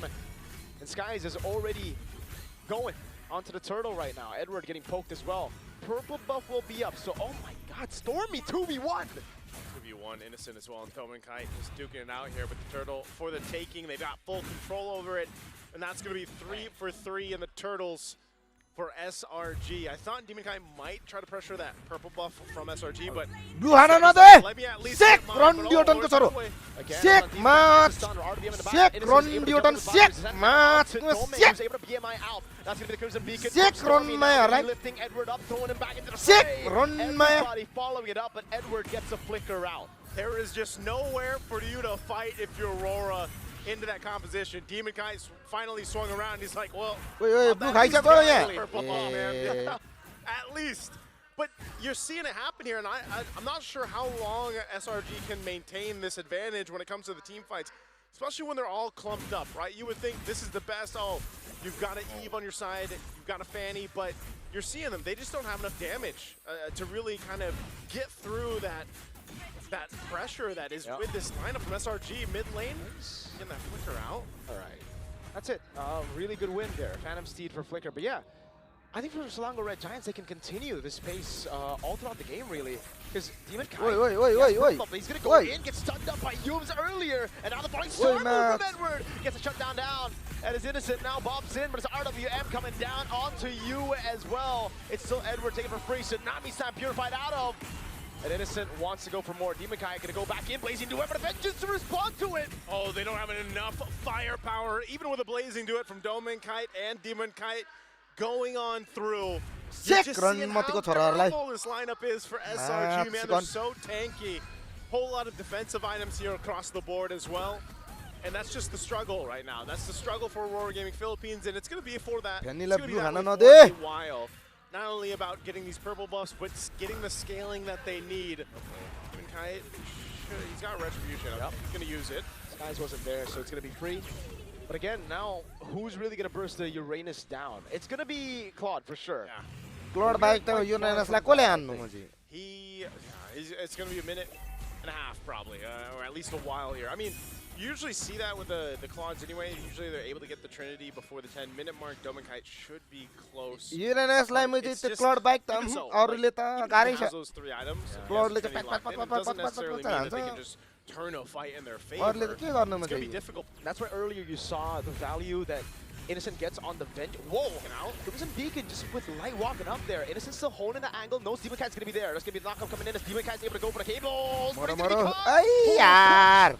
With the cable to actually get away. Sky's already using the Phantom Steed, and now he's gonna be back on foot. Why? With a dive on their Lovely ko chori. That was a big move, and they're still going for the Lord. Innocent Bond and Vengeance going on to Doming. Blazing New Weapon goes in through it. Innocent still climbing away against 2 members. Still staying alive for a bit, but gets void blasted down. Skies goes back on a Phantom Steed, now on Barbiel. It's a free Lord as Cram is still able to dish out some damage up top. Edward all alone, isolated. Lovely ko chori. Horse. This Man, Jushin chicken. pick is paying dividends in that draft for SRG. Whoa. Oh, are they going to go for UA? UA? He's got Flicker, he's going to be fine, but the turret's going to fall to tier 1. And that was just a great fight from SRG, man. Even for Cram, you know, that one we'll accept right there. That is 100% worth. Jump into the turret. Whoa. They got Demon Kite, the fight for the purple, though.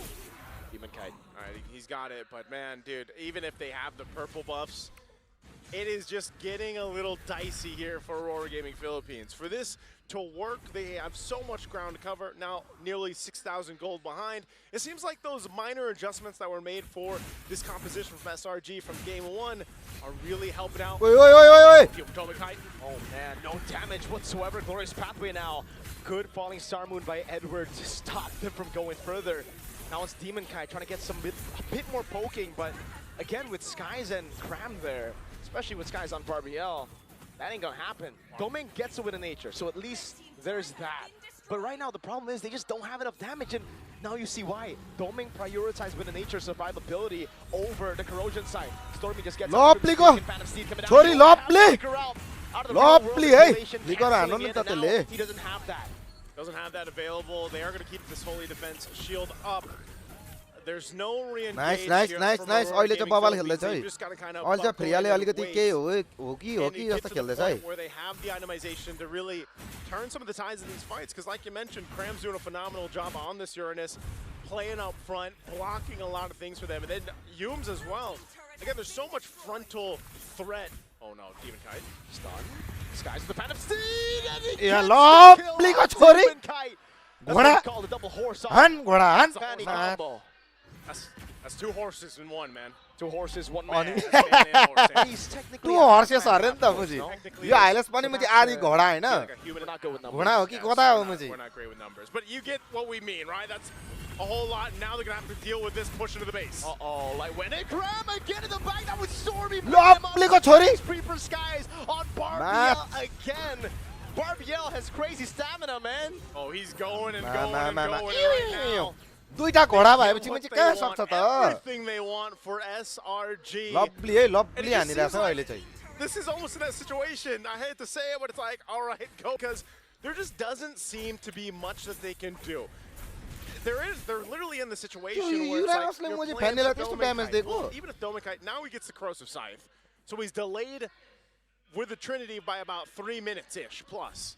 So that is not where you want to be. Again, he prioritized, right? He prioritized some defense because he had to deal with this, but it still puts them in a really tough position to even contest these objectives. Exactly, and the initial delay for the corrosion side was already a delay on the power spike. Now you're gonna have to get Melfic Roar before you really start to deal damage. Fanny त आउँदैन यो कहाँ more than 100% मर्दा Fanny आयो भने त यहाँ. You can't go through Uranus without penetration. Hey, you need the penetration, all you can get, man. Right now, Lord secured. Not much that Aurora Gaming in Philippines wants to do aside from put Demon Kite on the other side of the map, let him push a little as he can, catch up what he can. Now, you have to go ahead and look at this lineup as they get ready for the base defense, right? Like, what What is the actual potential here? Oh no, Demon Kite, man, he's just gonna cable on out, man. Yeah. Oh no, I don't know if he's actually gonna be able to get out. Oh, he gets it. The read on Demon Kite. Oh, they're all catching Wait, up. wait. Demon Kite. Now it's 4 Wait, lo. on the Fanny. लॉपली का छोरा घोड़ा आधे घोड़ाले पनि लॉपली हान है Bro, what? What's up with them and Fanny, man? I mean, they were there with opening arms for Demon Kite, man. That is not what you want to be. And now with 4 members of Aurora Gaming Philippines, they have to defend the base. Oh my goodness. त्यो Uranus को damage हेर न Not much damage on the claw. Lordलाई Now it's about to set over on Edward. Attack. A big knock. Domin goes in for the blazing duet that does no damage. Blink around as well. That's a tsunami slam. Oh, Lord's still going to be worked on. They're still pushing in. They're defending for now, but can they end it? Oh, Sky's going to go down. Edward's still there. Stormy with the pickup now, but it's getting the all in. Stormy bouncing goes a big and new air flickers in. Stormy going down. Oh my goodness. Now it's Steven coming to walk up again. Innocent against everybody. Innocent. Oh, and they're still coming. Innocent's going to the full Valkyrie form. What? He's still alive. Oh my goodness. He gets a double cram now going in again. मुझे खेलेको हेर न योले मुझे Uranus खेलेको हेर न आमा यार Uranus का cord level खेल्दै छ यार For now, but Aurora, how did they defend and get 4 on top of that? Oh man, Aurora Gaming Philippines somehow defends. No, I don't know, man. Some way, somehow. Dude, it's just so sad. After that play, Demon Kite was like, finally a purple buff. He cables, and there's a small case. Like, damn it, man. No, not even. See, that's the there's a benefit and यही a खाना curse to दिएको being छैन your मुझे your फ्यानीलाई ace त players out there, man. You're tanky as hell. Yeah, but the curse is you gotta watch majority of the times your team die because you're not dying. You know? It's kind of like having immortality. म पनि Uranus खेल्नु पर्यो यार match यही build बनाएर match unfortunately, मर्दै नमर्ने That's the man, you know. Hey, fighting for the purple.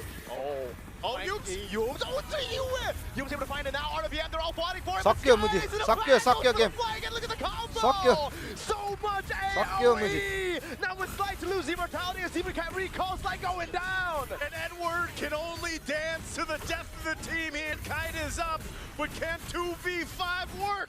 Edward, he's trying his darn best, but there's 5 on him. Now it's who has to deal with 5 members of Selangor. ला match जित्ने घोडाले मुझे And they लॉपली wipe से कहीं Aurora match Gaming chicken Philippines out और in मैं game number 2. We are level on the board, 1-1. I gotta say, man, SRG games just keep delivering. I don't know what nice it is. nice But I like to see it. 1-1 in the series against Aurora Gaming Philippines. And yo those हो नि त minor मुझे game भनेको त adjustments match chicken that came through from the draft just seemed to, I mean, work so well. There was a minor change here and there. Crazy domination But अरे the over हानो यार आज execution- अहिले त मुझे दुईटा घोडा I'd say मिलेर the Fanny picks seem to just kind of shoot themselves in the foot for Aurora Gaming Philippines.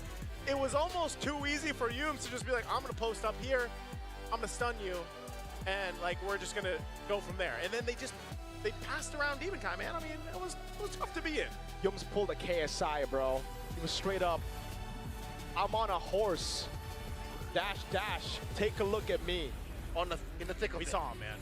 And he was caught in the thick of it. He was caught in the thick of it, man. When you're trying to get away from 2 horses, it's just too much to deal with. 2 horses, 2 men, or 1.5 men, whatever it is. This was just SRG's game right दुईटा here. Just well दुईटा मुझे घोडाले कस्तो Seiko त यार कडा हो phenomenal draft for them. And overall, just a game that SRG needed. Let's throw it over to the panel to break down our game 2. फ्यानीले फार्मै गर्न पाएन अरे अनि फार्म गर्न दिनु परेन त त्यही Minor adjustments हुने with नै त्यही हो नि major केटा हो repercussions त्यही as फार्म गर्न Selangor नपाएर त हार्ने Red हो नि गेम Giants भनेको even up the series after Aurora Gaming and SRG battled it out in the first game, back and forth. This time was clearly SRG's playground to shine with. Gotta say, picking up the Fanny, way too difficult to pick Fanny in that kind of lineup. Okay, I know I didn't say anything, but I told you so. You shouldn't have done that. That was, did I say it? I did. I did say it. No. It's all, that was ego. That was an ego pick, and it might have been too much to expect that it was going to work, especially in the face of a Hylos. And the Hylos. Hylos was the main pain in the side अनि त for याजुकी this याजुकीले Fanny. बरु फ्यानी Demon बबाल Knight हानेको was थियो यार playing a हिजो different game. I think there's a little bit more to it than just कस्तो you सेकाइ know, खान्छ the SRG highlights ले being अरे in his face. Because I mean, I was thinking, all right, yeah, sure, this is the ego सेकाइकोले pick. कसको कन्डो हान्छ कसको गाड सेकाइ हुन्छ भन्ने कुरा चाहिँ अहिले He थाहा should be हुन्छ the है one who's able to kind of get away from it all. So the question is, what was the innate problem? The fact is, he literally had 5 above-average members just slapping him across the face. 2 of them hung like a horse, and the other one to block up the back door with Uranus. It's really frustrating to deal with overall when you don't have your own purple buff, and the opposing enemy's purple buff is forever will remain uncontested. They literally hung around match interesting बनाउन एक एक हरे backyard, the jungle. त्यस्तै हो नि त उनी कुरा मुझे PLPH को पनि त मुझे म्याच राम्रो बनाउनको लागि बबाल हुन्थ्यो नि यार केटा होइन र And I know that we brought up the whole तिमीले 3-1 भयो त argument, oh, this is a different approach 3-2 हुनु because they have पर्थ्यो a कि backup त carry in the Claude. Interesting हुन त 3-2 हुनुपर्छ नि त गेम त होइन र 2-2 जित्यो र लास्टमा जसले जित्यो त्यसले जित्ने खालको क्या That's because, in my opinion, SRG let him. SRG was, yeah, no, we have a Freya. Don't worry about that Claude. Dominkai will be fine as long as we're starving this Fanny. It's literally a 5v4. Yeah, and to give Aurora a little bit of credit, it started off with Demon Knight stealing away the purple buff, right? Yes. And I was like, okay, that's a right call. But then it just goes to show how SRG sided the lineup was, that despite that trickery that Demon Knight pulled off early on to make sure, saying, yeah, I get your buff, everything is going our way. Why are you going towards my jungle? Get away. It's like, they have nothing to stop them, man. It's just continuously beating down and bearing down on the jungle of Aurora. SRG gave Aurora zero breathing room here.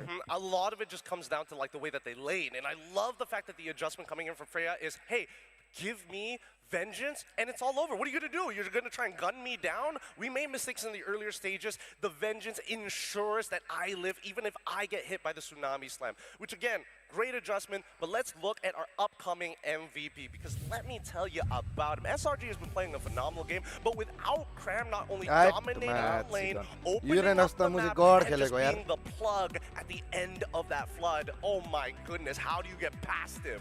This is his hero. I think more than anyone in recent memory, maybe I'm thinking about Flap, M5 World Champion. Cram is Uranus. This is a hero that's built for what this athlete is really good at, and that is cutting lanes, going deep into your lines, going deep into your base, going deep into your formations, and just being annoying as hell. Yeah. When Uranus can plug all entry points, it's way too difficult for Fanny to find any opening in the map. Even in those little team fights. मेरो चाहिँ मुझे आज के भएर अड्केको अड्कै छ यार match chicken यार And Demon Kite's wondering, is it still worth it to dive to try and retry? I don't think so. I gotta stay back. There's nothing I can do here. This is literally one of the best heroes to cram your opponents with. Yeah, no, really, just the penultimate rear end, as some may call it. And I think that, especially when we start looking into the highlights, we just have to keep in mind that shouldn't the heave be the answer to this? I mean, that's the truth, right? Once you have that Wishing Lantern, all of a sudden you lose a lot of that value from that Uranus because you just can't sustain through the poke anymore. Yeah. But it never got to the point where the damage reviewer was terrifying. He got his Divine Glaive 10 minutes in. That was a Divine Glaive rush. But then as we saw, when you have a High Loss with you, when you have the Phantom Steed that you can ride on, once the Glorious Pathway is down, they don't care about formation. They don't care about the poke. They'll be able to regain that health anyway through the team fighting that they have. Cram, of course, with the Consecration and how the Uranus just works with his passives, means he doesn't have to worry about health. He will regain it there in the end. Yeah, by thinking, oh, the Lantern should solve this, the Glowing Wand, if somebody somewhere built a Dominance Ice or a यहाँ चाहिँ बचाकै हो तर फ्लडले बबाल खेलेको यार अहिले one part of the equation. That's literally just Cram, and I think that's how big of a game changer he was for his team. Again, in game 1, he was on that Lapu-Lapu. If he overextended, it was so hardly punished. Here, if you overextended, I can just flicker out and then Consecration, do it again in 10 seconds. And that's a really good point, because when we look at a lot of these fights, how exactly is Aurora actually turning it around on these base defenses and then losing the following fight immediately after? A lot of it is just posturing against your opponents. For SRG, with their lineup, they're घोडाले not तानिसकेको exactly थियो यार like a फेरि tank. They're a little bit more flexible at taking those front to fronts from any direction in comparison to Aurora, where I'm sorry, I am a tank. I must be looking at 2x मा you to हेरेर gun अरे you down. कहाँ 2x मा हेरे हो It seems video like चाहिँ मैले across the 2x मा board, छैन नि यार the 2x मा adjustments that Selangor Red Giants did end up working for them. Let's take a quick look at Stormy. He didn't even need to build a Sky Piercer. He went full utility. He realized, you know what, I'm not the cleaner here. We have the Leomord.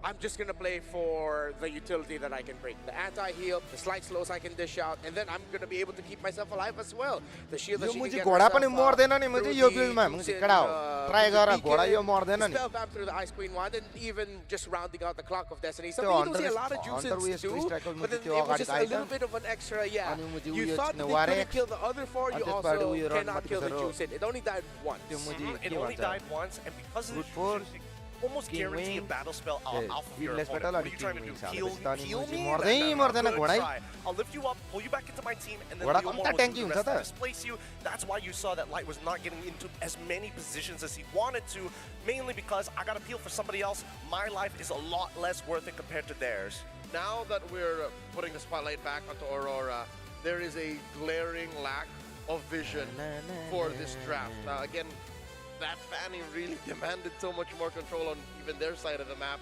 So if they did not snowball, this was inevitably going to happen, right? They were going to lose control of the map, they would lose their resources, and they could not check if it's worth going into certain parts of certain fights. That's literally the story. The only clapback that they found was inside their base, almost literally when they were kicking SRG out on the defense. So going into game number 3 here, if Aurora want to gain back a bit of the momentum, because again, even if they did win game 1, I hope that they should really consider and reconsider getting a little bit more of free vision. Just heroes that really can check bushes, heroes that can kind of make sure that the coast is clear, because here they weren't so sure if they were going to counterattack or be the aggressors. Yeah, I'm always a fan of the free vision, but I'm going to go towards the very simple MLBB math here. Maybe a little bit more damage early on, much quicker, would do really well. Theoretically, the Eve is not a bad pick with everything that SRG had, but a part of me is thinking SRG won the trade because it was their decision, Juicin or Eve. They said, okay, we'll get the Juicin because we know what we're going to build around it. Well, if you see the Juicin, you know what's going to be coming at you. I still wish they had considered the Lunox, or at least went towards the Lunox. Yes, there's a lot of dive, but we saw in game number 1, all of that dive was managed by the damage output of a Lunox. Yeah, and I think the Lunox has a little bit more flexibility, because RWM, you are a stationary target. Yes. The Brilliance, you can play, you be a little tricky with it, you can stick your foot out, hope that maybe they paint you like they're French girls and decide, you know what, I'm going to take a full step back, gun you down, take you for everything that you're worth, and then send the rest of my squad to clean up. Interesting decisions by these two teams for their draft. After Everything that we saw, do you think that was a little more of a draft? I don't want to say issue, but is it a draft focal point or an execution focal point? I think it's both draft and something else entirely. It's a principle matchup. It's a dynamics in respecting what both teams bring in. Aurora knows SRG is very aggressive. Aurora knows that they like to fight. If they find themselves in a position where they can't fight back, that's already a non-starter. So think of how your draft will be able to fight back, and then you're off to a better start than what happened here in game 2. We're going to talk a little bit more amongst ourselves about what potential drafts can come through, but now it's time to throw it on over to Rose with an interview with Solos. So looking forward to hearing from them.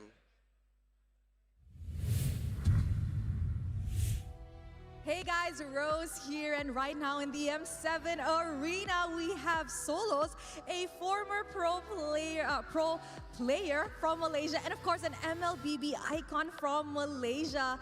Hi Solos. Hi. How are you doing? Good. How do you feel in this arena in M7? Hi, how are you? Good.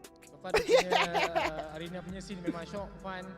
Dia bagi saya dia menarik sebab dia World punya ni kan tournament kan, so bagi saya excited. Hi. That everything's exciting, everything ecstatic. Good. And of course, because it is a world championship, everything is just super intense, no, Solos? Now, talking about intensity, how do you feel as a Malaysian seeing that SRG is now playing in the upper bracket finals in M7? Because if we look at it, this is a history in the making. if SRG were to win this match, they are heading to the grand finals. And that's never been done before by a Malaysian team. So bagi saya macam last time SRG, so diorang dapat nombor 3 kan. Jadi apa yang saya nampak daripada day 1 sampai ke hari ni, so saya rasa excited lah sebab saya tengok macam SRG ni boleh break diorang punya record last time. So kemungkinan besar boleh masuk ke grand final, so kita harap SRG boleh buat yang terbaik lah. He said that comparing SRG's journey in the M6 last year, he feels that this time around they have what it takes to enter the grand finals. You know what, Solos, compared to before, especially for you, right? You've been in the MLBB ecosystem since potentially even season 1 of MPL MY, right? How do you think the MLBB esports in Malaysia has changed and improved over the years? So during saya punya scene, memang banyak beza lah. Dia bagi saya bukan changes tapi dia ke arah improvement. So compare waktu saya dulu, kita tak ada sources yang banyak ah. Compare daripada sekarang dari segi interface, UI apa semua, dia jadi lebih mudah untuk bermain. So dia boleh main dari usia muda sampai ke tua. Dia mudah untuk main. Jadi bagi saya sumber ataupun resources untuk belajar tu dia banyak. Compare waktu saya memang dia terhad. Ini semua terhad. Okay, now Solo said he's watched MLBB actually develop into what it is now. He's been playing since MPL MYSG Season 1, and right now we are in the M7 World Championship. Compared to before, there was not much resources available online, and of course the UI and the graphics, everything has changed. But of course it has changed for the better because now everything is practically available at your fingertips. If you want to watch a tutorial, all you have to do is just search it up, right? Of course, is there any shout out to the Malaysian fans watching right now? Because I see in the arena there's a lot of Malaysians in the venue. But back at home as well, we have a very big M7 watch party. Anything to say to the Malaysians? So, buat Malaysia, teruskan bagi sokongan sebab diorang boleh pergi jauh ni. Jadi teruskan bagi sokongan, doa. Yang paling penting sekali, enjoy M7. All right, Solo say to everybody who's actually watching, don't forget to keep on supporting SRG because he believes they definitely can go for this M7. And of course, don't forget to keep them in your prayers. Thank you very much, Solos. I hear the Malaysians in the arena. And with that, let us enter the third game in this series. Who will take the win? There's only one way to find out.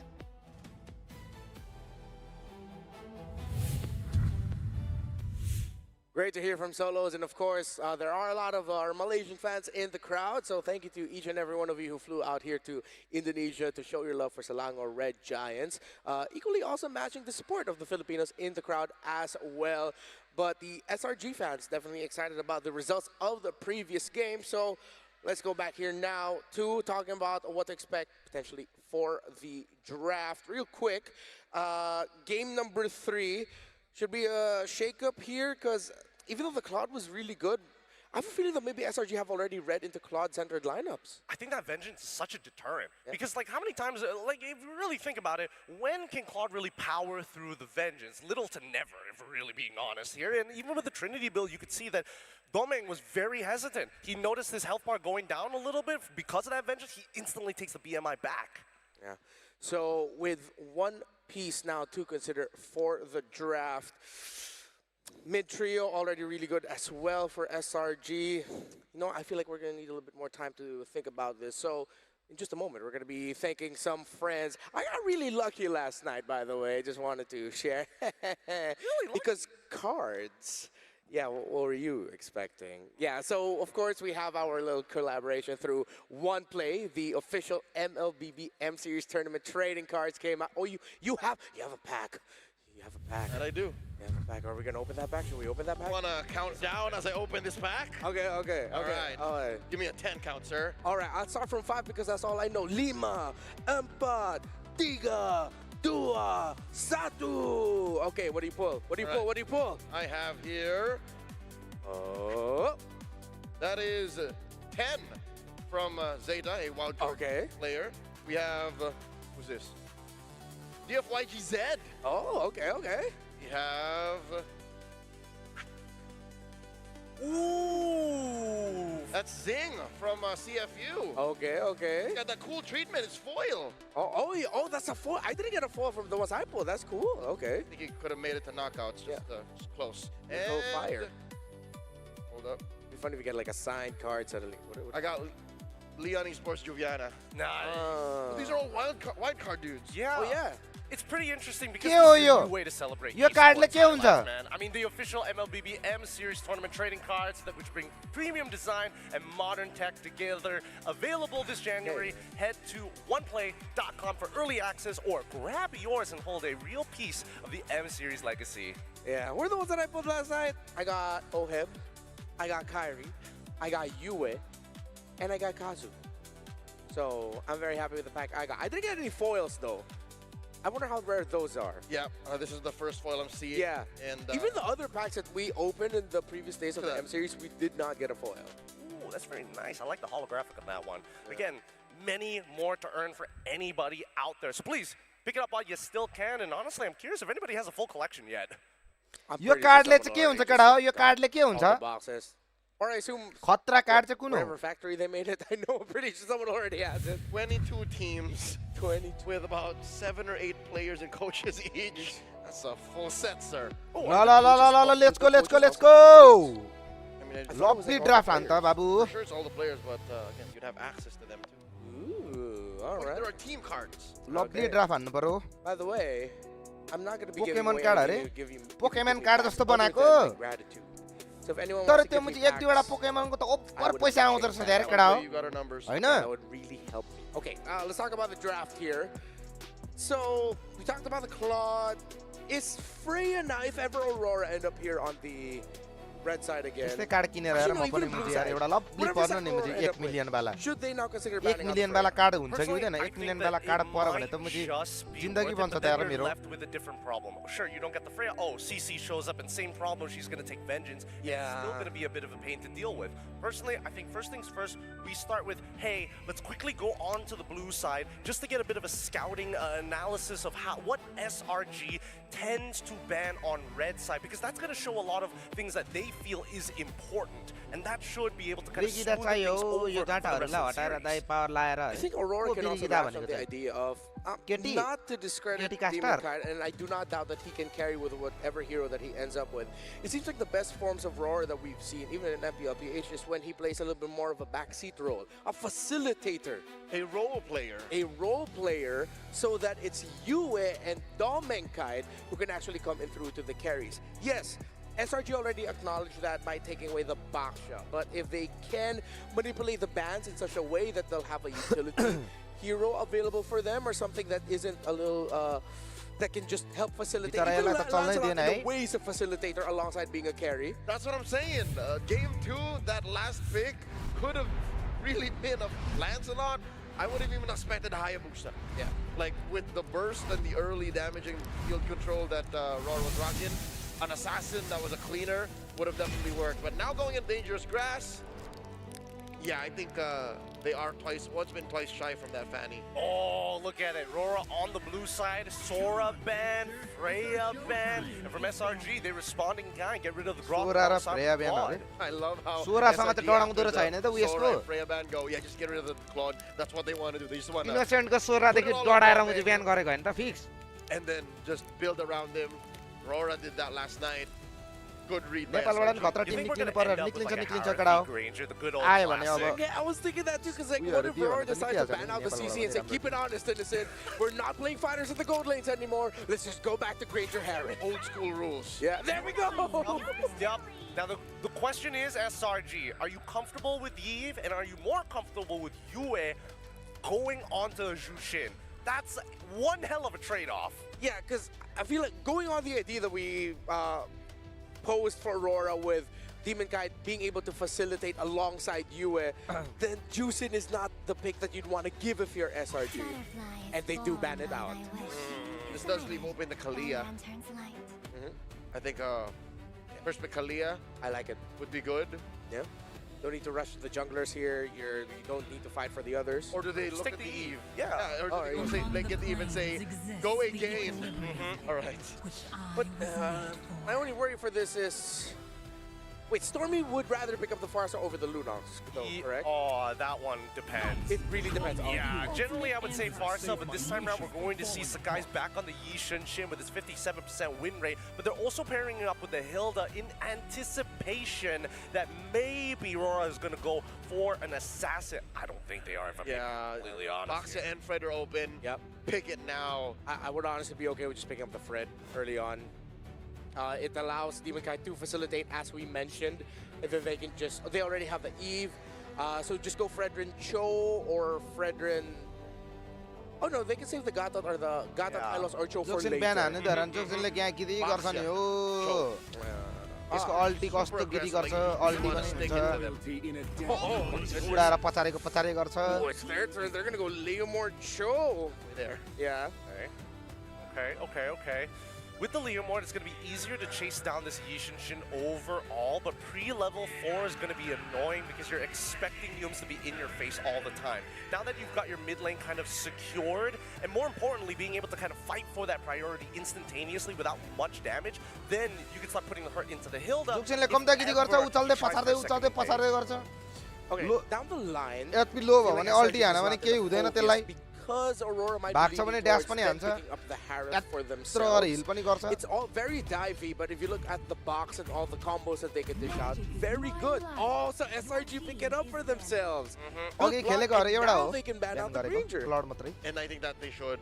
The Leomord Granger fits so well into यहाँ what पनि Aurora wants ब्यान to do. गरिदियो If you take out the cloud Granger, ब्यान what's गर्यो left? एउटा दुईटा तीनटा हिरो ब्यान गर्यो अघि खेलेकोहरु Carry, I'm not gonna lie. That's it. So you ban both.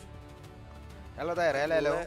Yeah, and Aurora doesn't even have the room to go for fighters because if they're gonna be Leomord and double fighters, yeah, very slow. I mean, it's not as meta as it used to be, but there could be an argument for Moskov, and I think that's an interesting way to play because this could potentially open up saying, hey, maybe Arlo gets faster into the TXT lane, and now you have one more addition of CC to help out Edward. I was actually thinking that maybe SRG would want to ban the Esmeralda because they can still slot in an Esmeralda Gold, but they read it. So yeah, I think I'm a little bit more on the Moskov boat now. That might end up becoming the pick for Aurora later on. It looks like it's the only one left. What else has a Doming Kite? कडा YouTube मा चाहिँ like गरौँ है कडा YouTube मा चाहिँ like गरौँ है कति पुग्यो यार 300 लाइक पुग्नको लागि 20 जना मात्र बाँकी रहेछ No more CC. Sora also gone in terms of the best ones. I don't think they're going to fight her. Yeah. Money खेल्छु अलिअलि खेल्न आउँदैन तिमीलाई पनि डार्क सिस्टमै हो Yeah, and they're going to need basic attack. I don't want them to even consider something like a Lunox if they go to deal with a Harris. You don't need to do that. Just play it safe, play it slow. You already have a Leomord Cho and Eve anyway to bridge you to the late game. I like this a lot from Coach Arcadia because now he's taking advantage for the fact that he gets the ban first in the second phase. So he proposes the question, Esme, instantly getting a response from Aurora saying, we have to get rid of the Uranus. Now, no more sandbags inside lanes. This is going to end up being Lapu Lapu. This is going to be potential Yuzong as well. Something a little bit more fight-oriented for both Edward alongside Prem, with the Lunox ban as well. Wow! Even the compromised pick he would rather not deal with. Yeah. So he's saying, hey, carry, take it or leave it. Carry, Granger, pick. Yeah, the Granger was left open. So carry Granger, take it or leave it. Yeah, they decided to play into it. Why are they letting the Granger through? Is this a telegraphed Yuzhong? I'm thinking, yeah, maybe, because what if... I mean, Hilda's already most likely going to the Rome. I mean, most Hildas in M7 did go into the Rome. Really good stuff, really good stuff. I thought maybe that might slip through the draft for SRG side, but now I think this is a little bit of a compromise, right? What are they going to do at this stage of the game? With Hilda on your side, and there's not a lot of like mid laners, of course, self-sustaining when you're facing off against priority almost straight away. If Aurora really want to focus on their box team fighting theory and then just play it slow in terms of managing the lanes, they can pick up a glue depending on the matchup. If the X lane is already here, so you'll have a glue and then you round it out with the Granger. I mean, theoretically, with the Eve, you're going up against a Harith. It makes sense, but that's only if you see the matchup. Because if you blind glue, it might be really tough. Zetian.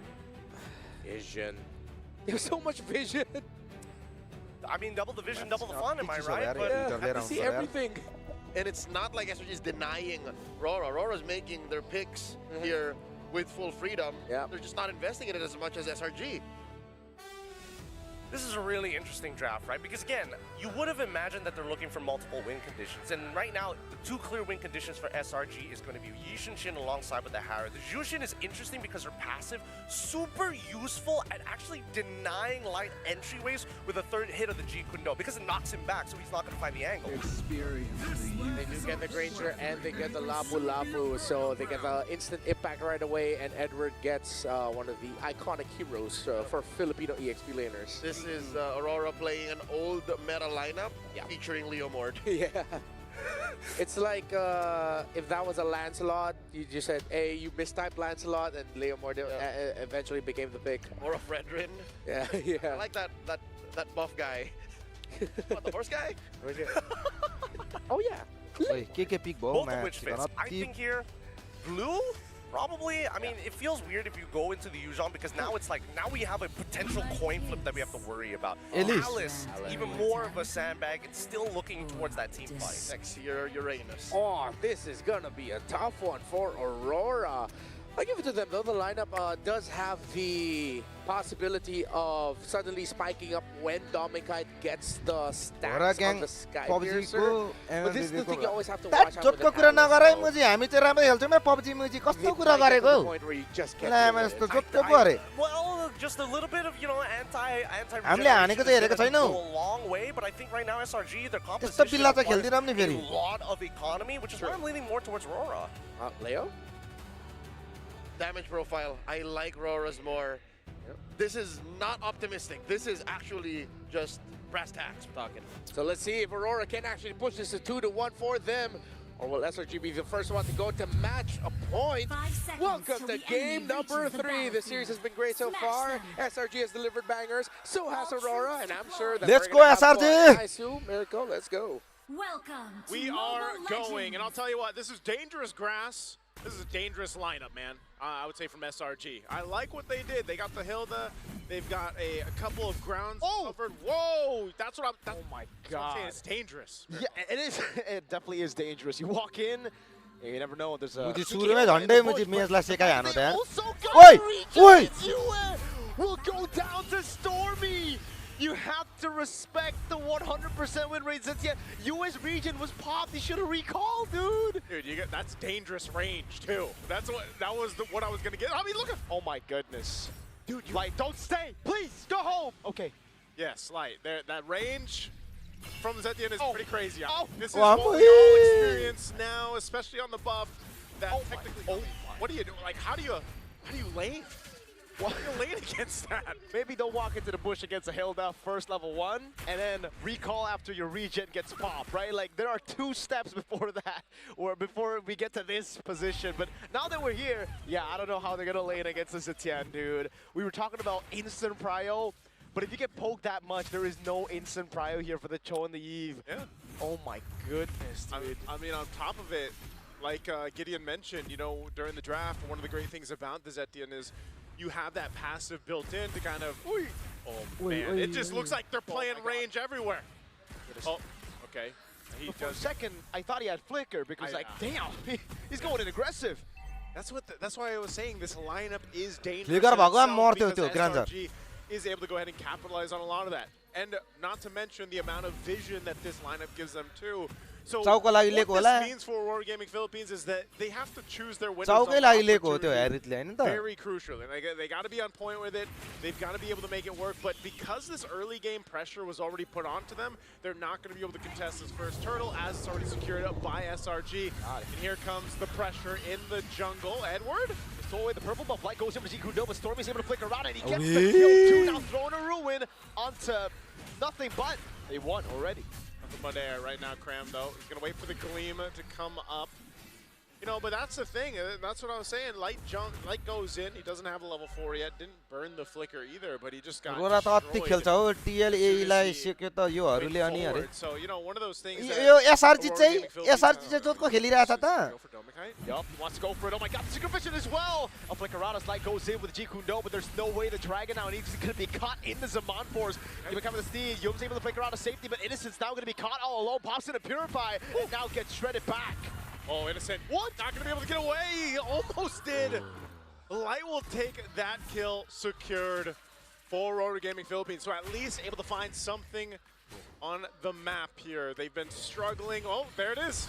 Iku, no flicker. That's Light giving the kill over to Domenkai. And finally, he has some space to breathe, dude. He's already 2 levels down on Innocent. Yeah. Oh. Oh!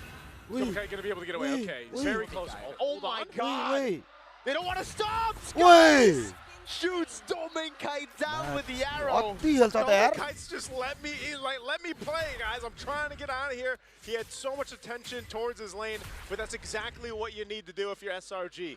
Put the pressure on Domenkai or elsewhere, because you have so many opportunities to be able to do that. You've got so much vision to play into. So now with this bit of a lead they built up, Turtle's going to be up at about 15, and they'll be in a good position for that. And, you know, Aurora Gaming Philippines has to kind of go back to the drawing board with this lineup. यो पालिको मुझे SRG बवाल खेलिरहेछ हौ केडा हो अति नै allowing that scalability to happen because एक game हारेको छैन हैन यिनीहरुले एक game पनि this is because you know you have to rely on the Cho. Now that you're around level 4, you have a little bit of protection, of course, with UA's RWM, but they want to go and contest this Turtle. Look at the poke. Before the fight even starts, Light is already down to a quarter of health as Cram holds on to the Turtle. Now Phantom Steed coming down for Demonkai, but it's going to be Cram zoning him away with the help of Yumes. Bravest fighter from Edward doesn't get it down. Fury of the Phoenix, though. Yumes doing a ruin on Demonkai! Oh, that was a great take. Domenkai and UA are here to set up. Yumes might be able to actually get away still. Light goes under the safety of the turret, but second Turtle goes to the hands of SRG. यो मुझेले कस्तो खेलेको यो जुट के भरे यो मुझे जेटिलिन के हो यो हिरो का नाम कस्तो खेलेको यार Yumes wants to stop the recall again, and he does. Light has to move. That was a feint from Yumes. He didn't even know. It's a dangerous Hilda, man. I'm telling you. Like, it's the most annoying yo Hilda मुझेले I've ever कस्तो खेले यो seen. जेटिलिन के हो यो हिरो को नाम यार मुझे मलाई त आउँदैन भने यार प्रोनाउन्स गर्न पनि कस्तो खेलेको यार especially on those, you know, those spaces around the jungle where Demonkai is trying to go ahead and try to get some vision or contest these objectives, but Yumes providing so much information to SRG's lineup just kind of gives them an easy time to take objectives, and honestly, that's probably how the next Turtle's going to go as well. Aurora Gaming Philippines, in the meantime, have to go ahead and play in to pick off potential. The problem with that is, like I said, who are you going to pick off? Well, most of the time, you're going to have to try to make a play either in the gold lane, because trying to find out either Yumes or Stormy and get through that passive फिलिपिन्सको SRG मा हारे ए जोसको जे भए पनि मुझे represent त मुझे मलेसियाबाट गरिरहेछ नि त यार मलेसियन टिम भनेर हैन र So that's the rapid boots for Domenkai, and he actually went Hunter Strike. So no Sky Piercer yet, and it makes sense. Demon, oh my lord, that is a tilter. Phantom Steed used after, what, 2 shots on a Mountain Shocker. Innocent in the bottom lane winning hard in this matchup as well. This ain't looking good for the Northern Lights. Yeah, this is what I'm saying, man. You're losing on all fronts right now if you're Aurora Gaming Philippines, and you know you can kind of see it in the way that they're moving around the map, some of the decisions that they're making, and SRG knows to continue to put the pressure where they can. Demonkai isn't falling too far behind in terms of levels or anything, but it's more so of, you know, what can this lineup actually do at this portion of the game, and it's just not too much yet. So it's kind of more of a survival strategy for Aurora right now. This last Turtle of the game's coming up. So like our Red Giants will go ahead and swing on forward. It looks like Aurora still wants to go ahead and show face here, but Domenkai less than half health. Yep. It'll be really hard to pull off. Yumes is 1v1ing there. Light, oh, he goes for the way of the dragon early with Zikuno as well, but he couldn't find it. Now with the throw in the ruin and the Fury of the Peaks, Demonkai zone. Yumes again giving it to the kill. At least they're able to pick up a kill back on Skies, but Demonkai zone completely away. Zoned away. Sako sekayo kadawa sekayo. That Turtle's going to be there to take Demonkai and Light trying to get away, but Cram and Yumes sekayo kadawa SRG le sekayo. As a third Turtle is secured for SRG. The Red Giants are just stomping through Aurora Gaming Philippines. Skies died there, and still, they weren't able to win it out. Innocent, perfect Turtle. Light goes in, wants to go for the G-Kundo, but he has to remember Stormy has the passive, and Yumes is right there. Domenkai to walk in, man! Hilda going for the damage against Stormy, able to survive! And now it's Light going in, he has enough damage! Stormy will fall, Light gonna be taken low, and he actually does get away. But man, for the price of Domenkai, and now he dies as well. Oh, Light's trying to run, but Yumes is locked. Oh, Argon and Light will survive. यार. But yes, they lost Domenkai for Stormy. And Domenkai is who Aurora Gaming Philippines has to kind of rely on to have a chance in the late game here. Right now, you're looking at, man, look at the difference of the gold lane. Naisu, it's becoming a problem now. Why? Because look at Domenkite, you know Skypiercer, he's like, yeah, nah, that ain't working. I need more damage right now because if I don't farm, I won't even have enough bullets to get those executions. Yeah, I don't know if we're going to see a Skypiercer at all. If we do, maybe. Probably, yeah. Ranger sama Skypiercer to bana somehow yeah. Philippines gets control of this game. But right now, from the start, it has been no control at all. They just kind of, they're on the roller coaster. गाह्रो छ यो game केटा हो गाह्रो छ रोरालाई गाह्रो छ रोरालाई गाह्रो छ है It's really difficult to make this composition work because of just what is provided with the range, the vision, and everything else like we mentioned for SRG. So for Aurora, they're almost in this moment where it's like, all right, Domenkite will protect you with everything we have, you know, and hopefully that Granger will scale up. Same thing with Eve. I mean, Eve can also scale up pretty well. We've seen some great Eve RWMs change the tide of these games or team fights. But so far, there's been no chance around objectives, and this Lord's coming up in 10. They have no turrets on the map. They're absolutely... Hellcurt, what? Whoa! I didn't know we had a Hellcurt. Dark Knight Falls. Oh, hold on. This could be. Oi, Matt, Gibbo, oi! Taker, I don't know. Hello! What else can we hint at when it comes to this, you know? All right. Hey! Don't you worry, folks. This is what we call... What do we call this? Sometimes you just gotta go blank. Sometimes you gotta Just blank. the way the screen went. Oh, Innocent! Innocent, wonder what he's doing. Look at those fingers, man. He's going in. It looks like he's tapping on the Harith. That's definitely a Zound 4 somewhere. You know, how's life? How's life going, you know? Oh, wait. Lord slain by someone. Who got the Lord? के हो चिकने के गरेको यार यिनीहरूले यार है production के गरेको मुजी M7 मा We यार can just take a breather here, man. We can take a breather. I don't think the players are. Okay, the players they're are. smiling, so it should be Selangor Red Giants. Yeah. Selangor Hellcurt Red ulti Giants अरे must have the Lord. ल मुजी प्लेयरहरुलाई देखाउँदैछ के गरेको यार यिनीहरूले यार Okay, and it seems like Selangor Red Giants is going to go through it. I don't know, 5,000 gold lead before that happened. Went to the Hellcurt Ultimate, Dark Knight Falls. Someone turn on a torch on the phones, you know, because like usually that's. The production-ले production बिल्ला भएको नि. Make something happen here. Right now, I mean, they're still in the game, so. Oh, Light's looking at yeah. Based on this, it looks like Aurora's on the defense. Like they're gonna have to defend here. If that really was that Lord, पति दाइको production पर्यो अरे. Mirko, I mean, this is tough to really see what's going on, but. Yep. Trying to find out what's going on right now. के गरेको हो यिनीहरूले यार We see the items. Gold, but that's about it, man. The Lord went to SRG, it looks like. Does look like Domenkite is actually, going to ignore the Skypiercer completely, by the way. He goes straight for the Sea Halberd after the Milfig Roar. So it's really all about putting in more damage here to deal with Selangor Red Giants.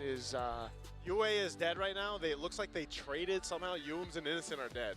From what we can at least see here. And again, we're kind of looking behind us, guys. And unfortunately, we're going to have to dead wait. Too.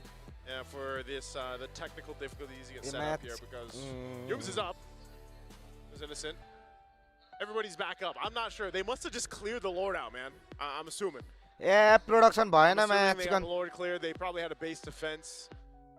ओनिकमा चाहिँ कहाँ छ Sanji अरे Aurora just used all their ultimates. They're going to go in, I think. सान्ज पो छ त सान्ज Big fight ensues. ओनिकमा You know, I almost wish we had game sounds. Sanji चाहिँ TLPH को भइहाल्यो नि Unfortunately, we don't have game sounds either, guys, right now. So please be patient with us, boys. We're working through this right now. We got a technical issue. All right, some items. Oh, we back. We have a transition here. We got the fans in the building. ओ यिनीहरुलाई त पसिनै पसिना आएको छ त यार Are the players still playing? I mean, behind us, we lost the information that त्यहाँ गर्मी छ They are still playing, man. Can we get a camera behind the players? And we understand what Doming, like, expression-wise. How do you play Granger when you get?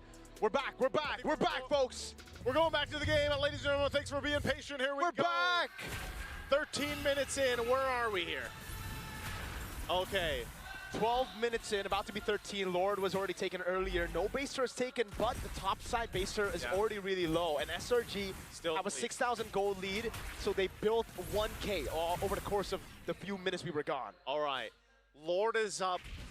SRG still in control. Nothing changed. I mean, that was quite the long ultimate from Helkert. That's not even in the game, but hey, we're back. Aurora seems to somehow defend their base turrets at least, but now they're going to have to do it again. Lovely. Security here for SRG. So we'll see. I don't know if they bought enough time, man, because, you know, part of this was, where's the scaling for Dome and Kite? Is he going to be able to catch up? It looks like he did pick up the Sky Piercer, though. Yeah. So after he went the Hunter Strike, Sea Halberd, and the fifth item, he goes the Sky Piercer. And if they hold on long enough, maybe that Sky Piercer, once it gets some stacks, might be able to change some of these fights. See, the thing I would love to see right now is Domain Kite's actual stacks. Not the Sky Piercer stacks, but how many bullets he has, because the way Selangor Red Giants have been playing the entire game, it really feels like they've already taken out the biggest threat of a Granger in the late game, which is the scaling. He's died 3 times. He was denied so much gold. He's 2 levels down on enemy gold lane. Well, we'll see if this actually plays a part. They're going to be able to clear out that mid lane, but they still have to deal with the Lord up top. Yeah, they're going to crack this open now with the help of the Lord Charge. And that's about it for now. Aurora Gaming Philippines did a good job clearing out mid and bot, and now for SRG, they're going to have to wait for the next waves to come through. Lord will be cleared for free. Domenkai getting those stacks. You can already see them trying to funnel as much of those stacks to Domain. Mid-wave push, Dominant Force drop down. They're going to initiate here. It looks like Edward taking a brunt of the damage, but they'll clear out the waves and maintain the mid-base turret. So Hook SRG la Aurora request despite being down 7,000 gold lead SRG still respecting what the potential could be there. We've seen it before where you fumble a 7,000 gold lead or 10,000 gold lead and things turn around. So right now they want to take the discipline route, keep it safe if they can, but it looks like non-charger is going to be used. And still, it's just Aurora Gaming trying to scrap up what they can. And Anti-Crevasse now picked up for Light. Maybe going to make his, maybe it'll allow him to stay alive a little bit longer once he's trying to get those kicks off. But also there's a whole lot of now magic damage and penetration that SRG is able to utilize because of the fact that you have the Divine Glaives to worry about and even that Holy Crystal Divine Glaive over here for the rest of the lineup. Now a little bit more defensiveness SRG as well. Let's take a look at the items here. Okay, so Innocent's already fully built up as well, and somehow, again, Domenkite, it's through those waves and the lures that they were given that they are able to actually climb back up, because I think it was a bigger lead earlier for Innocent, probably because he also died. So he's building towards that last item, and I don't know if that's Blood Wings? I assume it is Blood Wings. Blood Wings. Yeah, maybe potentially Blood Wings. Not sure what else he would want to go here on the Harith. But nonetheless, you got quite a bit of scaling. I mean, even looking at Cram, he's got a Guardian Helm plus the Ice Queen wand to go ahead and help slow down Lord Pani Garos on Aurora Gaming Philippines once he jumps on in. He's tanky enough to just soak up a lot of damage. So this Alice might be a problem. And that's why Light's job right now is pretty difficult. You know, he's got to be able to go ahead and find a way. Not just to find a way, but also provide the information that's needed. Like, subscribe, everyone. Demon Kite as well, to make use of this Leomord, who's been such a strong hero pick throughout the M7 World Championship right now, but it looks like they want to go ahead, potentially contest this if they can find the angle they're looking for. Light's swinging on around. Whoa. It's going to be a reset on the Lord, though. Yeah, look at Yums. Aurora trying to get control over the Lord. They're actually going to be able to take the aggro, but Yums gets a really good flank here in the behind. That's the Mountain Shock coming down, and Yums has a position on Domenkai. Fear the Phoenix coming down, and it's the Skies Mountain Shocker! Lovely Sekaye match. Is gone in an instant, and now Aurora's on the run.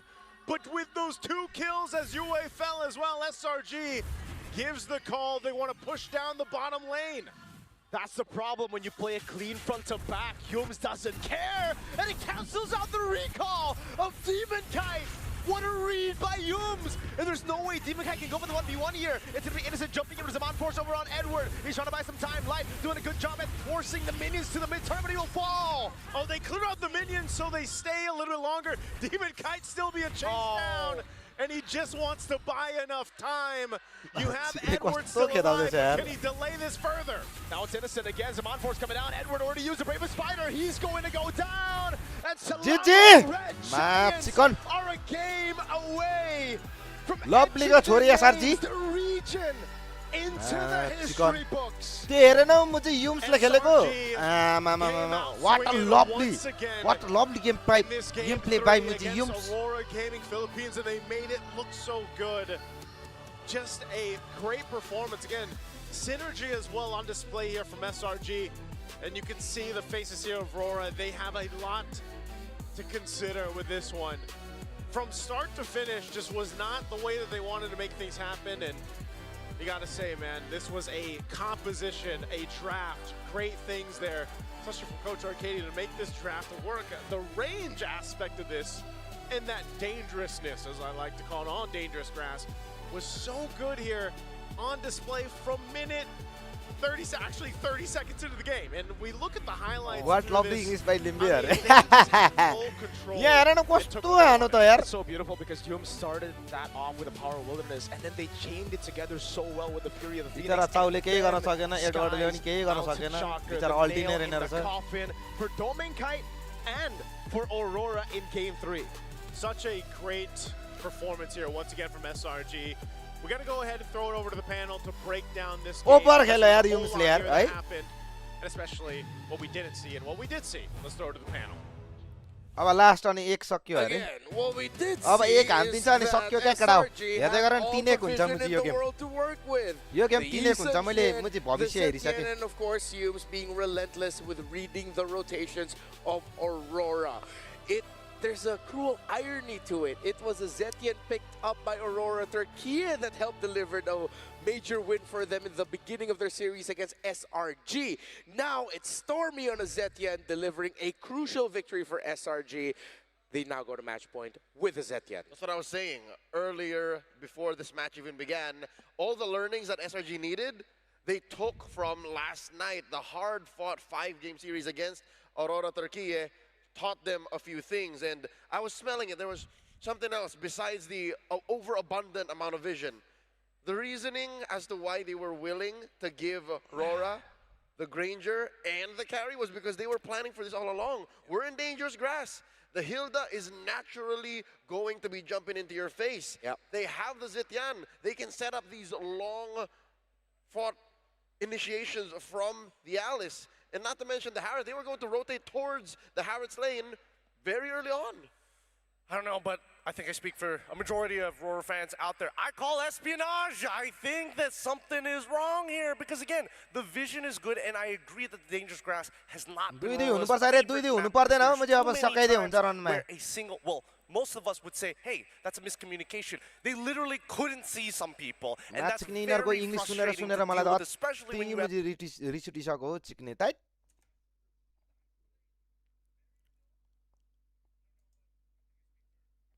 लामेहरु के भनेर बस्छ घन्टी जस्तो म चाहिँ यहाँनेर जित्न आडिसक्यो prediction भन के भनु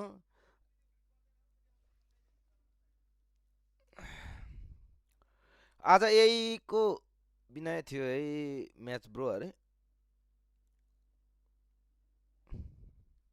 कति बोल्दो रहेछ म्याच चिकनहरु यार कति बोलेको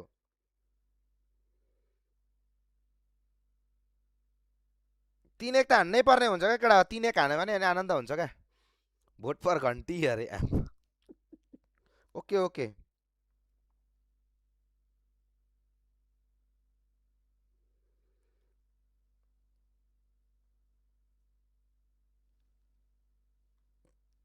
मनै मनमा माया तिन पाती भइदियो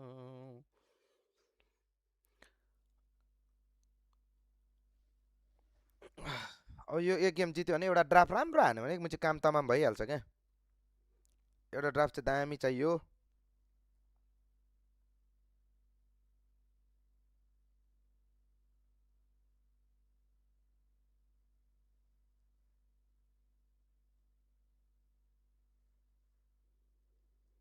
मिपनीमा तिमीलाई सपनीमा तिमीलाई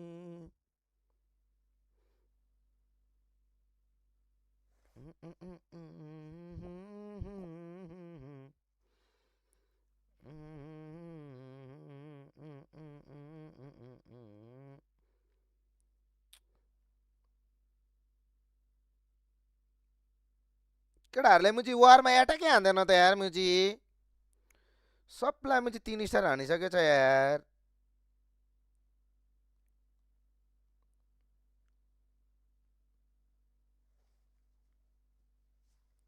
के छ एनिमीको मुजी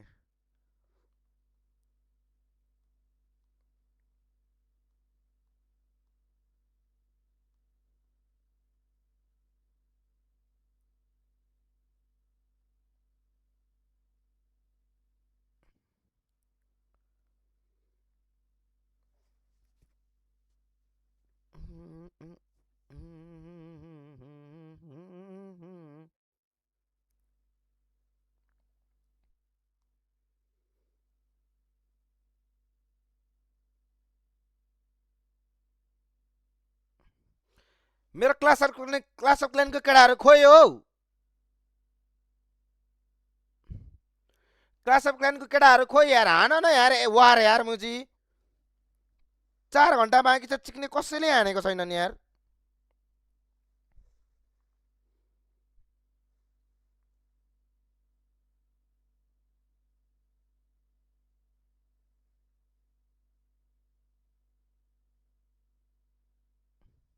मेरो तलको केटाहरू कोले हालेको छ 12 कोले समीर डनले हानेको छैन रेबेल किङले हानेको छैन रेबेल किङ त चिक्न निक्ल्यो क्या नहानिकिन ए रहेछ अनि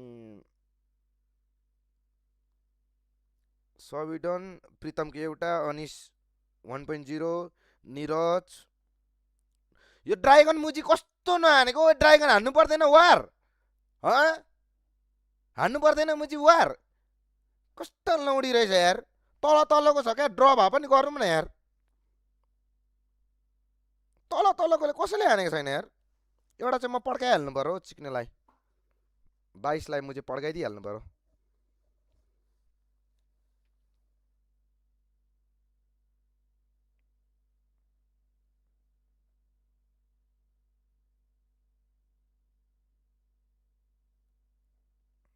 सिक्नेलाई यहाँबाट यस्तो हान्छु हैन यस्तो हान्छु यहाँबाट यो झार्छु एउटा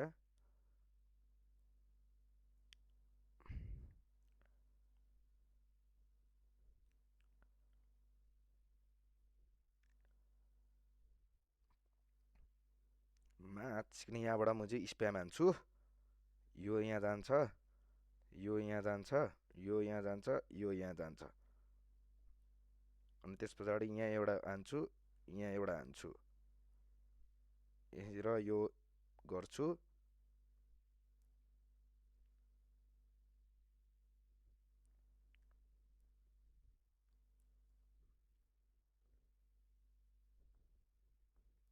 यस्तो मुजी बेसलाई त मुजी म काच्चै खाइहाल्छु नि म्याच चिकनहरुलाई यार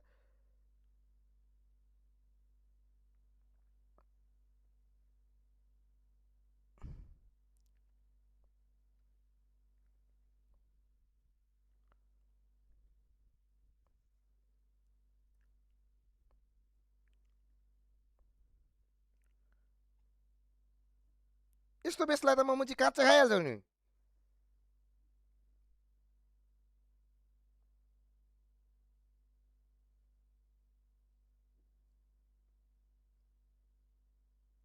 खोइ माल हाल त माल हाल को छ अनलाइन माल हाल कसैले हान्दैन यार रनमायाहरू एटाकै हान्दैन यार सियोतिर लास्ट झ्याब हुन्छ यार दाइ मजा नै त आउँदैन आजकलहरु आज मजा आउँछ त ल माल आइसकेको छ अब मुजी अर्कोलाई पनि सेकाइ भइहाल्छ है त टाउन हल 13 लाई त म इजी हान्छु हौ केही गर्नै पर्दैन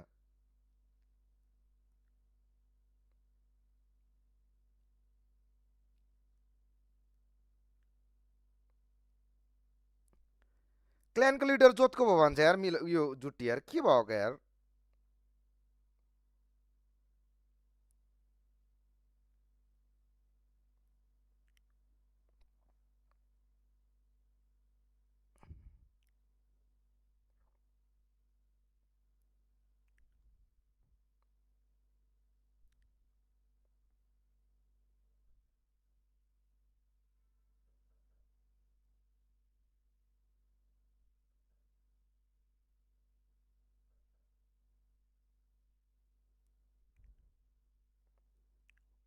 Wait, Matt.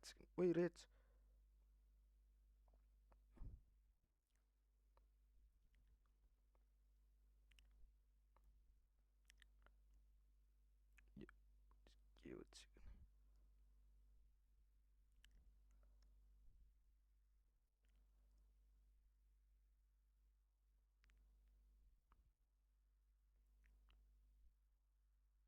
म्याच सिक्ने यस्ता मुजी बेस यस्तो मुजीहरू त पट्टा लागिहाल्छ नि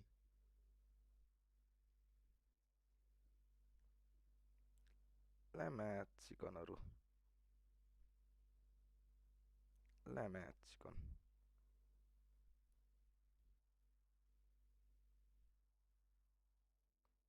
लभली सेकाए है मेरो चाहिँ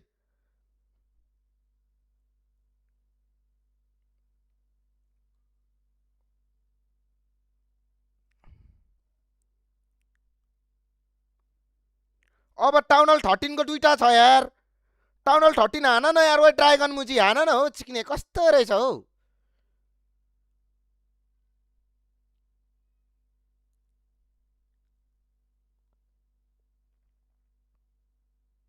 टाउन हल 13 को छ हान न यार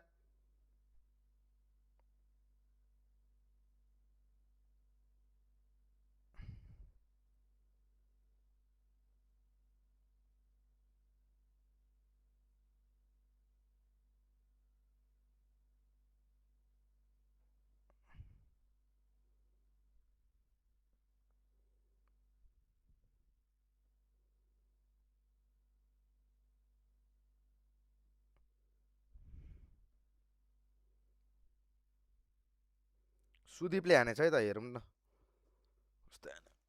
अब एकछिन यिनीहरूको casting सुनौँला मुजीहरूको For one trade at some point. There it was.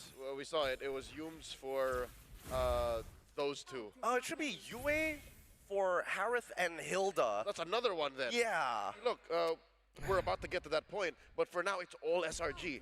So this is what the first minute elapsed. Okay. 7 लेभलको छ त मुजी ड्रागन पनि अनि I don't know if they'll be able to pick up the hammer squeaks behind the scenes, but I want to ask another question. If that initial trade in the mid lane, if that went well, we're talking early game, right? The early game. Would this have been an early game Aurora win? Oh, I had to think about that for a second. I was gonna say absolutely yes, but I think the mid game would have been a lot easier to manage if Yue didn't miss out on his level 4 that early on, and worse yet, for that first to second turtle. No, I'm not even going to say, oh, it's because I think, no. Regardless, I think SRG would have found a way to get into this end game scenario, get their winning image, and still call the shots. We would end up at this 10, 11 minute mark moment, but maybe at 12, 13, if still you change the early game outcome. Look at the sweep motion here, right? Because again, all of these fights have been like predetermined, and then, yes, it's really, really sick. And this is finally that 2-for-1 trade that we were looking for at the very end there when they were pushing towards the base. But at the same time, right, before this fight, Yums has already kind of scoured the entire bottom side before they even use any And that was a great formation with how they entered. It was sort of like a pincer as well. They were coming in from all directions. Okay, another spicy question. Sora, Freya, and CC, we were happy about those bans. But considering this is dangerous grass and knowing the tendencies of SRG, Town Hall 13 भएर Town Hall 13 लाई पनि हान्न नसकेको easy हुन्छ त यार Oh, I want to say yes so bad. You are putting me on the edge with these hard questions. I don't think so. I don't think so. Okay. Yeah, I think there was a way to play around it. And again, by maybe investing in some modicum of vision, that would have been possible.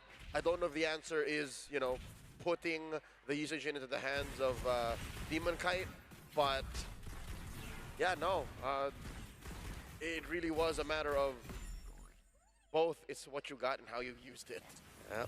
Well, of course, again, I'm still seeing a few questions in the comment sections. Yes, this is a replay of the 3 minutes we were not able to see earlier. So this is just to make sure that everyone is a little bit clearer in the story of what happened behind the, well, during the game that we couldn't see. Pixar didn't happen. Yep. Yeah. Pixar didn't happen, but also look at the conditioning here, right? Every single interaction and fight has either happened in one of two important places. Either it's by the river, just by entrances of SRG's river or Aurora's river. खोइलाई मा देखाउन तिम्रो वार हेर मरे के छ यार सांग दाइ bubble हान्देको town हल 14 त इजी हानिन्छ दाइ म टाउन हल 14 हैन टाउन हल 14 हाल दाइ इजी हो Here's the thing, Rora can never choose where the fight happens. Sure, Light can find these weird angles, but usually he's outnumbered. Because again, the vision diff.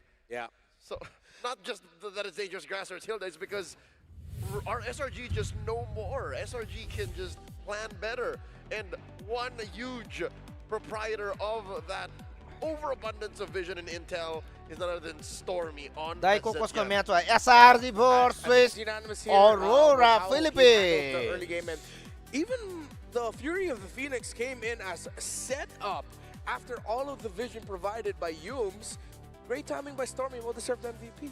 Well-deserved MVP, and I think this is one of the few times when you look at a Zetian, you're thinking like, how exactly does she get GTN ahead ऊपर of this? खेले यार What's the GTN ले. conversion? Because she doesn't scale that well. It's La la la opening up SRG that let's go first range is SRG ले ridiculous, जिताने and she काम can तमाम. cover literally entire हुन्छ है त. bushes with her first ability. I think she's proving to everyone why she deserves a little bit more respect. In addition to Zushin, Zetian is another, I'd say, mechanically unique hero that provides utility in a different way. Again, just to double down, she doesn't deal enough damage, yes, but she provides vision, she provides wanton CC that no other hero can yo do. मुझे त but सान्स just को a press भाइ of a जस्तै button. छ यार. Let's not forget that she also has Magic Shred. Anybody who has MR gets loosened just a little bit, allowing things like Alice and Harith to really hit hard. Not to mention self-peel. Again, maybe that's why Leomord by Demon Kai could not catch a breaks because you could finally find the source of all your headaches. Laptop कुन topic The गरे bane मेरो of your laptop हैन existence, यार you're like, PC हालेको यार मैले. "Oh, what is this? We also have to credit Storm. To Storm. We have to credit SRG for not giving Aurora a lot of openings. So now let's see what opening Aurora will get to fight in this draft. The Draft crucial phase सुरु है draft. त. As SRG are one game तपाईँ आएर win के गर्नुहुन्छ यार away Dai? from sending मेरो Malaysia प्लानमा to their वारे first हान्नु ever होला. M Series Grand Finals. We go into Flying Cloud, and I'm sure that's going to change the picture of the draft, and this might end up becoming longer games as teams in the M7 World Championship want to play a little bit more cautiously and a little bit more aware with the risks of being overly aggressive with Flying Clouds active. Aurora still in the blue side, still the same bans. Feels like Aurora's just happy that it's like not dangerous grass anymore. There's just a couple of things that you don't have to worry about, but they still need to get rid of this Hilda because let me tell you that Yums was really frustrating, right? Every little mistake you make, Yums, it amplifies it unnecessarily from Aurora's POV, but that allows SRG to have more time to rotate, more time to steal away caps from Demon Kite. So then now, is it worth it to go for the ultimate risk? If you say that Yums is one of the more annoying pieces of the SRG lineup to deal with, do you just take his Cho away? I mean, I don't know. Give him his Cho. We'll play Kalia again, right? We want to replicate game one. I think it would be valid to give away the Cho if you're playing utility. Because that gives him what? Less targets, less valid targets at that. So for Aurora, I wouldn't say taking the Cho away by picking it now because you still have that Eve. But are they going to die on that hill? That's the question. Is it worth it to go again? Fool me once, shame on you, fool me twice. Wait, we're past that. Never mind. Yeah. It's happened already. Aurora might even be willing to give the Eve Kalia because Aurora played an Eve Kalia and they struggled with it. Oh, they go for the Yuzhong. It's time. Edward wants to put his stamp on that world stage. It's been a while since we've seen a first pick Yu Zhong. Yeah. I'm struggling to find the thread. This is 5D chess. Yeah, I'm trying to go back to when I think it was literally Swiss Stage Day 5. It was Team Liquid PH versus Hospique Young Yuzhong Blood लिदेको Galactico. गाह्रो हुन्छ होला त Hospique A little bit sooner. We saw it in the knockouts. Yeah, Aurora Gaming PH versus Team Liquid PH. Okay. So they go Cho. As expected, Yums will end up with it. The last time Aurora Gaming PH first picked the Yuzhong, they went Cho Kimmy to pair up with it. Would I be okay with that? Because at the end of the day, right, when you see Yishin Shin on the opposite side, especially from SRG, how do we deal with it? A lot of it just boils down to taking away his farm, really accentuating the fact that you need a lot of economy to make this work. And now that Aurora are now looking to play a utility jungler on top of this Yuzhong, they need to have mega support. And now their side laners are prioritized here. Okay, good to see Aurora adjust to that. They put a Fredrin into the hands of Demon Kite. And the Granger, I think they're just going for that easily accessible early damage output. And then just seeing the coast is clear. Like, there's no Claude, no Freya, no Sora. There's a CC still, though. That's what I'm concerned about, that Aurora decided to just lean in already, picking up the Granger this early on. There's so many ways now that SRG can treat this. It's their decision. This is a tough one, because they could go like Uranus to sandbag the lane, but Eve is still wide out in the open. Their gold lane is going to get punished in the second half of the draft, I would imagine. But then CC is still open, so yeah, they just gotta lean into the gold. Yeah. I mean, we saw earlier that Innocent handled the good laning against Granger very well with this Harith. Oh, I think SRGs are going to cook up so many responses to this Granger. That's what I'm worried about. I know, but at the same time, it's like, why would you open with the Cho Yishin knowing, especially seeing the Yuzhong, especially knowing that you could easily kind of pivot your composition to play it in more earnest style, right? Go back into the Leomord once again. Maybe arguably there's even a Boxia opening for you as well. Knowing Sakai, yes, he does want to go Boxia, sure, but the Leomord? Yeah. Yuzhong, It's interesting because I feel like SRG did not need to have to worry about this gold lane trade. They have to worry more about the mid lane trade.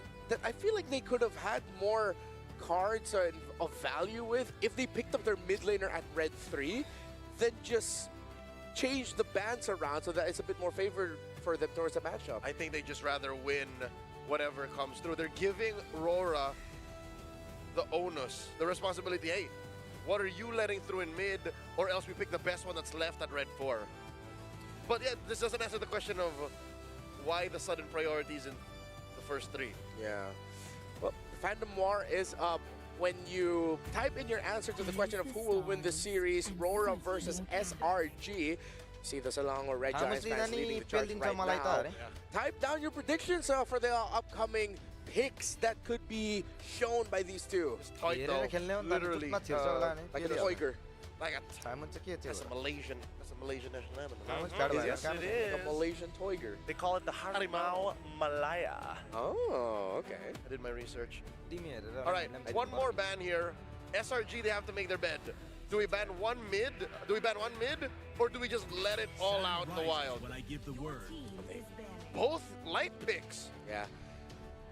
They understand. So instead of tackling the mid laner, they tackle the roam pick. Which now with the Hildegarde, they're going to end up playing something slower like well, the Gauntlet Gotcha is going to be open for them. Kalea is also still open. Hylos. In case you really just want to find that Harith, find that Yisun Shin, find whatever they put in mid.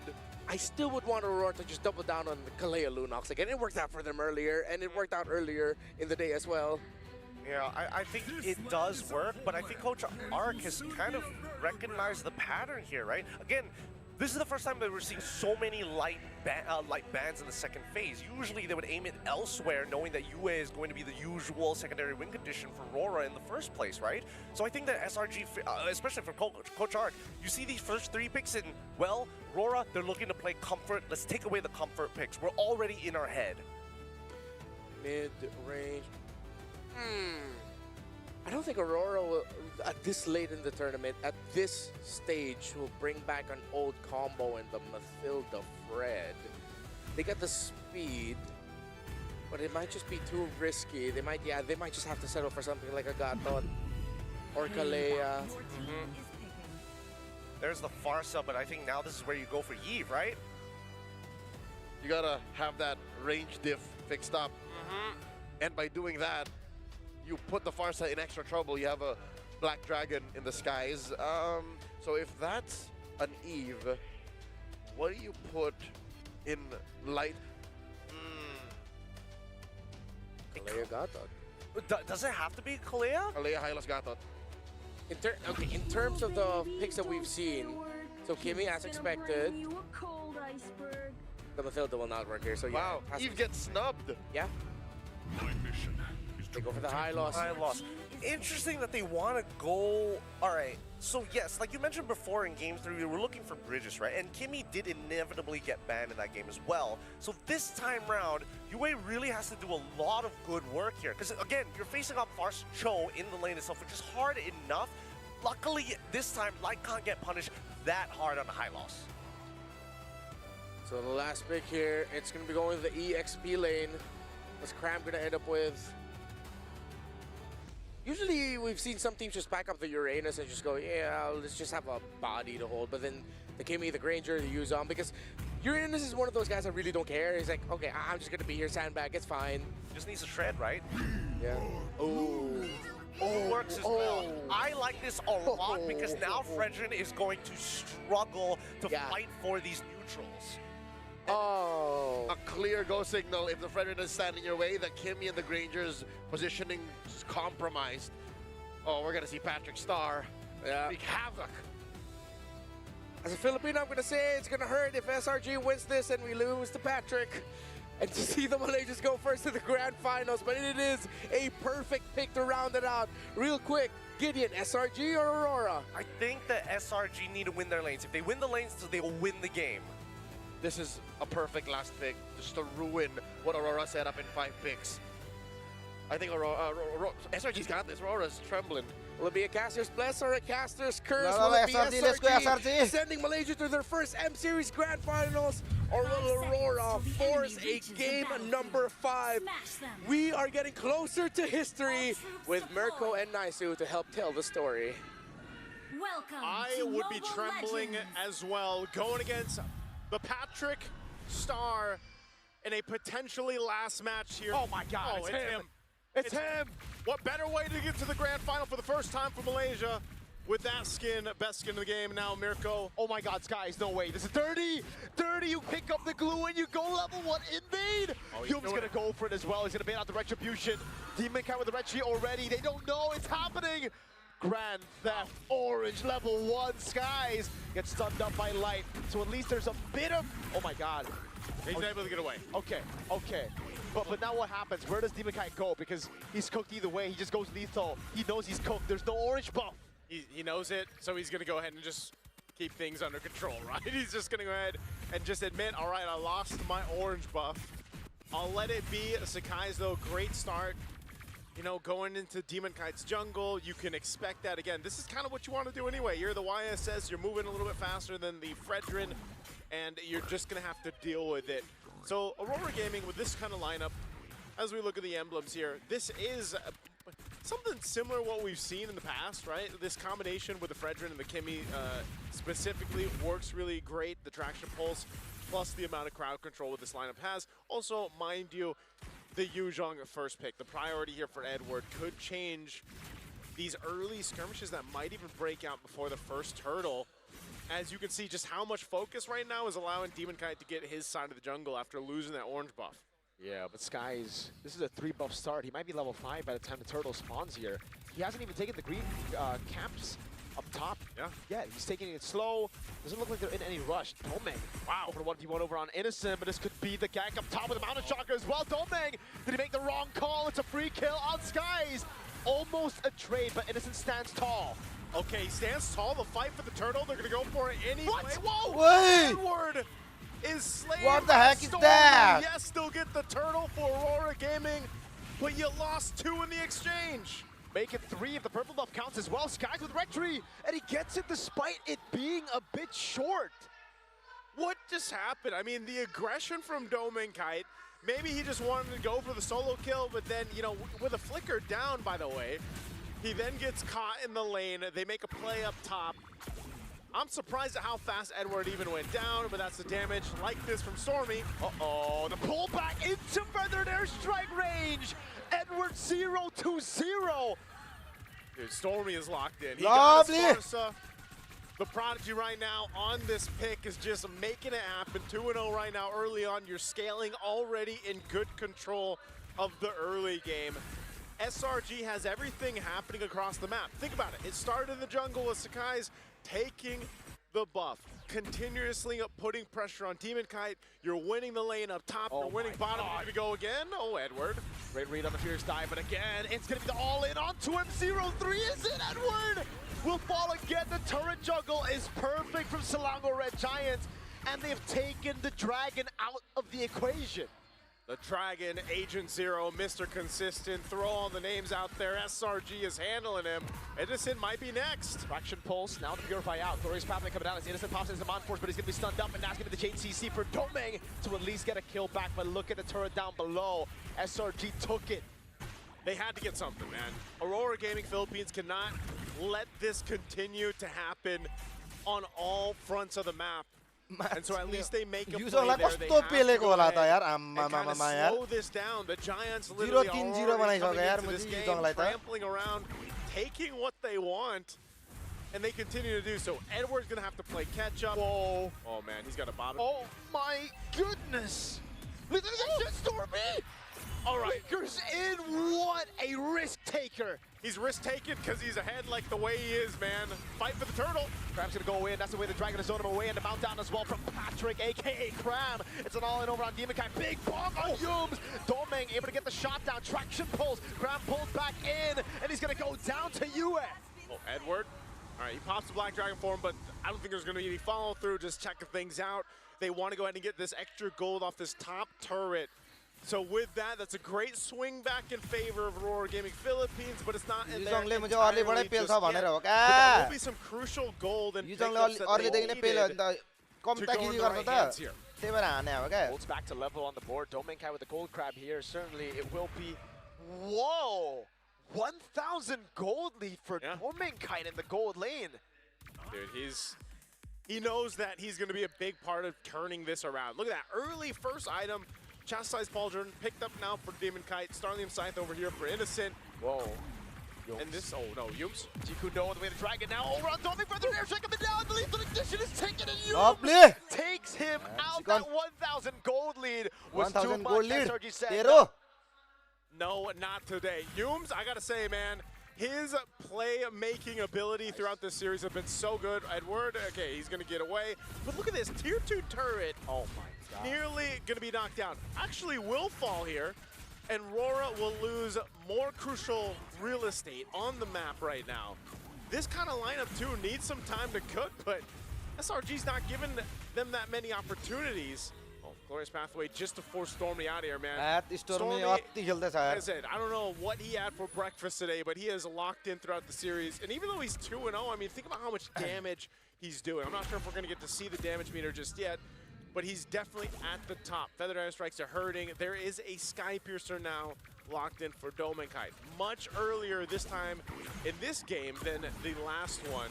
So we'll see if he's able to build up the stacks that he needs here. It really is going to be all on Domeng and Yue. Because Demon Kite with the Chastised Pauldron, you know exactly what's going to happen here. They're all just going to be peeling for the backliners. The thing is, though, SRG can attack from so many different angles, and your front line is going to be brought to SRG's burst or away from the backliners of Aurora. Yums in the front, Demon Cat with a 2-man taunt now onto Cram and Yums, but it's Cram. Popping into pass, now goes in for the slam. Over on Demon Kite, puts the stacks on him. Remember, he can go for the mount down on him. So that's a big problem. Black Dragon form already used. Turtle gonna be very, very low, but Cram pops in a pass again. Sky's gonna be zoned away by the Black Dragon form as Yums rotates over. Appraiser's Ram with Retribution secures the Turtle. But it seems SRG don't even want to fight.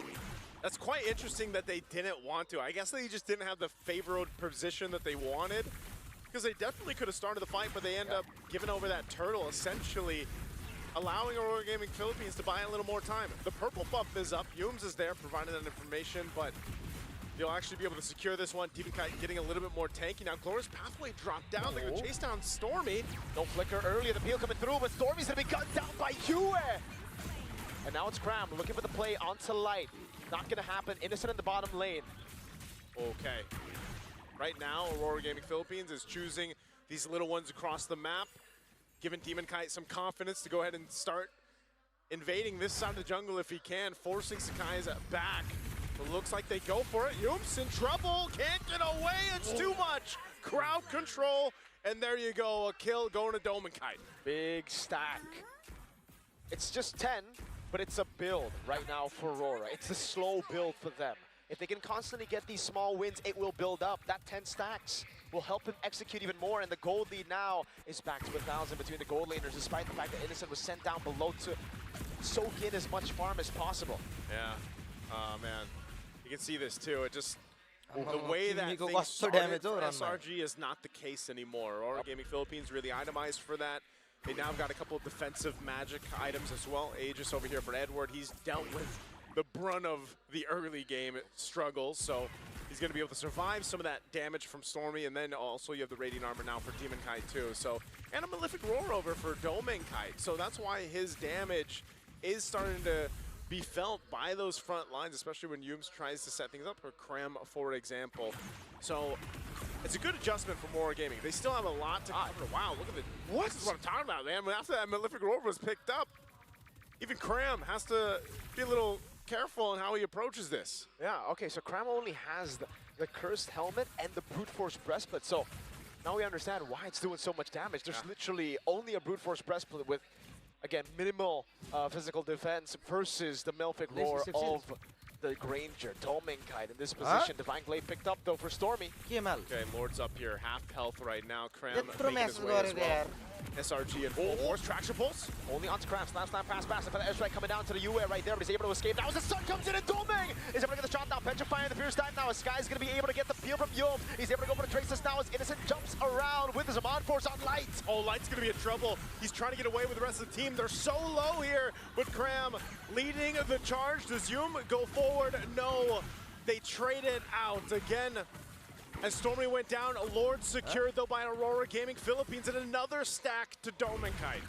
I've never seen a Dragon go 0-3 and be this useful, bro. Edward is having an amazing performance despite the early deaths. Yes, it looks bad in KD, but over the course of the last 3 team fights, he's been more useful than Kram on the glue, which is surprising. That is the nature of XP laners. Glorious Pathway dropped down. Okay, Demon Kite won't catch him with the Energy Eruption, but as I was saying, man, the XP laners, that's their job. I feel like they are the ones getting pushed around, beat up a lot in these matches. But still, the use of them is really what it comes down to. So even if you have a rough start, you can still be quite useful for a team. This Lord's going to go ahead and charge in up top.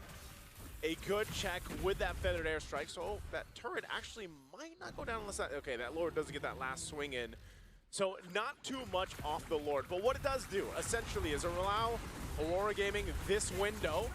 They might even just go for a tier 1 turret as they do. They know they don't want to take these fights just yet. It's more so about opening the map, getting that real estate to move around the map.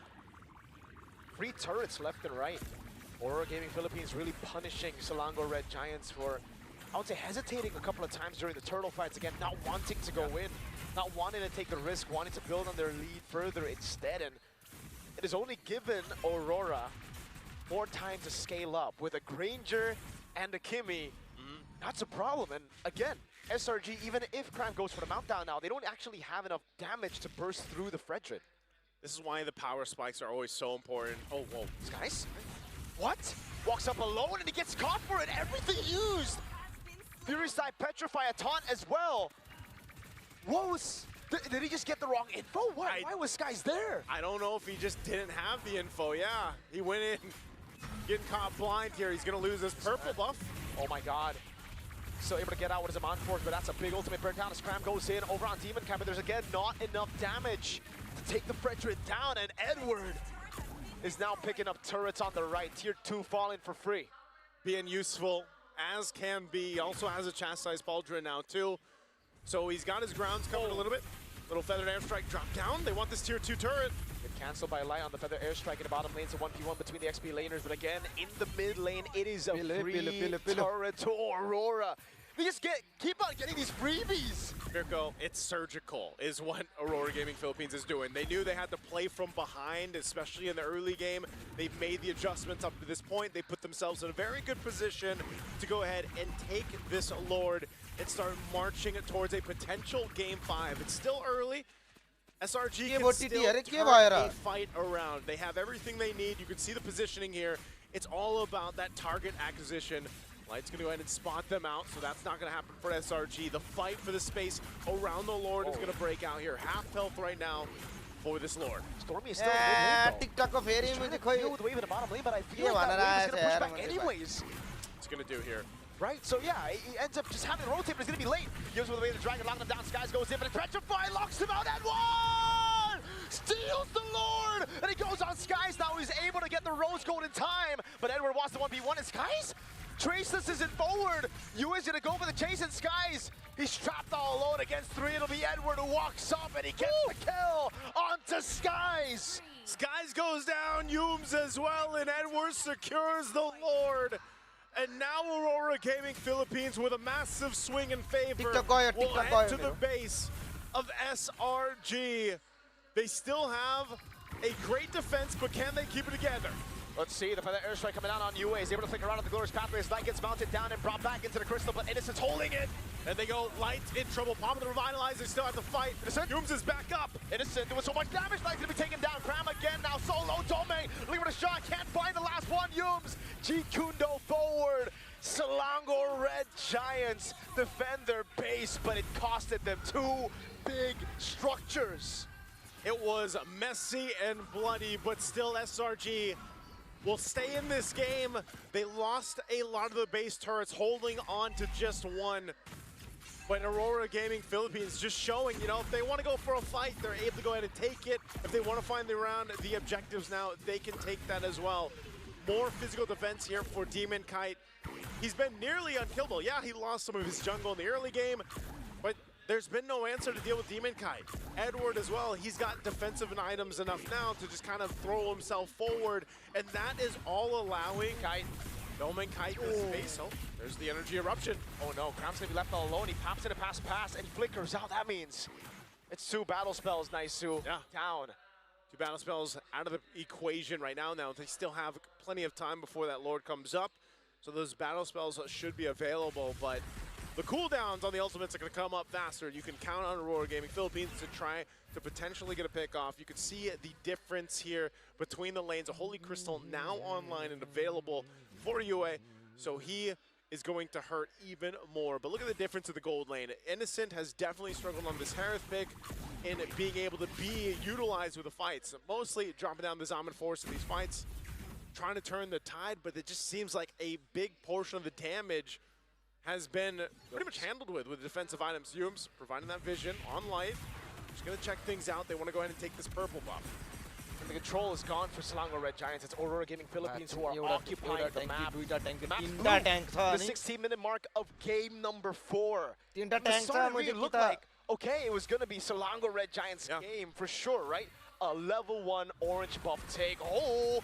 Feather Airstrike onto Domain. Now Sky's gonna go for the chase as well. An instant flicker from Domain. He saw the invisible Cho and he reacted. Now that's an even bigger spell to lose out before a Lord fight. Your main man. Oh man, that's actually big to not have that flicker available. And you can't just wait a minute and a half for it to be back up. So now Domain Kite, they're going to be pressured into this fight. Once again, where's Yumes and Sakai is going to go here? Light is also on this part of the map. Stormy going to get caught here. He's going to, is Light going to actually go for the stun? He's going to go for the stun. Where does Stormy go? He's able to flicker out, but again, that's what they were looking for. They were only just trying to look for the flicker. It was just a feint. It was a threat right there. They're like, Domain Kite doesn't have his, now Stormy doesn't have his flicker. Yes, sir. It's fine. Now it's level. Oh, right now the Lord still up, half health. Demon Kite holding it up alongside Cram. What are they gonna do here? Stormy as well, joining the fight. Sakai's still off on the wings in the mid lane. They're gonna have to force something here. Black Dragon form as well. Demon Kite still holding on to the Lord. This looks really, really good. And again, the zoning coming in from Edward as he jumps in with the Petrify as well. It's an all-in over the skies as Cram's able to survive, and it goes in for the mount down. Edward gets kicked, but he goes to the back line. Edward will fall. That's Yumes on the G Kundo, and the Feather Air's trying to follow it through Yumes. Able to flicker around. Light pops in to revitalize. And Aurora got what they sought out for. They got the Lord. As I said, both XP laders are the punching bags for the teams here, as is. They both go down, they're both traded out, but Aurora Gaming Philippines gets the advantage. Lord making its way down that mid lane as Yumes takes the flying cloud, and now SRG on the defense. Can they clear this out once more? Man, that traction pulse force Innocent to go for the Zaman Force, and now it's going to be big again. Innocent going to be caught, and the taunt has to purify out of it. The mobilization used as well. Yumes in the back line, able to go for the amount of shocker landing on Light. Yumes cancel out by the taunt of Demon Kite, and a big bomb with the Appraiser's Wrath to shut him down. A great attempt from Yumes to make something happen, but it still does allow SRG into the game, and they haven't lost the last base turret just yet. Can they clear this out still?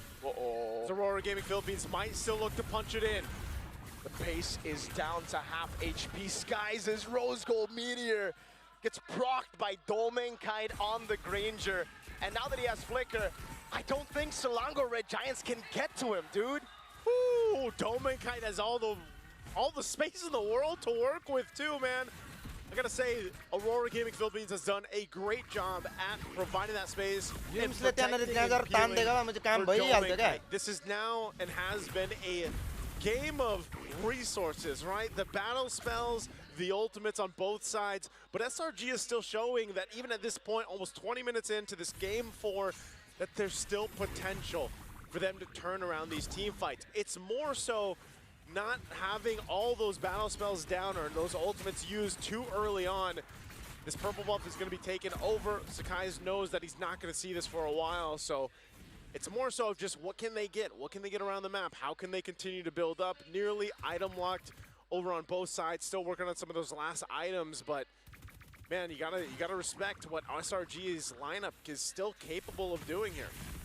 Immortality for Yume, so he wants to go for more of those plays, but this time he's just like, even if I don't get it, I want to bait more resources. I want to make Aurora Gaming Philippines think a bit more. And again, for Aurora Gaming Philippines right now, the advantage that they got, the turret up top, it's so unfortunate that the Lord has spawned the top twice now. So again, they can't really utilize the far lane. Selangor Red Giants can still clear it out. It's just Stormy needs to be decisive, brother. Last time, he went bottom lane, even though it was going to push back to Aurora Gaming Philippines, and that's why Aurora punished instantly. And I mean, look at this, like, almost expect Aurora to potentially try to catch Stormneer if it just means another flicker being used.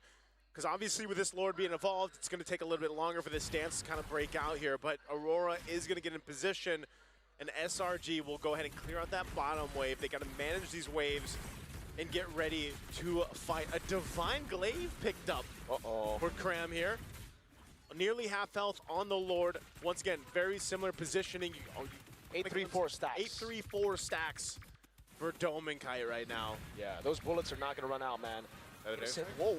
Oh my god, he gets away the dragon! Straight into the mountain chugger, Skies! Lovely! What timing by Skies! Domenkite is gone and the fight still breaks out. Stormy falls too! Innocent still able to survive right now. Yue goes in and it's gonna be Demonkite going up over on Yumes, going for the stab, and Yumes will fall to Demonkite! And they're still going. Cram separated from the team on the run, and Aurora's gonna hunt him down. Cram, can he run?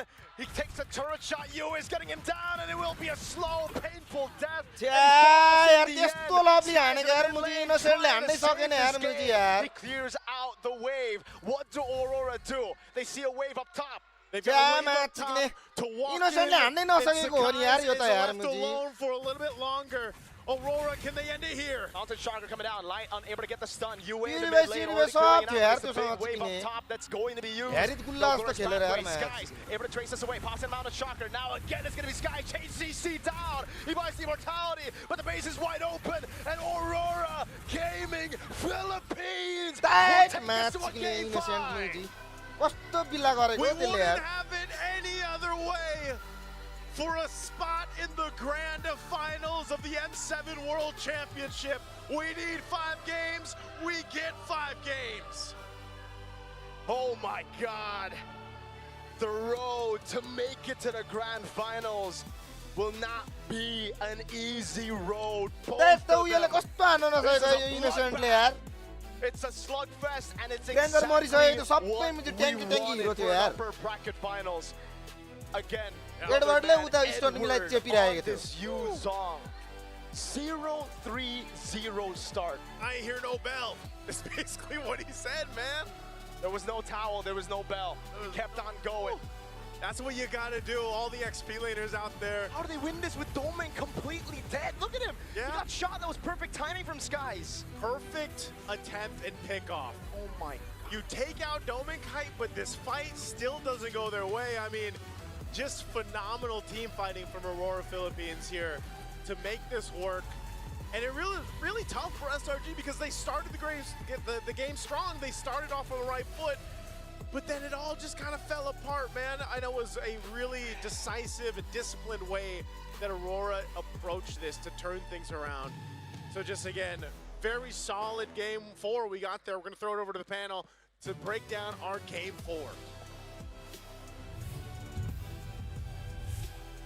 We are going to a game number 5! Aurora have pushed the envelope. That man leading the charge suffered 2-3 deaths, multiple losses early on, but miraculously getting the Lord, holding on as a team, playing for Dom and Kite, means that all of the efforts of SRG to piss off Edward was just wasted away. Not just piss off, but turn off Edward J. the Padap, Mr. Consistent, only the second player in all of M7, according to stats, to have broken the Uomi 2 deaths under 5 minutes rule. Usually whenever a Yuzhong is beaten down this hard, suffering 2 or more deaths before the second turtle, usually it's game over. But here, again, the question stands, how did Aurora come back from that? Well, the devil's in the details. The devil is in the details. I mean, when we get to the item build, I think we got a lot to talk about there. But for the most part of things, it's really just maintaining control and composure. But there was a lot of weird emotions. I don't know about you guys. Number one, we saw that Aurora playing a pretty standard game. But do you feel like SRG kind of just let a lot of things go? Yep. First Lord, let it go. Torrents, let it go. First, whatever. We'll give whatever is necessary. And Sakai's, by the time he got his 3rd item, that's when they finally started to participate. Felt really awkward. In addition to just letting things go, I think they let themselves go. Yes. How early was it that Stormy down bottom was just wanton throwing out these flickers and trying to kill Edward over and over again, despite the man already being down with nothing but the clothes on his back, and it led to nothing. If I'm innocent, I'm honestly going to be quite annoyed here. It's like, all of the motions of SRG, yes, it was to turn off that Yuzhong, which was, in the bigger picture, going to be very problematic to deal with when it comes to the team fights. But then it got to the point of like, yo, aren't you guys forgetting you have a gold laner you're supposed to help out? It was getting kind of like, why?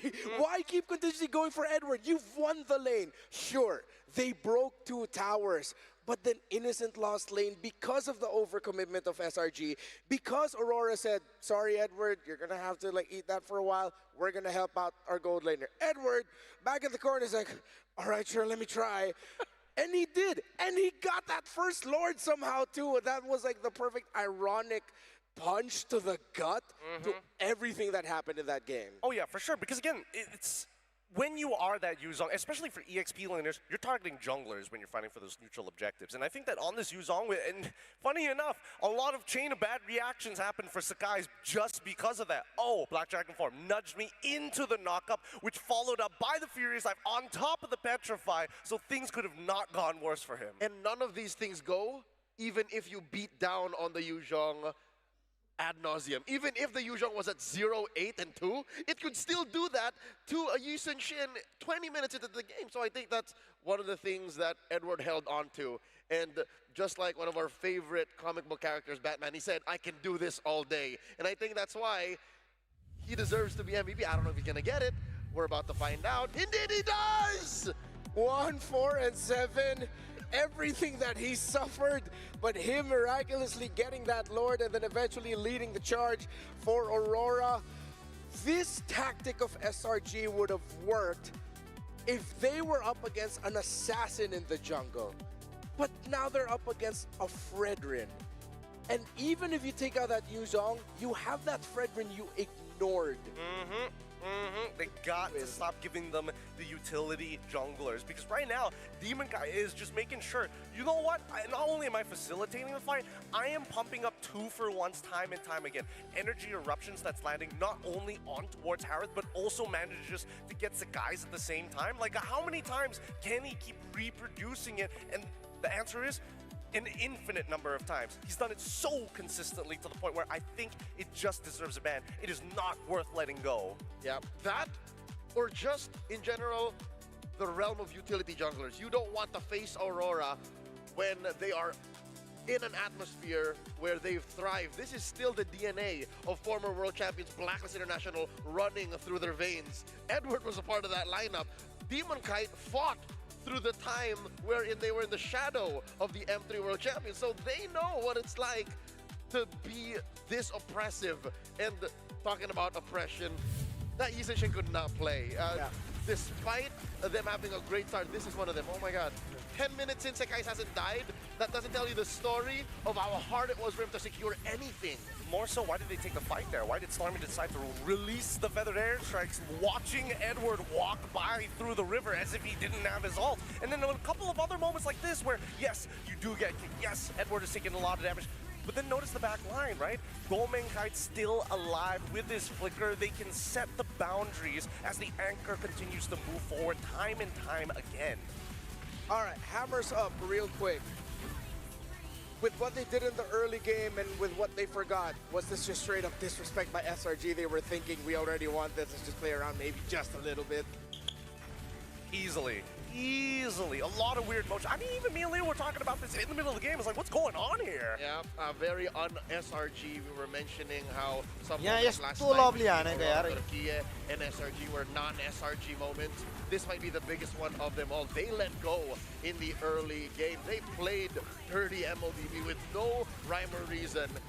And I'm hoping that this does not get rid of their mental constitution. I'm hoping that they don't beat themselves up hard for this, because I could have sworn that the first, 3 minutes of this game, we were going to see Malaysia in the Grand Finals for the first time in the M Series. Yeah, I get to tell the story of what happened early on. Yeah, they got a lot of kills onto Edward. They started it off also with a beautiful steal on the orange buff of Demon Kite by Sekais. And then it seemed like, okay, there's going to be no room of recovery here. But then Aurora doubled down on, hey, they keep going to the bottom lane. Let's just farm the opposite side. Let's get our orange buffs through the buffs of Sekais in the orange side that they're not getting. I also really like the itemization of Edward here. I'm not fully sure if he got to complete that War Axe. Grander He La left the त्यस्तो Ogre Axe. पकडेको He यार went है with the Fury Hammer, Hunter नु Strike, यो मुझीले built केही the गर्न सकेन Pulverus to help deal with the attack speed of इनेसनले केही गर्न Innocent and of सकेन course Sekais. And ड्यामेजै then he पुगेन gets his spell vamp through the Queen's Wings. And then we look on over to the opposite side. What are those items from Cram? This is like a public rank game build that we see time and time again. And the only thing that he's missing is a flame shot instead of flicker. That is the first thought that came in even before the Divine Glaive. The glowing wand alone, the fact that you allotted that much economy when you were losing consistently for 10 minutes now, you still decided to do that? I'm hoping that it's a team decision. I'm hoping that he ran this through the squad saying, yo, I'm going to go this way, all right? I'm going to try to play a quote-unquote assassin glue.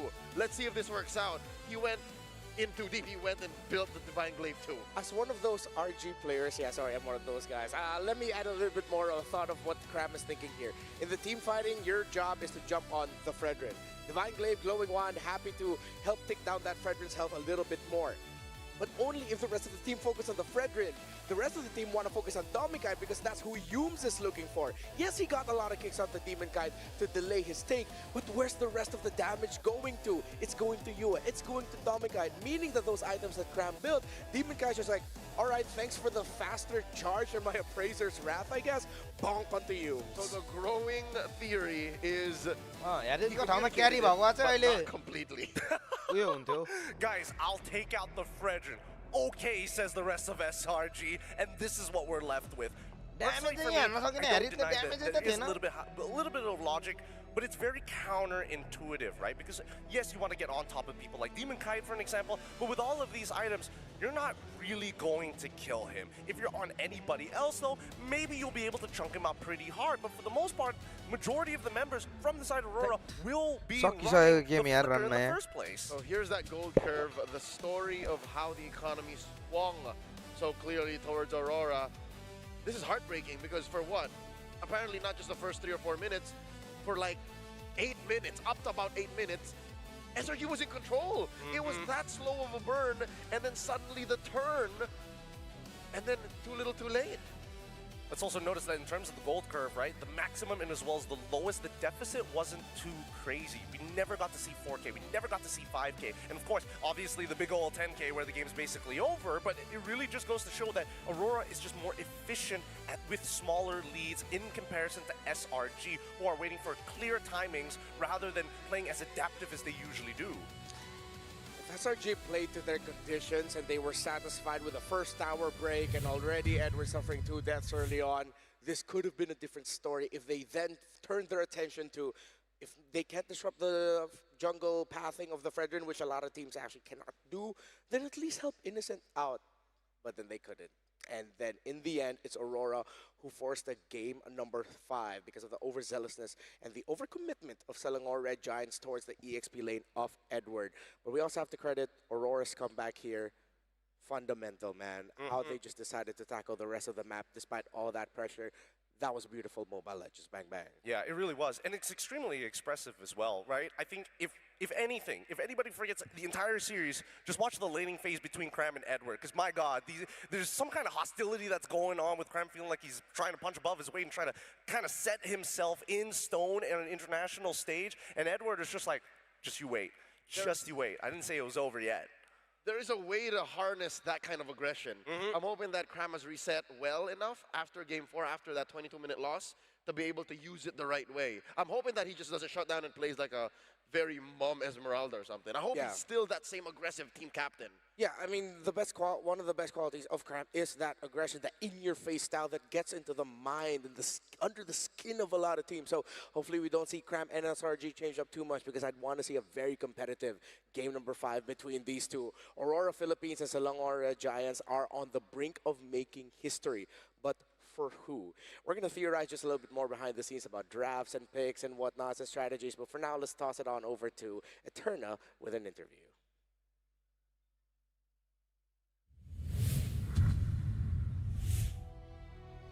We are now down to the final game, but before we get into that, we are going to get a little bit of time to talk to each representative from each region that is fighting for that final ticket to the grand finals, the first ticket rather, to the grand finals here between Hans as well as Mars. Hey! Guys, I gotta say, behind the scenes, this has been the most chaotic duo, and we're gonna talk to them about it right now. All right, let's start with you, Hans. Okay. We gotta ask. All right, first game, it was looking good, and then back-to-back wins from SRG, and then Aurora was able to take it back in game number 4. How did that momentum shift happen? How do you feel about that? Bro, I can't even lie to you, like, we got nervous, because, again, SRG, we understand that they're a pretty strong team. Aurora, we eventually knew that they were going to fight back. I guess on a serious note, it really comes from the draft. MTB and Dexter really did a great job trying to figure out that it's not just about Innocent and Cram with that team. You got to respect that entire squad if you want to win this series. So, yeah. So, yeah. So the drafts, execution as well was amazing coming in from game number 4. But I got to ask you, do you agree? What happened with SRG in that 4th game? Because technically, SRG had the chance to close that out 3-1, Mars. Yeah, my perspective is, from a business side, this is good. Business side? You know, because the more matches we get, more views we get. Okay, Yeah. more games, better views. More better views, more money. That's true. Okay. Yeah, for us, this is good. I really appreciate the players. Very competitive, you know. That's true. Not just by competitive, but we make it very competitive until we get the views much more. Yes. So Mars, this is good for business perspective. Mars, Keep supporting us. Thank you, Mars. Yeah. Because my vision is not just only the battle between SRG and Aurora. Agree. LPH. Okay. This is about us. Yes. This is about let the world see us. Yes. Let the world see us. We are one family. One family. No, that is true. That is true. You can hear the arena agreeing with him right now. We are one family. So SRG, like, did it on purpose for more. Yeah, I can say that. Yeah. I don't care. I'm not the analyst. They did that on purpose. You have something to say because about we are that? winning. Well, but I we guess we'll lose. just make the most out of every opportunity. If he thinks that that's the case, well, you know what? We're here anyway. We might as well win it, right? You see, everything happens for a reason. because of that draw, we are on this stage, you know, for the Clippers to clip us. That's true. We weren't supposed to be here. Yeah. But we were here because of one reason. Yeah. Aurora won Game 4. Yep. And today, at this very moment, we're gonna see them again. We are. Yes. We are, because it's a best of 5. Yes. And we have one more game. Yes. Right? So one more game is ahead of us, boys. Do you have a message to Aurora PH and do you have a message to SRG? We'll start with Mars. All right. Message. Yeah, message for SRG. Oh, usually I message using WhatsApp, but it's okay. I'm sending this message for SRG. Do your best because winning is easy. Just win. That's all. Winning is easy, so just win. Thank you, Mars. That was very wise of very you. Hans? Yes. My message? Yes. To Edward, I love you, bro. To Yue, you're my Pookie Bear. To Demon Kite and Doming Kite, you hold the 2 parts of my chest and the entirety of my heart. And to Light, you are my vision. When you have no fans, I am not here. When you have fans, we are all here. Give him space. If I am here, you have a fan in me. Yes. And I. For Light, do better. Thank you. For Dominic Kite, do your best. All right. It's getting super chaotic up on stage, but you can feel the passion from these 2 representatives. Thank you, Hans. Thank you, Mars. Thank you. And thank you for the passion of the fans that are in the building right now, because this has been one of the wildest crowds we've seen here in M7. अति पर तो यार game तकड़ा हो. Ladies and gentlemen, it looks like the players are now ready. Who will take the first slots to the grand finals? Only time will tell. Let's throw it over back to our casters.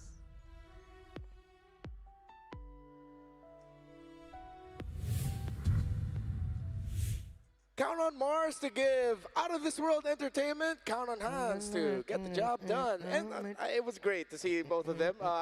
Interesting dynamic. I kind of want to see more. Not gonna lie. I want to see more of Hans and Mars together. We need an MPL podcast, and those 2 are the ones handling it. Yeah. Just to see what happens, just for funsies, maybe for an entire season. Our belated birthday boy, happy birthday, Hans, got the full-on copy pasta. Yeah. I don't think Mars was informed that you could go long. Yeah.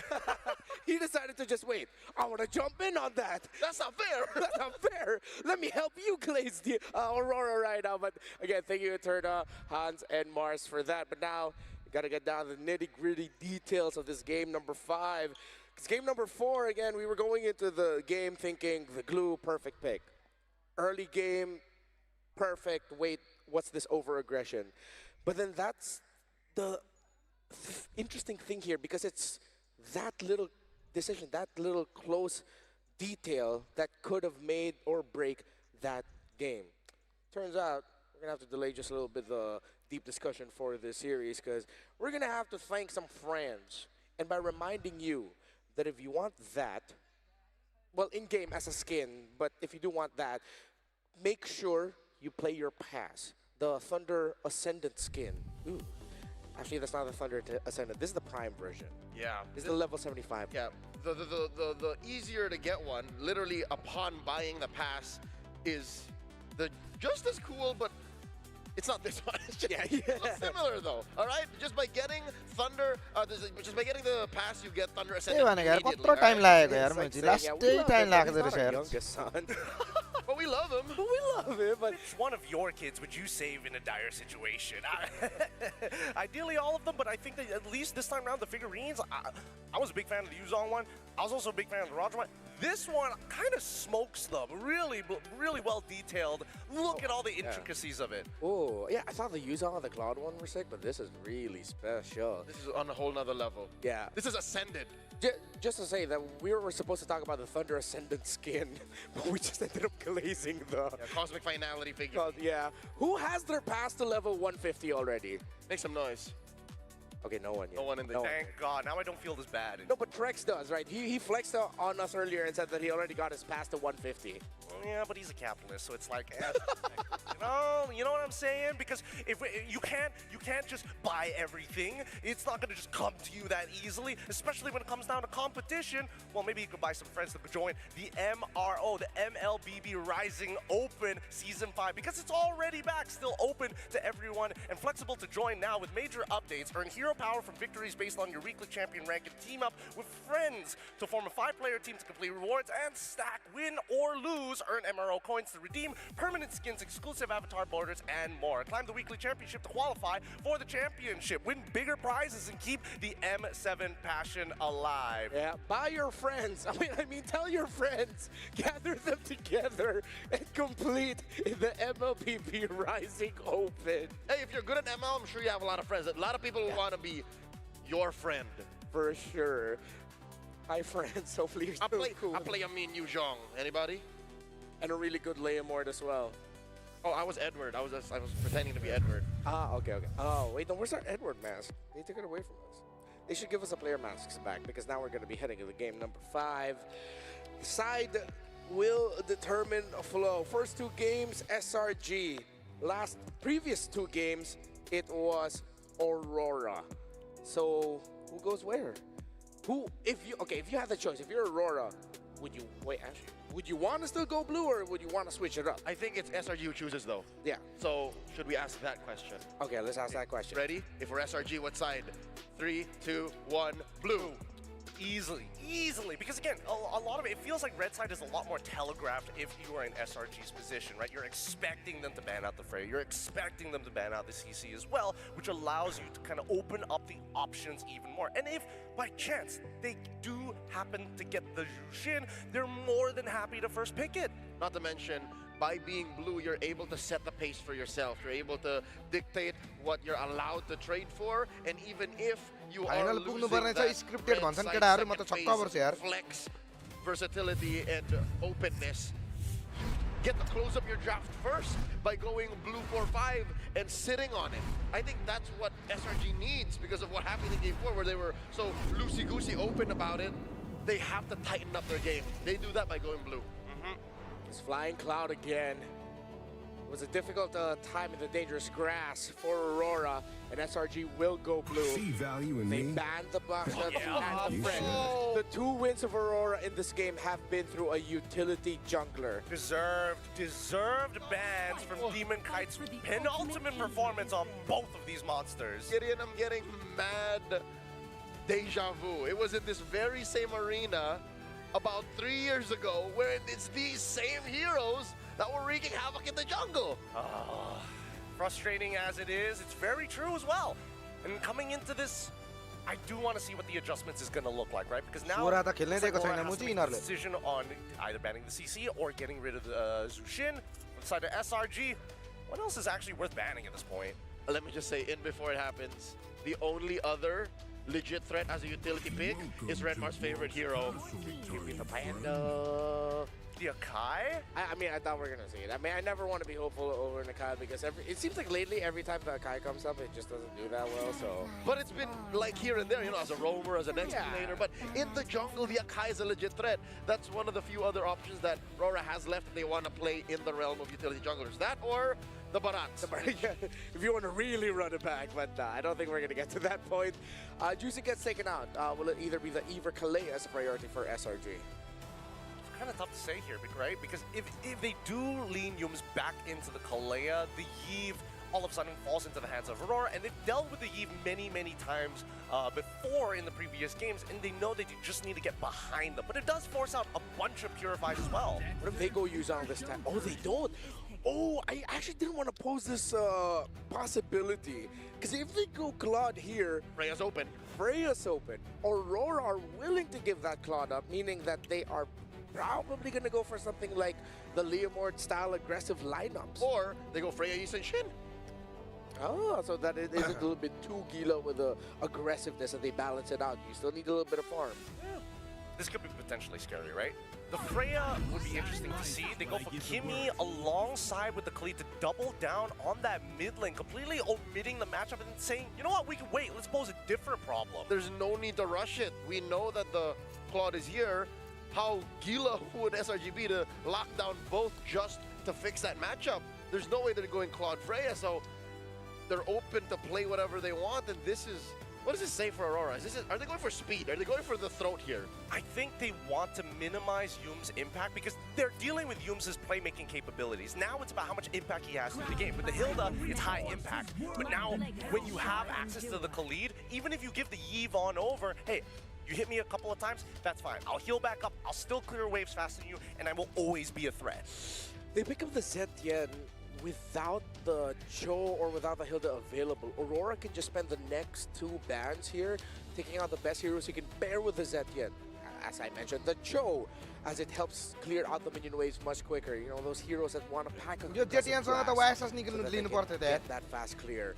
Will they pick up the gold laner here so that they don't have to worry about it too much? And they will. They want a Dominant Guide on a Harith that for a good amount of 2025 was the most feared pick in the hands of Aurora Gaming Philippines. Does mean that Aurora needs to start thinking about the second half of the draft now. They could go back into a sandbag style of EXP laner, but considering the Yuzong performance we saw the last time, the Zitan is going to be a little bit harder to deal with overall, especially when her passive is up. Yeah, if anything, it's SRG who has room to play maybe the Yuzhong. Again, you're already ruining the formations with the Fury of the Phoenix. What more? A rogue dragon flying around. I think Aurora should consider taking out EXP lane options. There's the one. There's the Esmeralda. Yeah. Not only EXP, but Flex as well. SRG still has some room of flexibility for their roam and EXP combined. So... I don't know if they're worried about damaged EXP laners, right? Because when I'm looking at the lineup, they're like, yes, there are people who are susceptible, but they also fall to the same tragedy of Alice at the end of the day. And that's something that we've seen SRG whip out multiple times. And I'm worried because Aurora may have gotten overloaded. A lot of Cram's favorites are still available. The Uranus, the Phoveus. Yuzong, Alice, Arlott.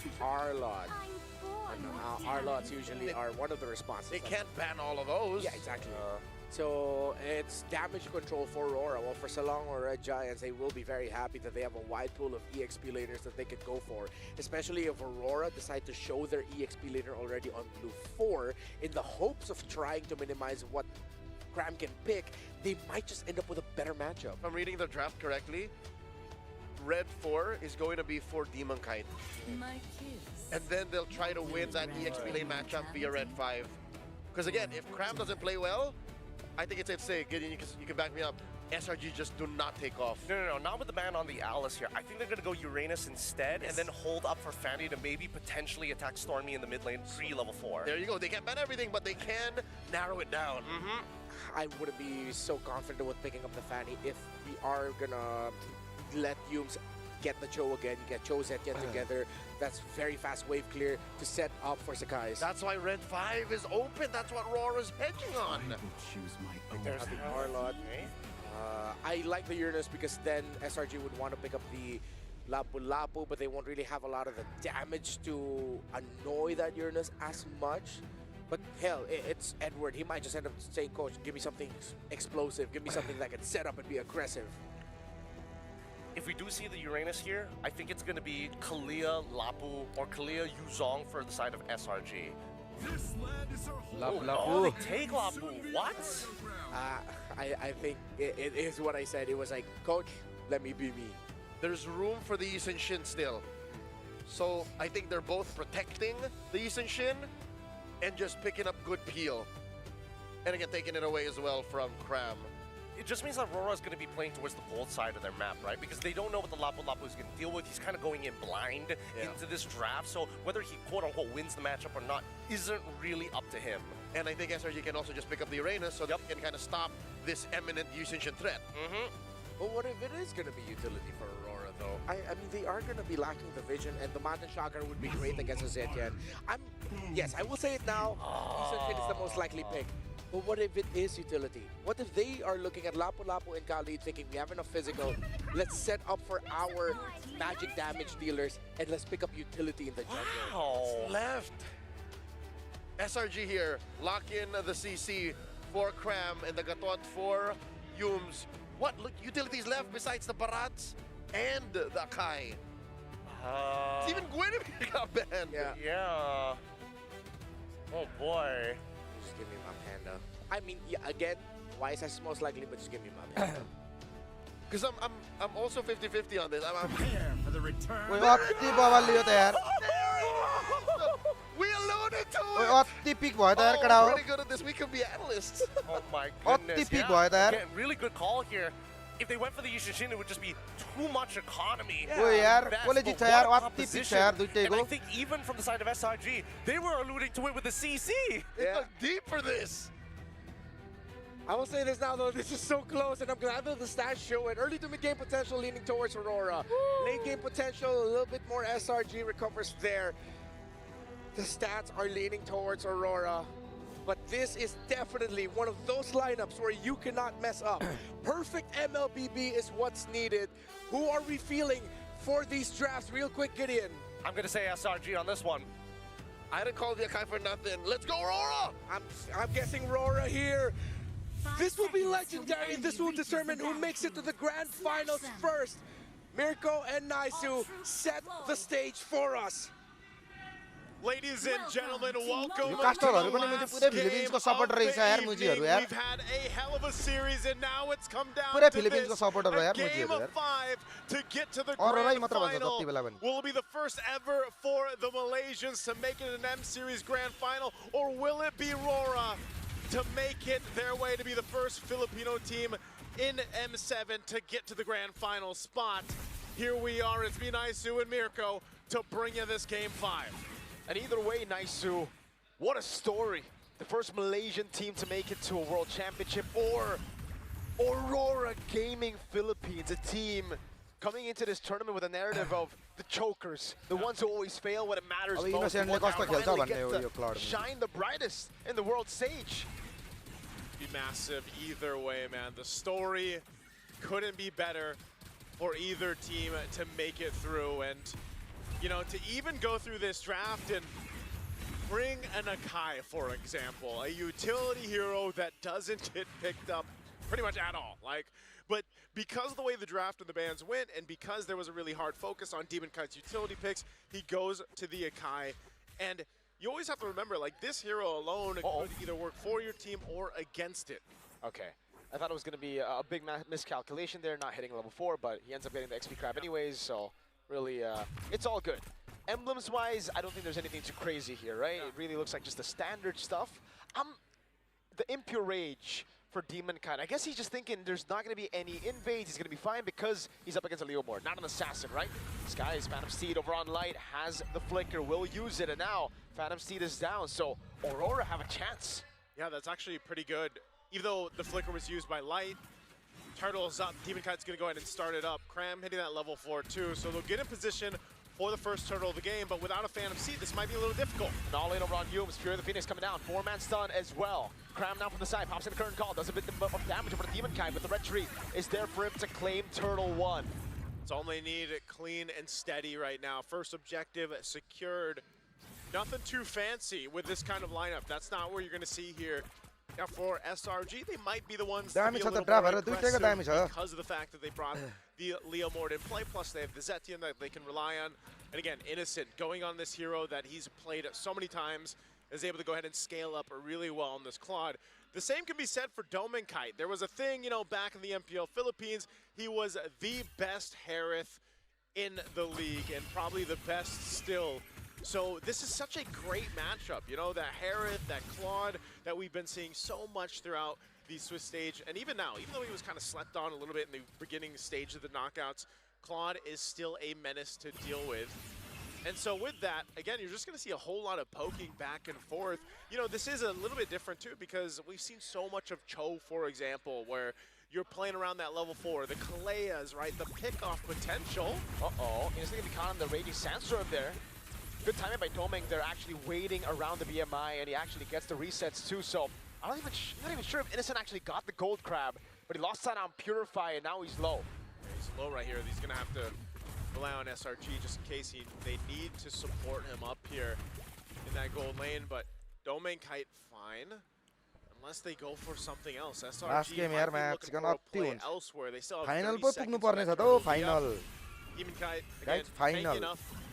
One of the players that still really likes to lean towards utility junglers if they can. I mean, we saw a really good kind of back and forth between the utility compositions, but teams were still pretty much, I would say like almost 80% of the time, maybe 90% of the time, pick up assassin junglers. Demon Kite, a specialist, I would say, as utility jungle. So buff secured, turtles up, second one of the game. Aurora Gaming Philippines already in position. Light has the angle here if he wants to go for it. Traction pulse. Yeah, lands on Stormy, a bit more pro coming down as the Bravest Spider gets used up by Edward. Now with the stun on two. Fury the Phoenix as well. Sky's looking for the opening now, but Demon goes in and it's giving the entry win. He goes for the heavy spin. Now Sky's gonna be pinned down over the Turtle. Oh, Sakai's pinned down. Can't get away. First blood to Demon Kite and the second turtle. What a pin up top. Domain gets a shot down. Oh my goodness, he might be going for the dive, but he misses the synchro vision and he calls it quits. Demon Kite up top with the pressure. This is the systematic Aurora Gaming Philippines in a game 5, bro. They went back to their comfort. This is back to the roots, right? Oh no, Yums, is he gonna get zoned in here? The escape. I don't think Aurora want to bite on this pick, yeah. Instead, they rotate back. They just go for the turret now. That's gonna be the shots coming in from Stormy as Demon Kite gets taken low, but Selangor Red Giants can't push in forward. They had to do that though. At least Yums was there to go ahead and keep that turret alive, even though it just got a sliver of health left. They keep that going. Now looking at the itemization here, first item's already locked in for the gold laners, DHS for Innocent. You got the Starlium Scythe now for Domain Kite. Defensively too, things being a whole lot of tough boots, of course, to deal with that crowd control, but only that Fury Hammer, and still Sakai is working on that first item here for this Leomord.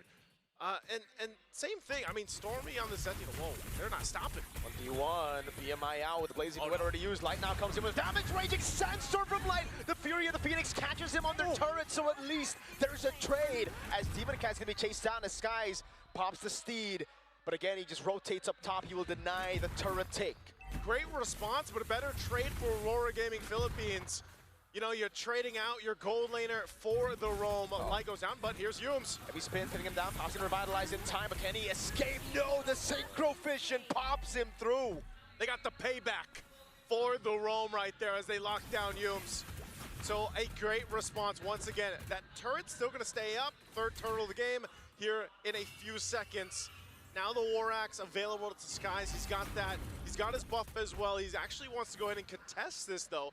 As Demon Kite's grabbing his purple. Light's giving the information over here, but they're going to be able to rotate just in time for this turtle. That's so much damage on Skies. Half HP. AOG coming out with Raging Sandstorm from Light. And Demon Kite with the retreat gets it. Innocent pops in a Blazing Duet. Demon Kite's done it again, and now they're going to be going for Yums. Cram in the midst of it all. Pops in a curtain call. Now going for the chase, but it's going to be the Kite away. Now it's Edward on to Stormy. Forcing the flick around as Domain goes up top. Doesn't have some on force. Light goes in over the Cram, but it gets away in time with the sprint. Meanwhile, Edward in mid again holding Innocent and Yums down. Ooh, it looks like SRG is just trying to catch their breath in this game 5. If it's not Demon Kite securing the objectives, it's Edward crashing on, forcing battle spells down. Light on this side of the map. Behind enemy lines, there's Demon Kite. Finds Innocent, Purify out there. Fear of the Phoenix coming down, but Domain gets the turret. Now Cram looking for the trade, pops in the curtain call. Edward in the midst of it all. Now 2-match done by Edward. Sky still able to escape with the help of the Yums. Demon Kite goes in with the headbutt. Oh, Sakai's is gone. This is all on the side of the jungle of SRG. They'll capitalize another kill and the buff. Aurora Gaming Philippines is not letting up at all. They've got control of this game. And with every fight they take, they push the lead a bit more towards them. It started off as a 1K gold lead. I swore in the early game, it looked like, all right, SRG are gonna scale, they're gonna try to play it slow, but then they go for these fights and you're like, okay, it looks even, some of these trades. Then Light comes in with a big Raging Sandstorm. Edward gets a big chunk of damage of AoE with the slashes. These are some of the most comfort picks that Aurora Gaming Philippines has played in the last professional season Amma of the mama, MPL lapu-lapu lewi Philippines, and banaisakyo they're yaar. showcasing it here today in Game 5. And even for SRG, you could say these are comfort picks too, to an extent. But right now, they're just getting outmaneuvered around the map. And that's the power always of when you think you have this utility jungler, you can move the way you want to move around the map, you can find that lockdown that you're looking for, and it just layers so well. So for SRG, if they want to approach this in the best way possible, it's all on that scaling for Innocent. He's got to be able to get there. He still has plenty of time. He is behind though, right? You're at the 9-minute mark. Again, that Trinity for the Claude usually before the 10-minute mark. He does pick up a golden staff, so he's down 1 item on this. And that's very difficult. Here's the Lord fight though. Are they going to take it? Light was able to bait out the passive of Stormy already. Look at how fast they're blitzing the Lord. Traction pulse over Innocent, able to bring him back, and that's Demon Kite securing Lord 1. Aurora pulling no stops. Man, I don't know how you stop this Panda, man. Demon Kite on the Sakai. It's one of the better heroes. I know it's slept on in the draft, but it's still one of the better heroes to go ahead, secure objectives. If anybody gets close, you can usually heavy spin them away to get that retribution off. They're gonna take this tier 2 tower up top as Demon Kite just stares down SRG, threatening them to force a fight if they want to. Holy Crystal now online over here for Demon Kite. Just checking things out with the Raging Sandstorm. Wanted to bait a few resources, right? Innocent just backs away with the BMI. But again, this lead is getting to a point where it's a big problem. Like Selangor Red Giants, they have Innocent to scale. Zetian, I'm guessing as well. Traction Pulse baits out the BMI. But they don't really have a body right now. Sky's a 0-3-0. I don't think he can pull off an Edward on Yuzong type of 0-3-0, Brian. Yeah, this is going to be way more difficult to make it worth for Cram and the rest of the team of SRG. You know, you waited 10.5 minutes. You got to start to make something happen here because you're in this last game, this Game 5, with that potential chance to get to the grand final on the line here for both of these teams. But look at the difference in itemization across the board.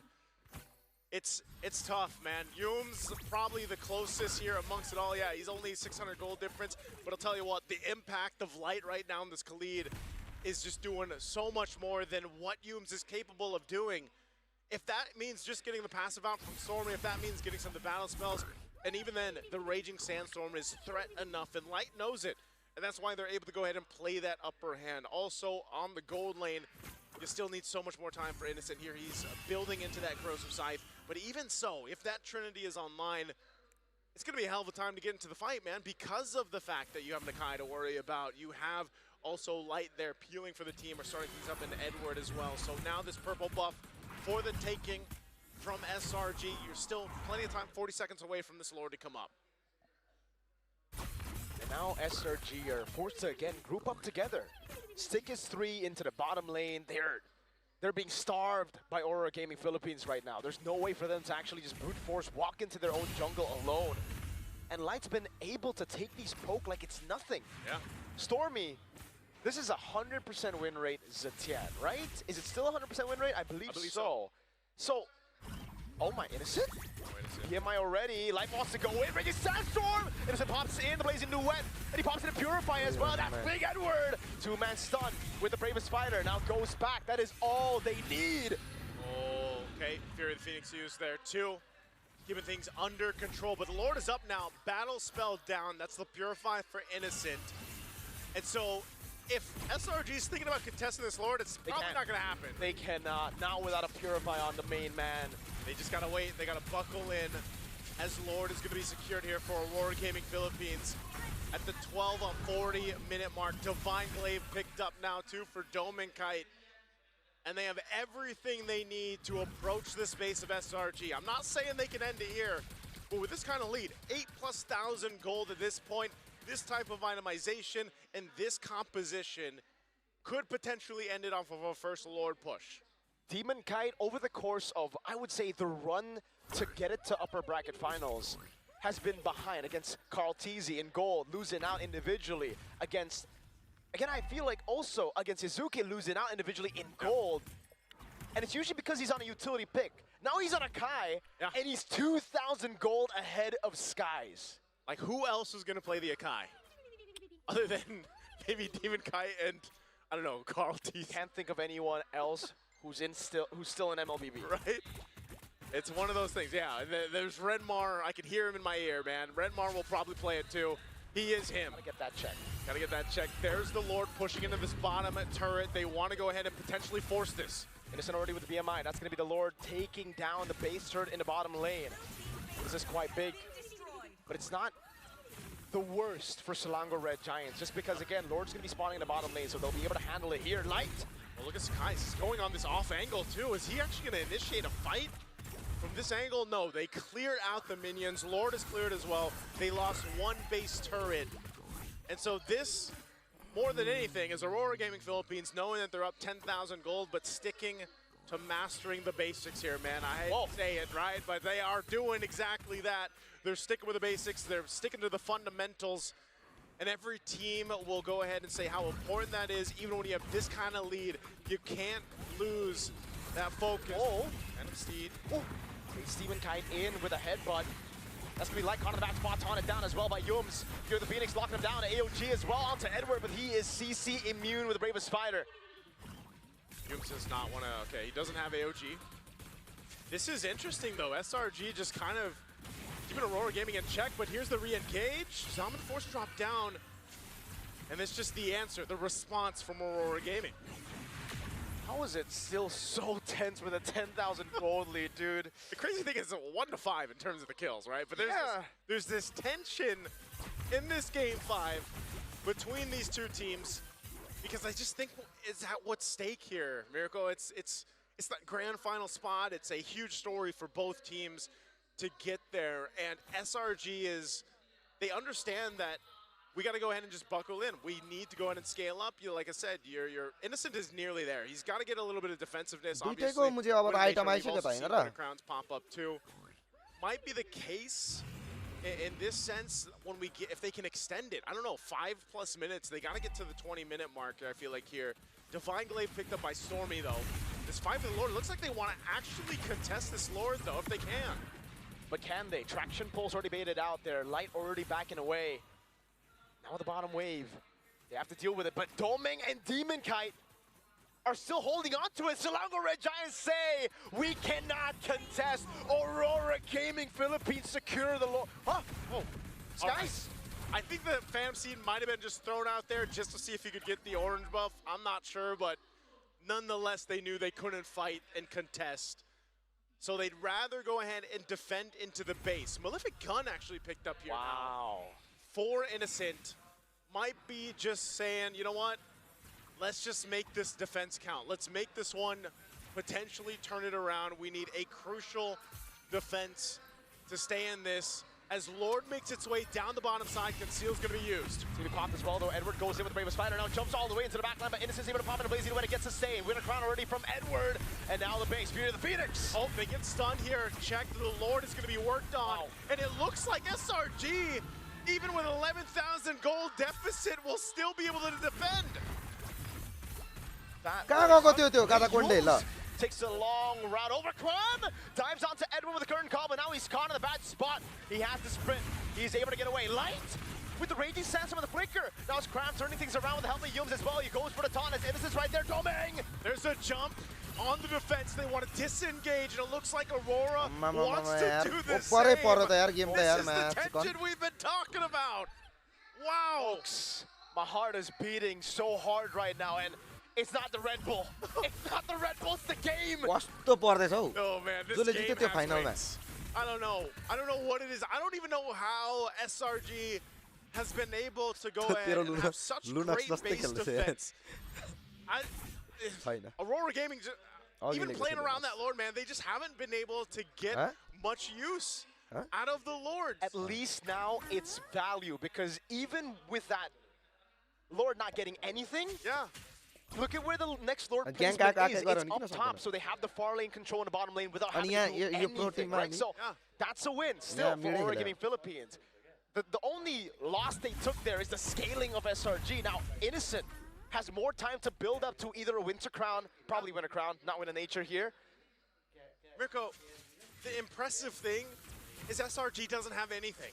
on the map. Like, they've been able to defend in the base despite... Not a single turret, you're right. That's what I'm saying. Not a single turret is down.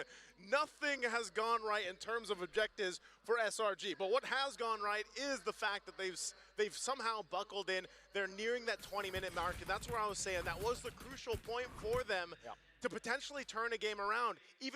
That's why we always say, even when you're down this much gold, depending on how your composition is and the items that you have, you can still be a threat to this team. And that's why Aurora Gaming Philippines, we say it's discipline, but at some point, at what point do you say, सबको item है अब तो fight खेलते हैं इनरले fix हो यार. They hesitated too long to end the game. They weren't able to end the game. They love MLBB that much.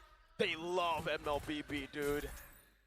Almost 20 minutes here. Lord up, evolve this time.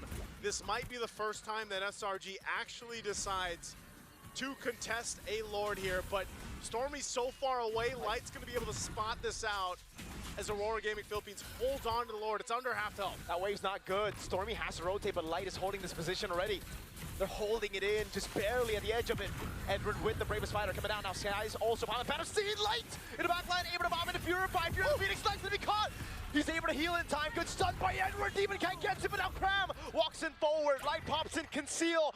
Aurora Gaming Philippines get the evolved Lord. That is a massive Lord to walk in to potentially end the game. And as I've been saying for SRG, they have defended time and time again. The Giants will not have their fortress taken so easily. Can they do it again? They have to. That's the only option they have. Light still has an immortality. The Lord finally spawning and making its way down the bottom side here. How can they pull this off? SRG, they've got to almost have a miracle for this one. They played it perfect in the last Lord fight, but it's hard to do it when it's an evolved Lord. Aurora can just stack up around the Lord. And look at the turn in the mid lane, it's so low. Half health here, under half health for that mid turret. Lord makes its way down the bot. They've got to deal with it here. Fraction pulse doesn't land on anyone. Now it's going to be Innocent trying to deal as much damage as possible as Edward dives into the back. Innocent pops into Blaze to win over on Edward, but this raging stack just comes through. They're fighting on the Lord. Demon Kai already using a heavy spin. That's going to be Yums jumped away from Fear the Phoenix. The Phoenix is using, they're still going. They deal with the Lord, live with the raging Sandstorm. Yums still able to survive Innocent. BMI to the back as Doming already uses his Amon Force. Mid lane priest turn with ball. कस्तो game परेको मुजी सकिँदैन त. Hold on to this game. Selangor Red Giants won't have the base taken so easily against an evolved Lord. Man, they still do it. They don't have any space to work with, no base, no turrets down, but they're still showing that they can defend and fight against Aurora Gaming. That is an evolved Lord that was dealt with in the best way possible. We are still at 6 kills. That hasn't changed in a while, Miracle. I mean, 6 kills, no turrets. When was the last time one of them died, dude? I'll tell you what, I don't know if that's the pro of having this kind of lineup for Aurora Gaming, or for SRG, and the con of Aurora Gaming's lineup. It works so good in the beginning, but, you know, at this point of the game, they're having a difficult time actually punching it in and ending it, you know, and we have seen this. अब यो lord मात्रै fight गर्न नै पर्छ यार. यो lord पनि दियो भने चाहिँ सक्यो होला यार अब चाहिँ. Setup that has to be perfect. This is the trouble. Winter Crown now available for Innocent. And a rose gold too, Nice. He sold his boots. He's bootless. Man's barefoot. Barefoot Claude. A Winter Crown 2 for Sakai's. Fight with this Lord again. Look at Light's positioning. What are they going to do? Traction pulse thrown out? Wait, Cram already used the curtain call. It's on Yue. Light has a very, very good flank on him. Zetian, does he spot him out? He's able to spot him out now as Edward goes able to stun. The Phoenix locking him down. Edward losing immortality. Now Sky's going to go in as well, but he's going to be pinned down by Demon Kai, and no one's there to actually dish out damage. Skies will fall to Yue. They take out Sakai's. They can get the Lord. Plays into weapon Innocent with the Winter Crown as well. Demon Kai's going to be taken very, very low, but he's able to find immortality in time. Doming in the back as well to win it to the stop. Cram still there to win damage in his heart. Innocent's still alive, and he gets the space, but Dominkai will take him out. He got cooked by the Chrono Dash. Domang has all the shields in the world.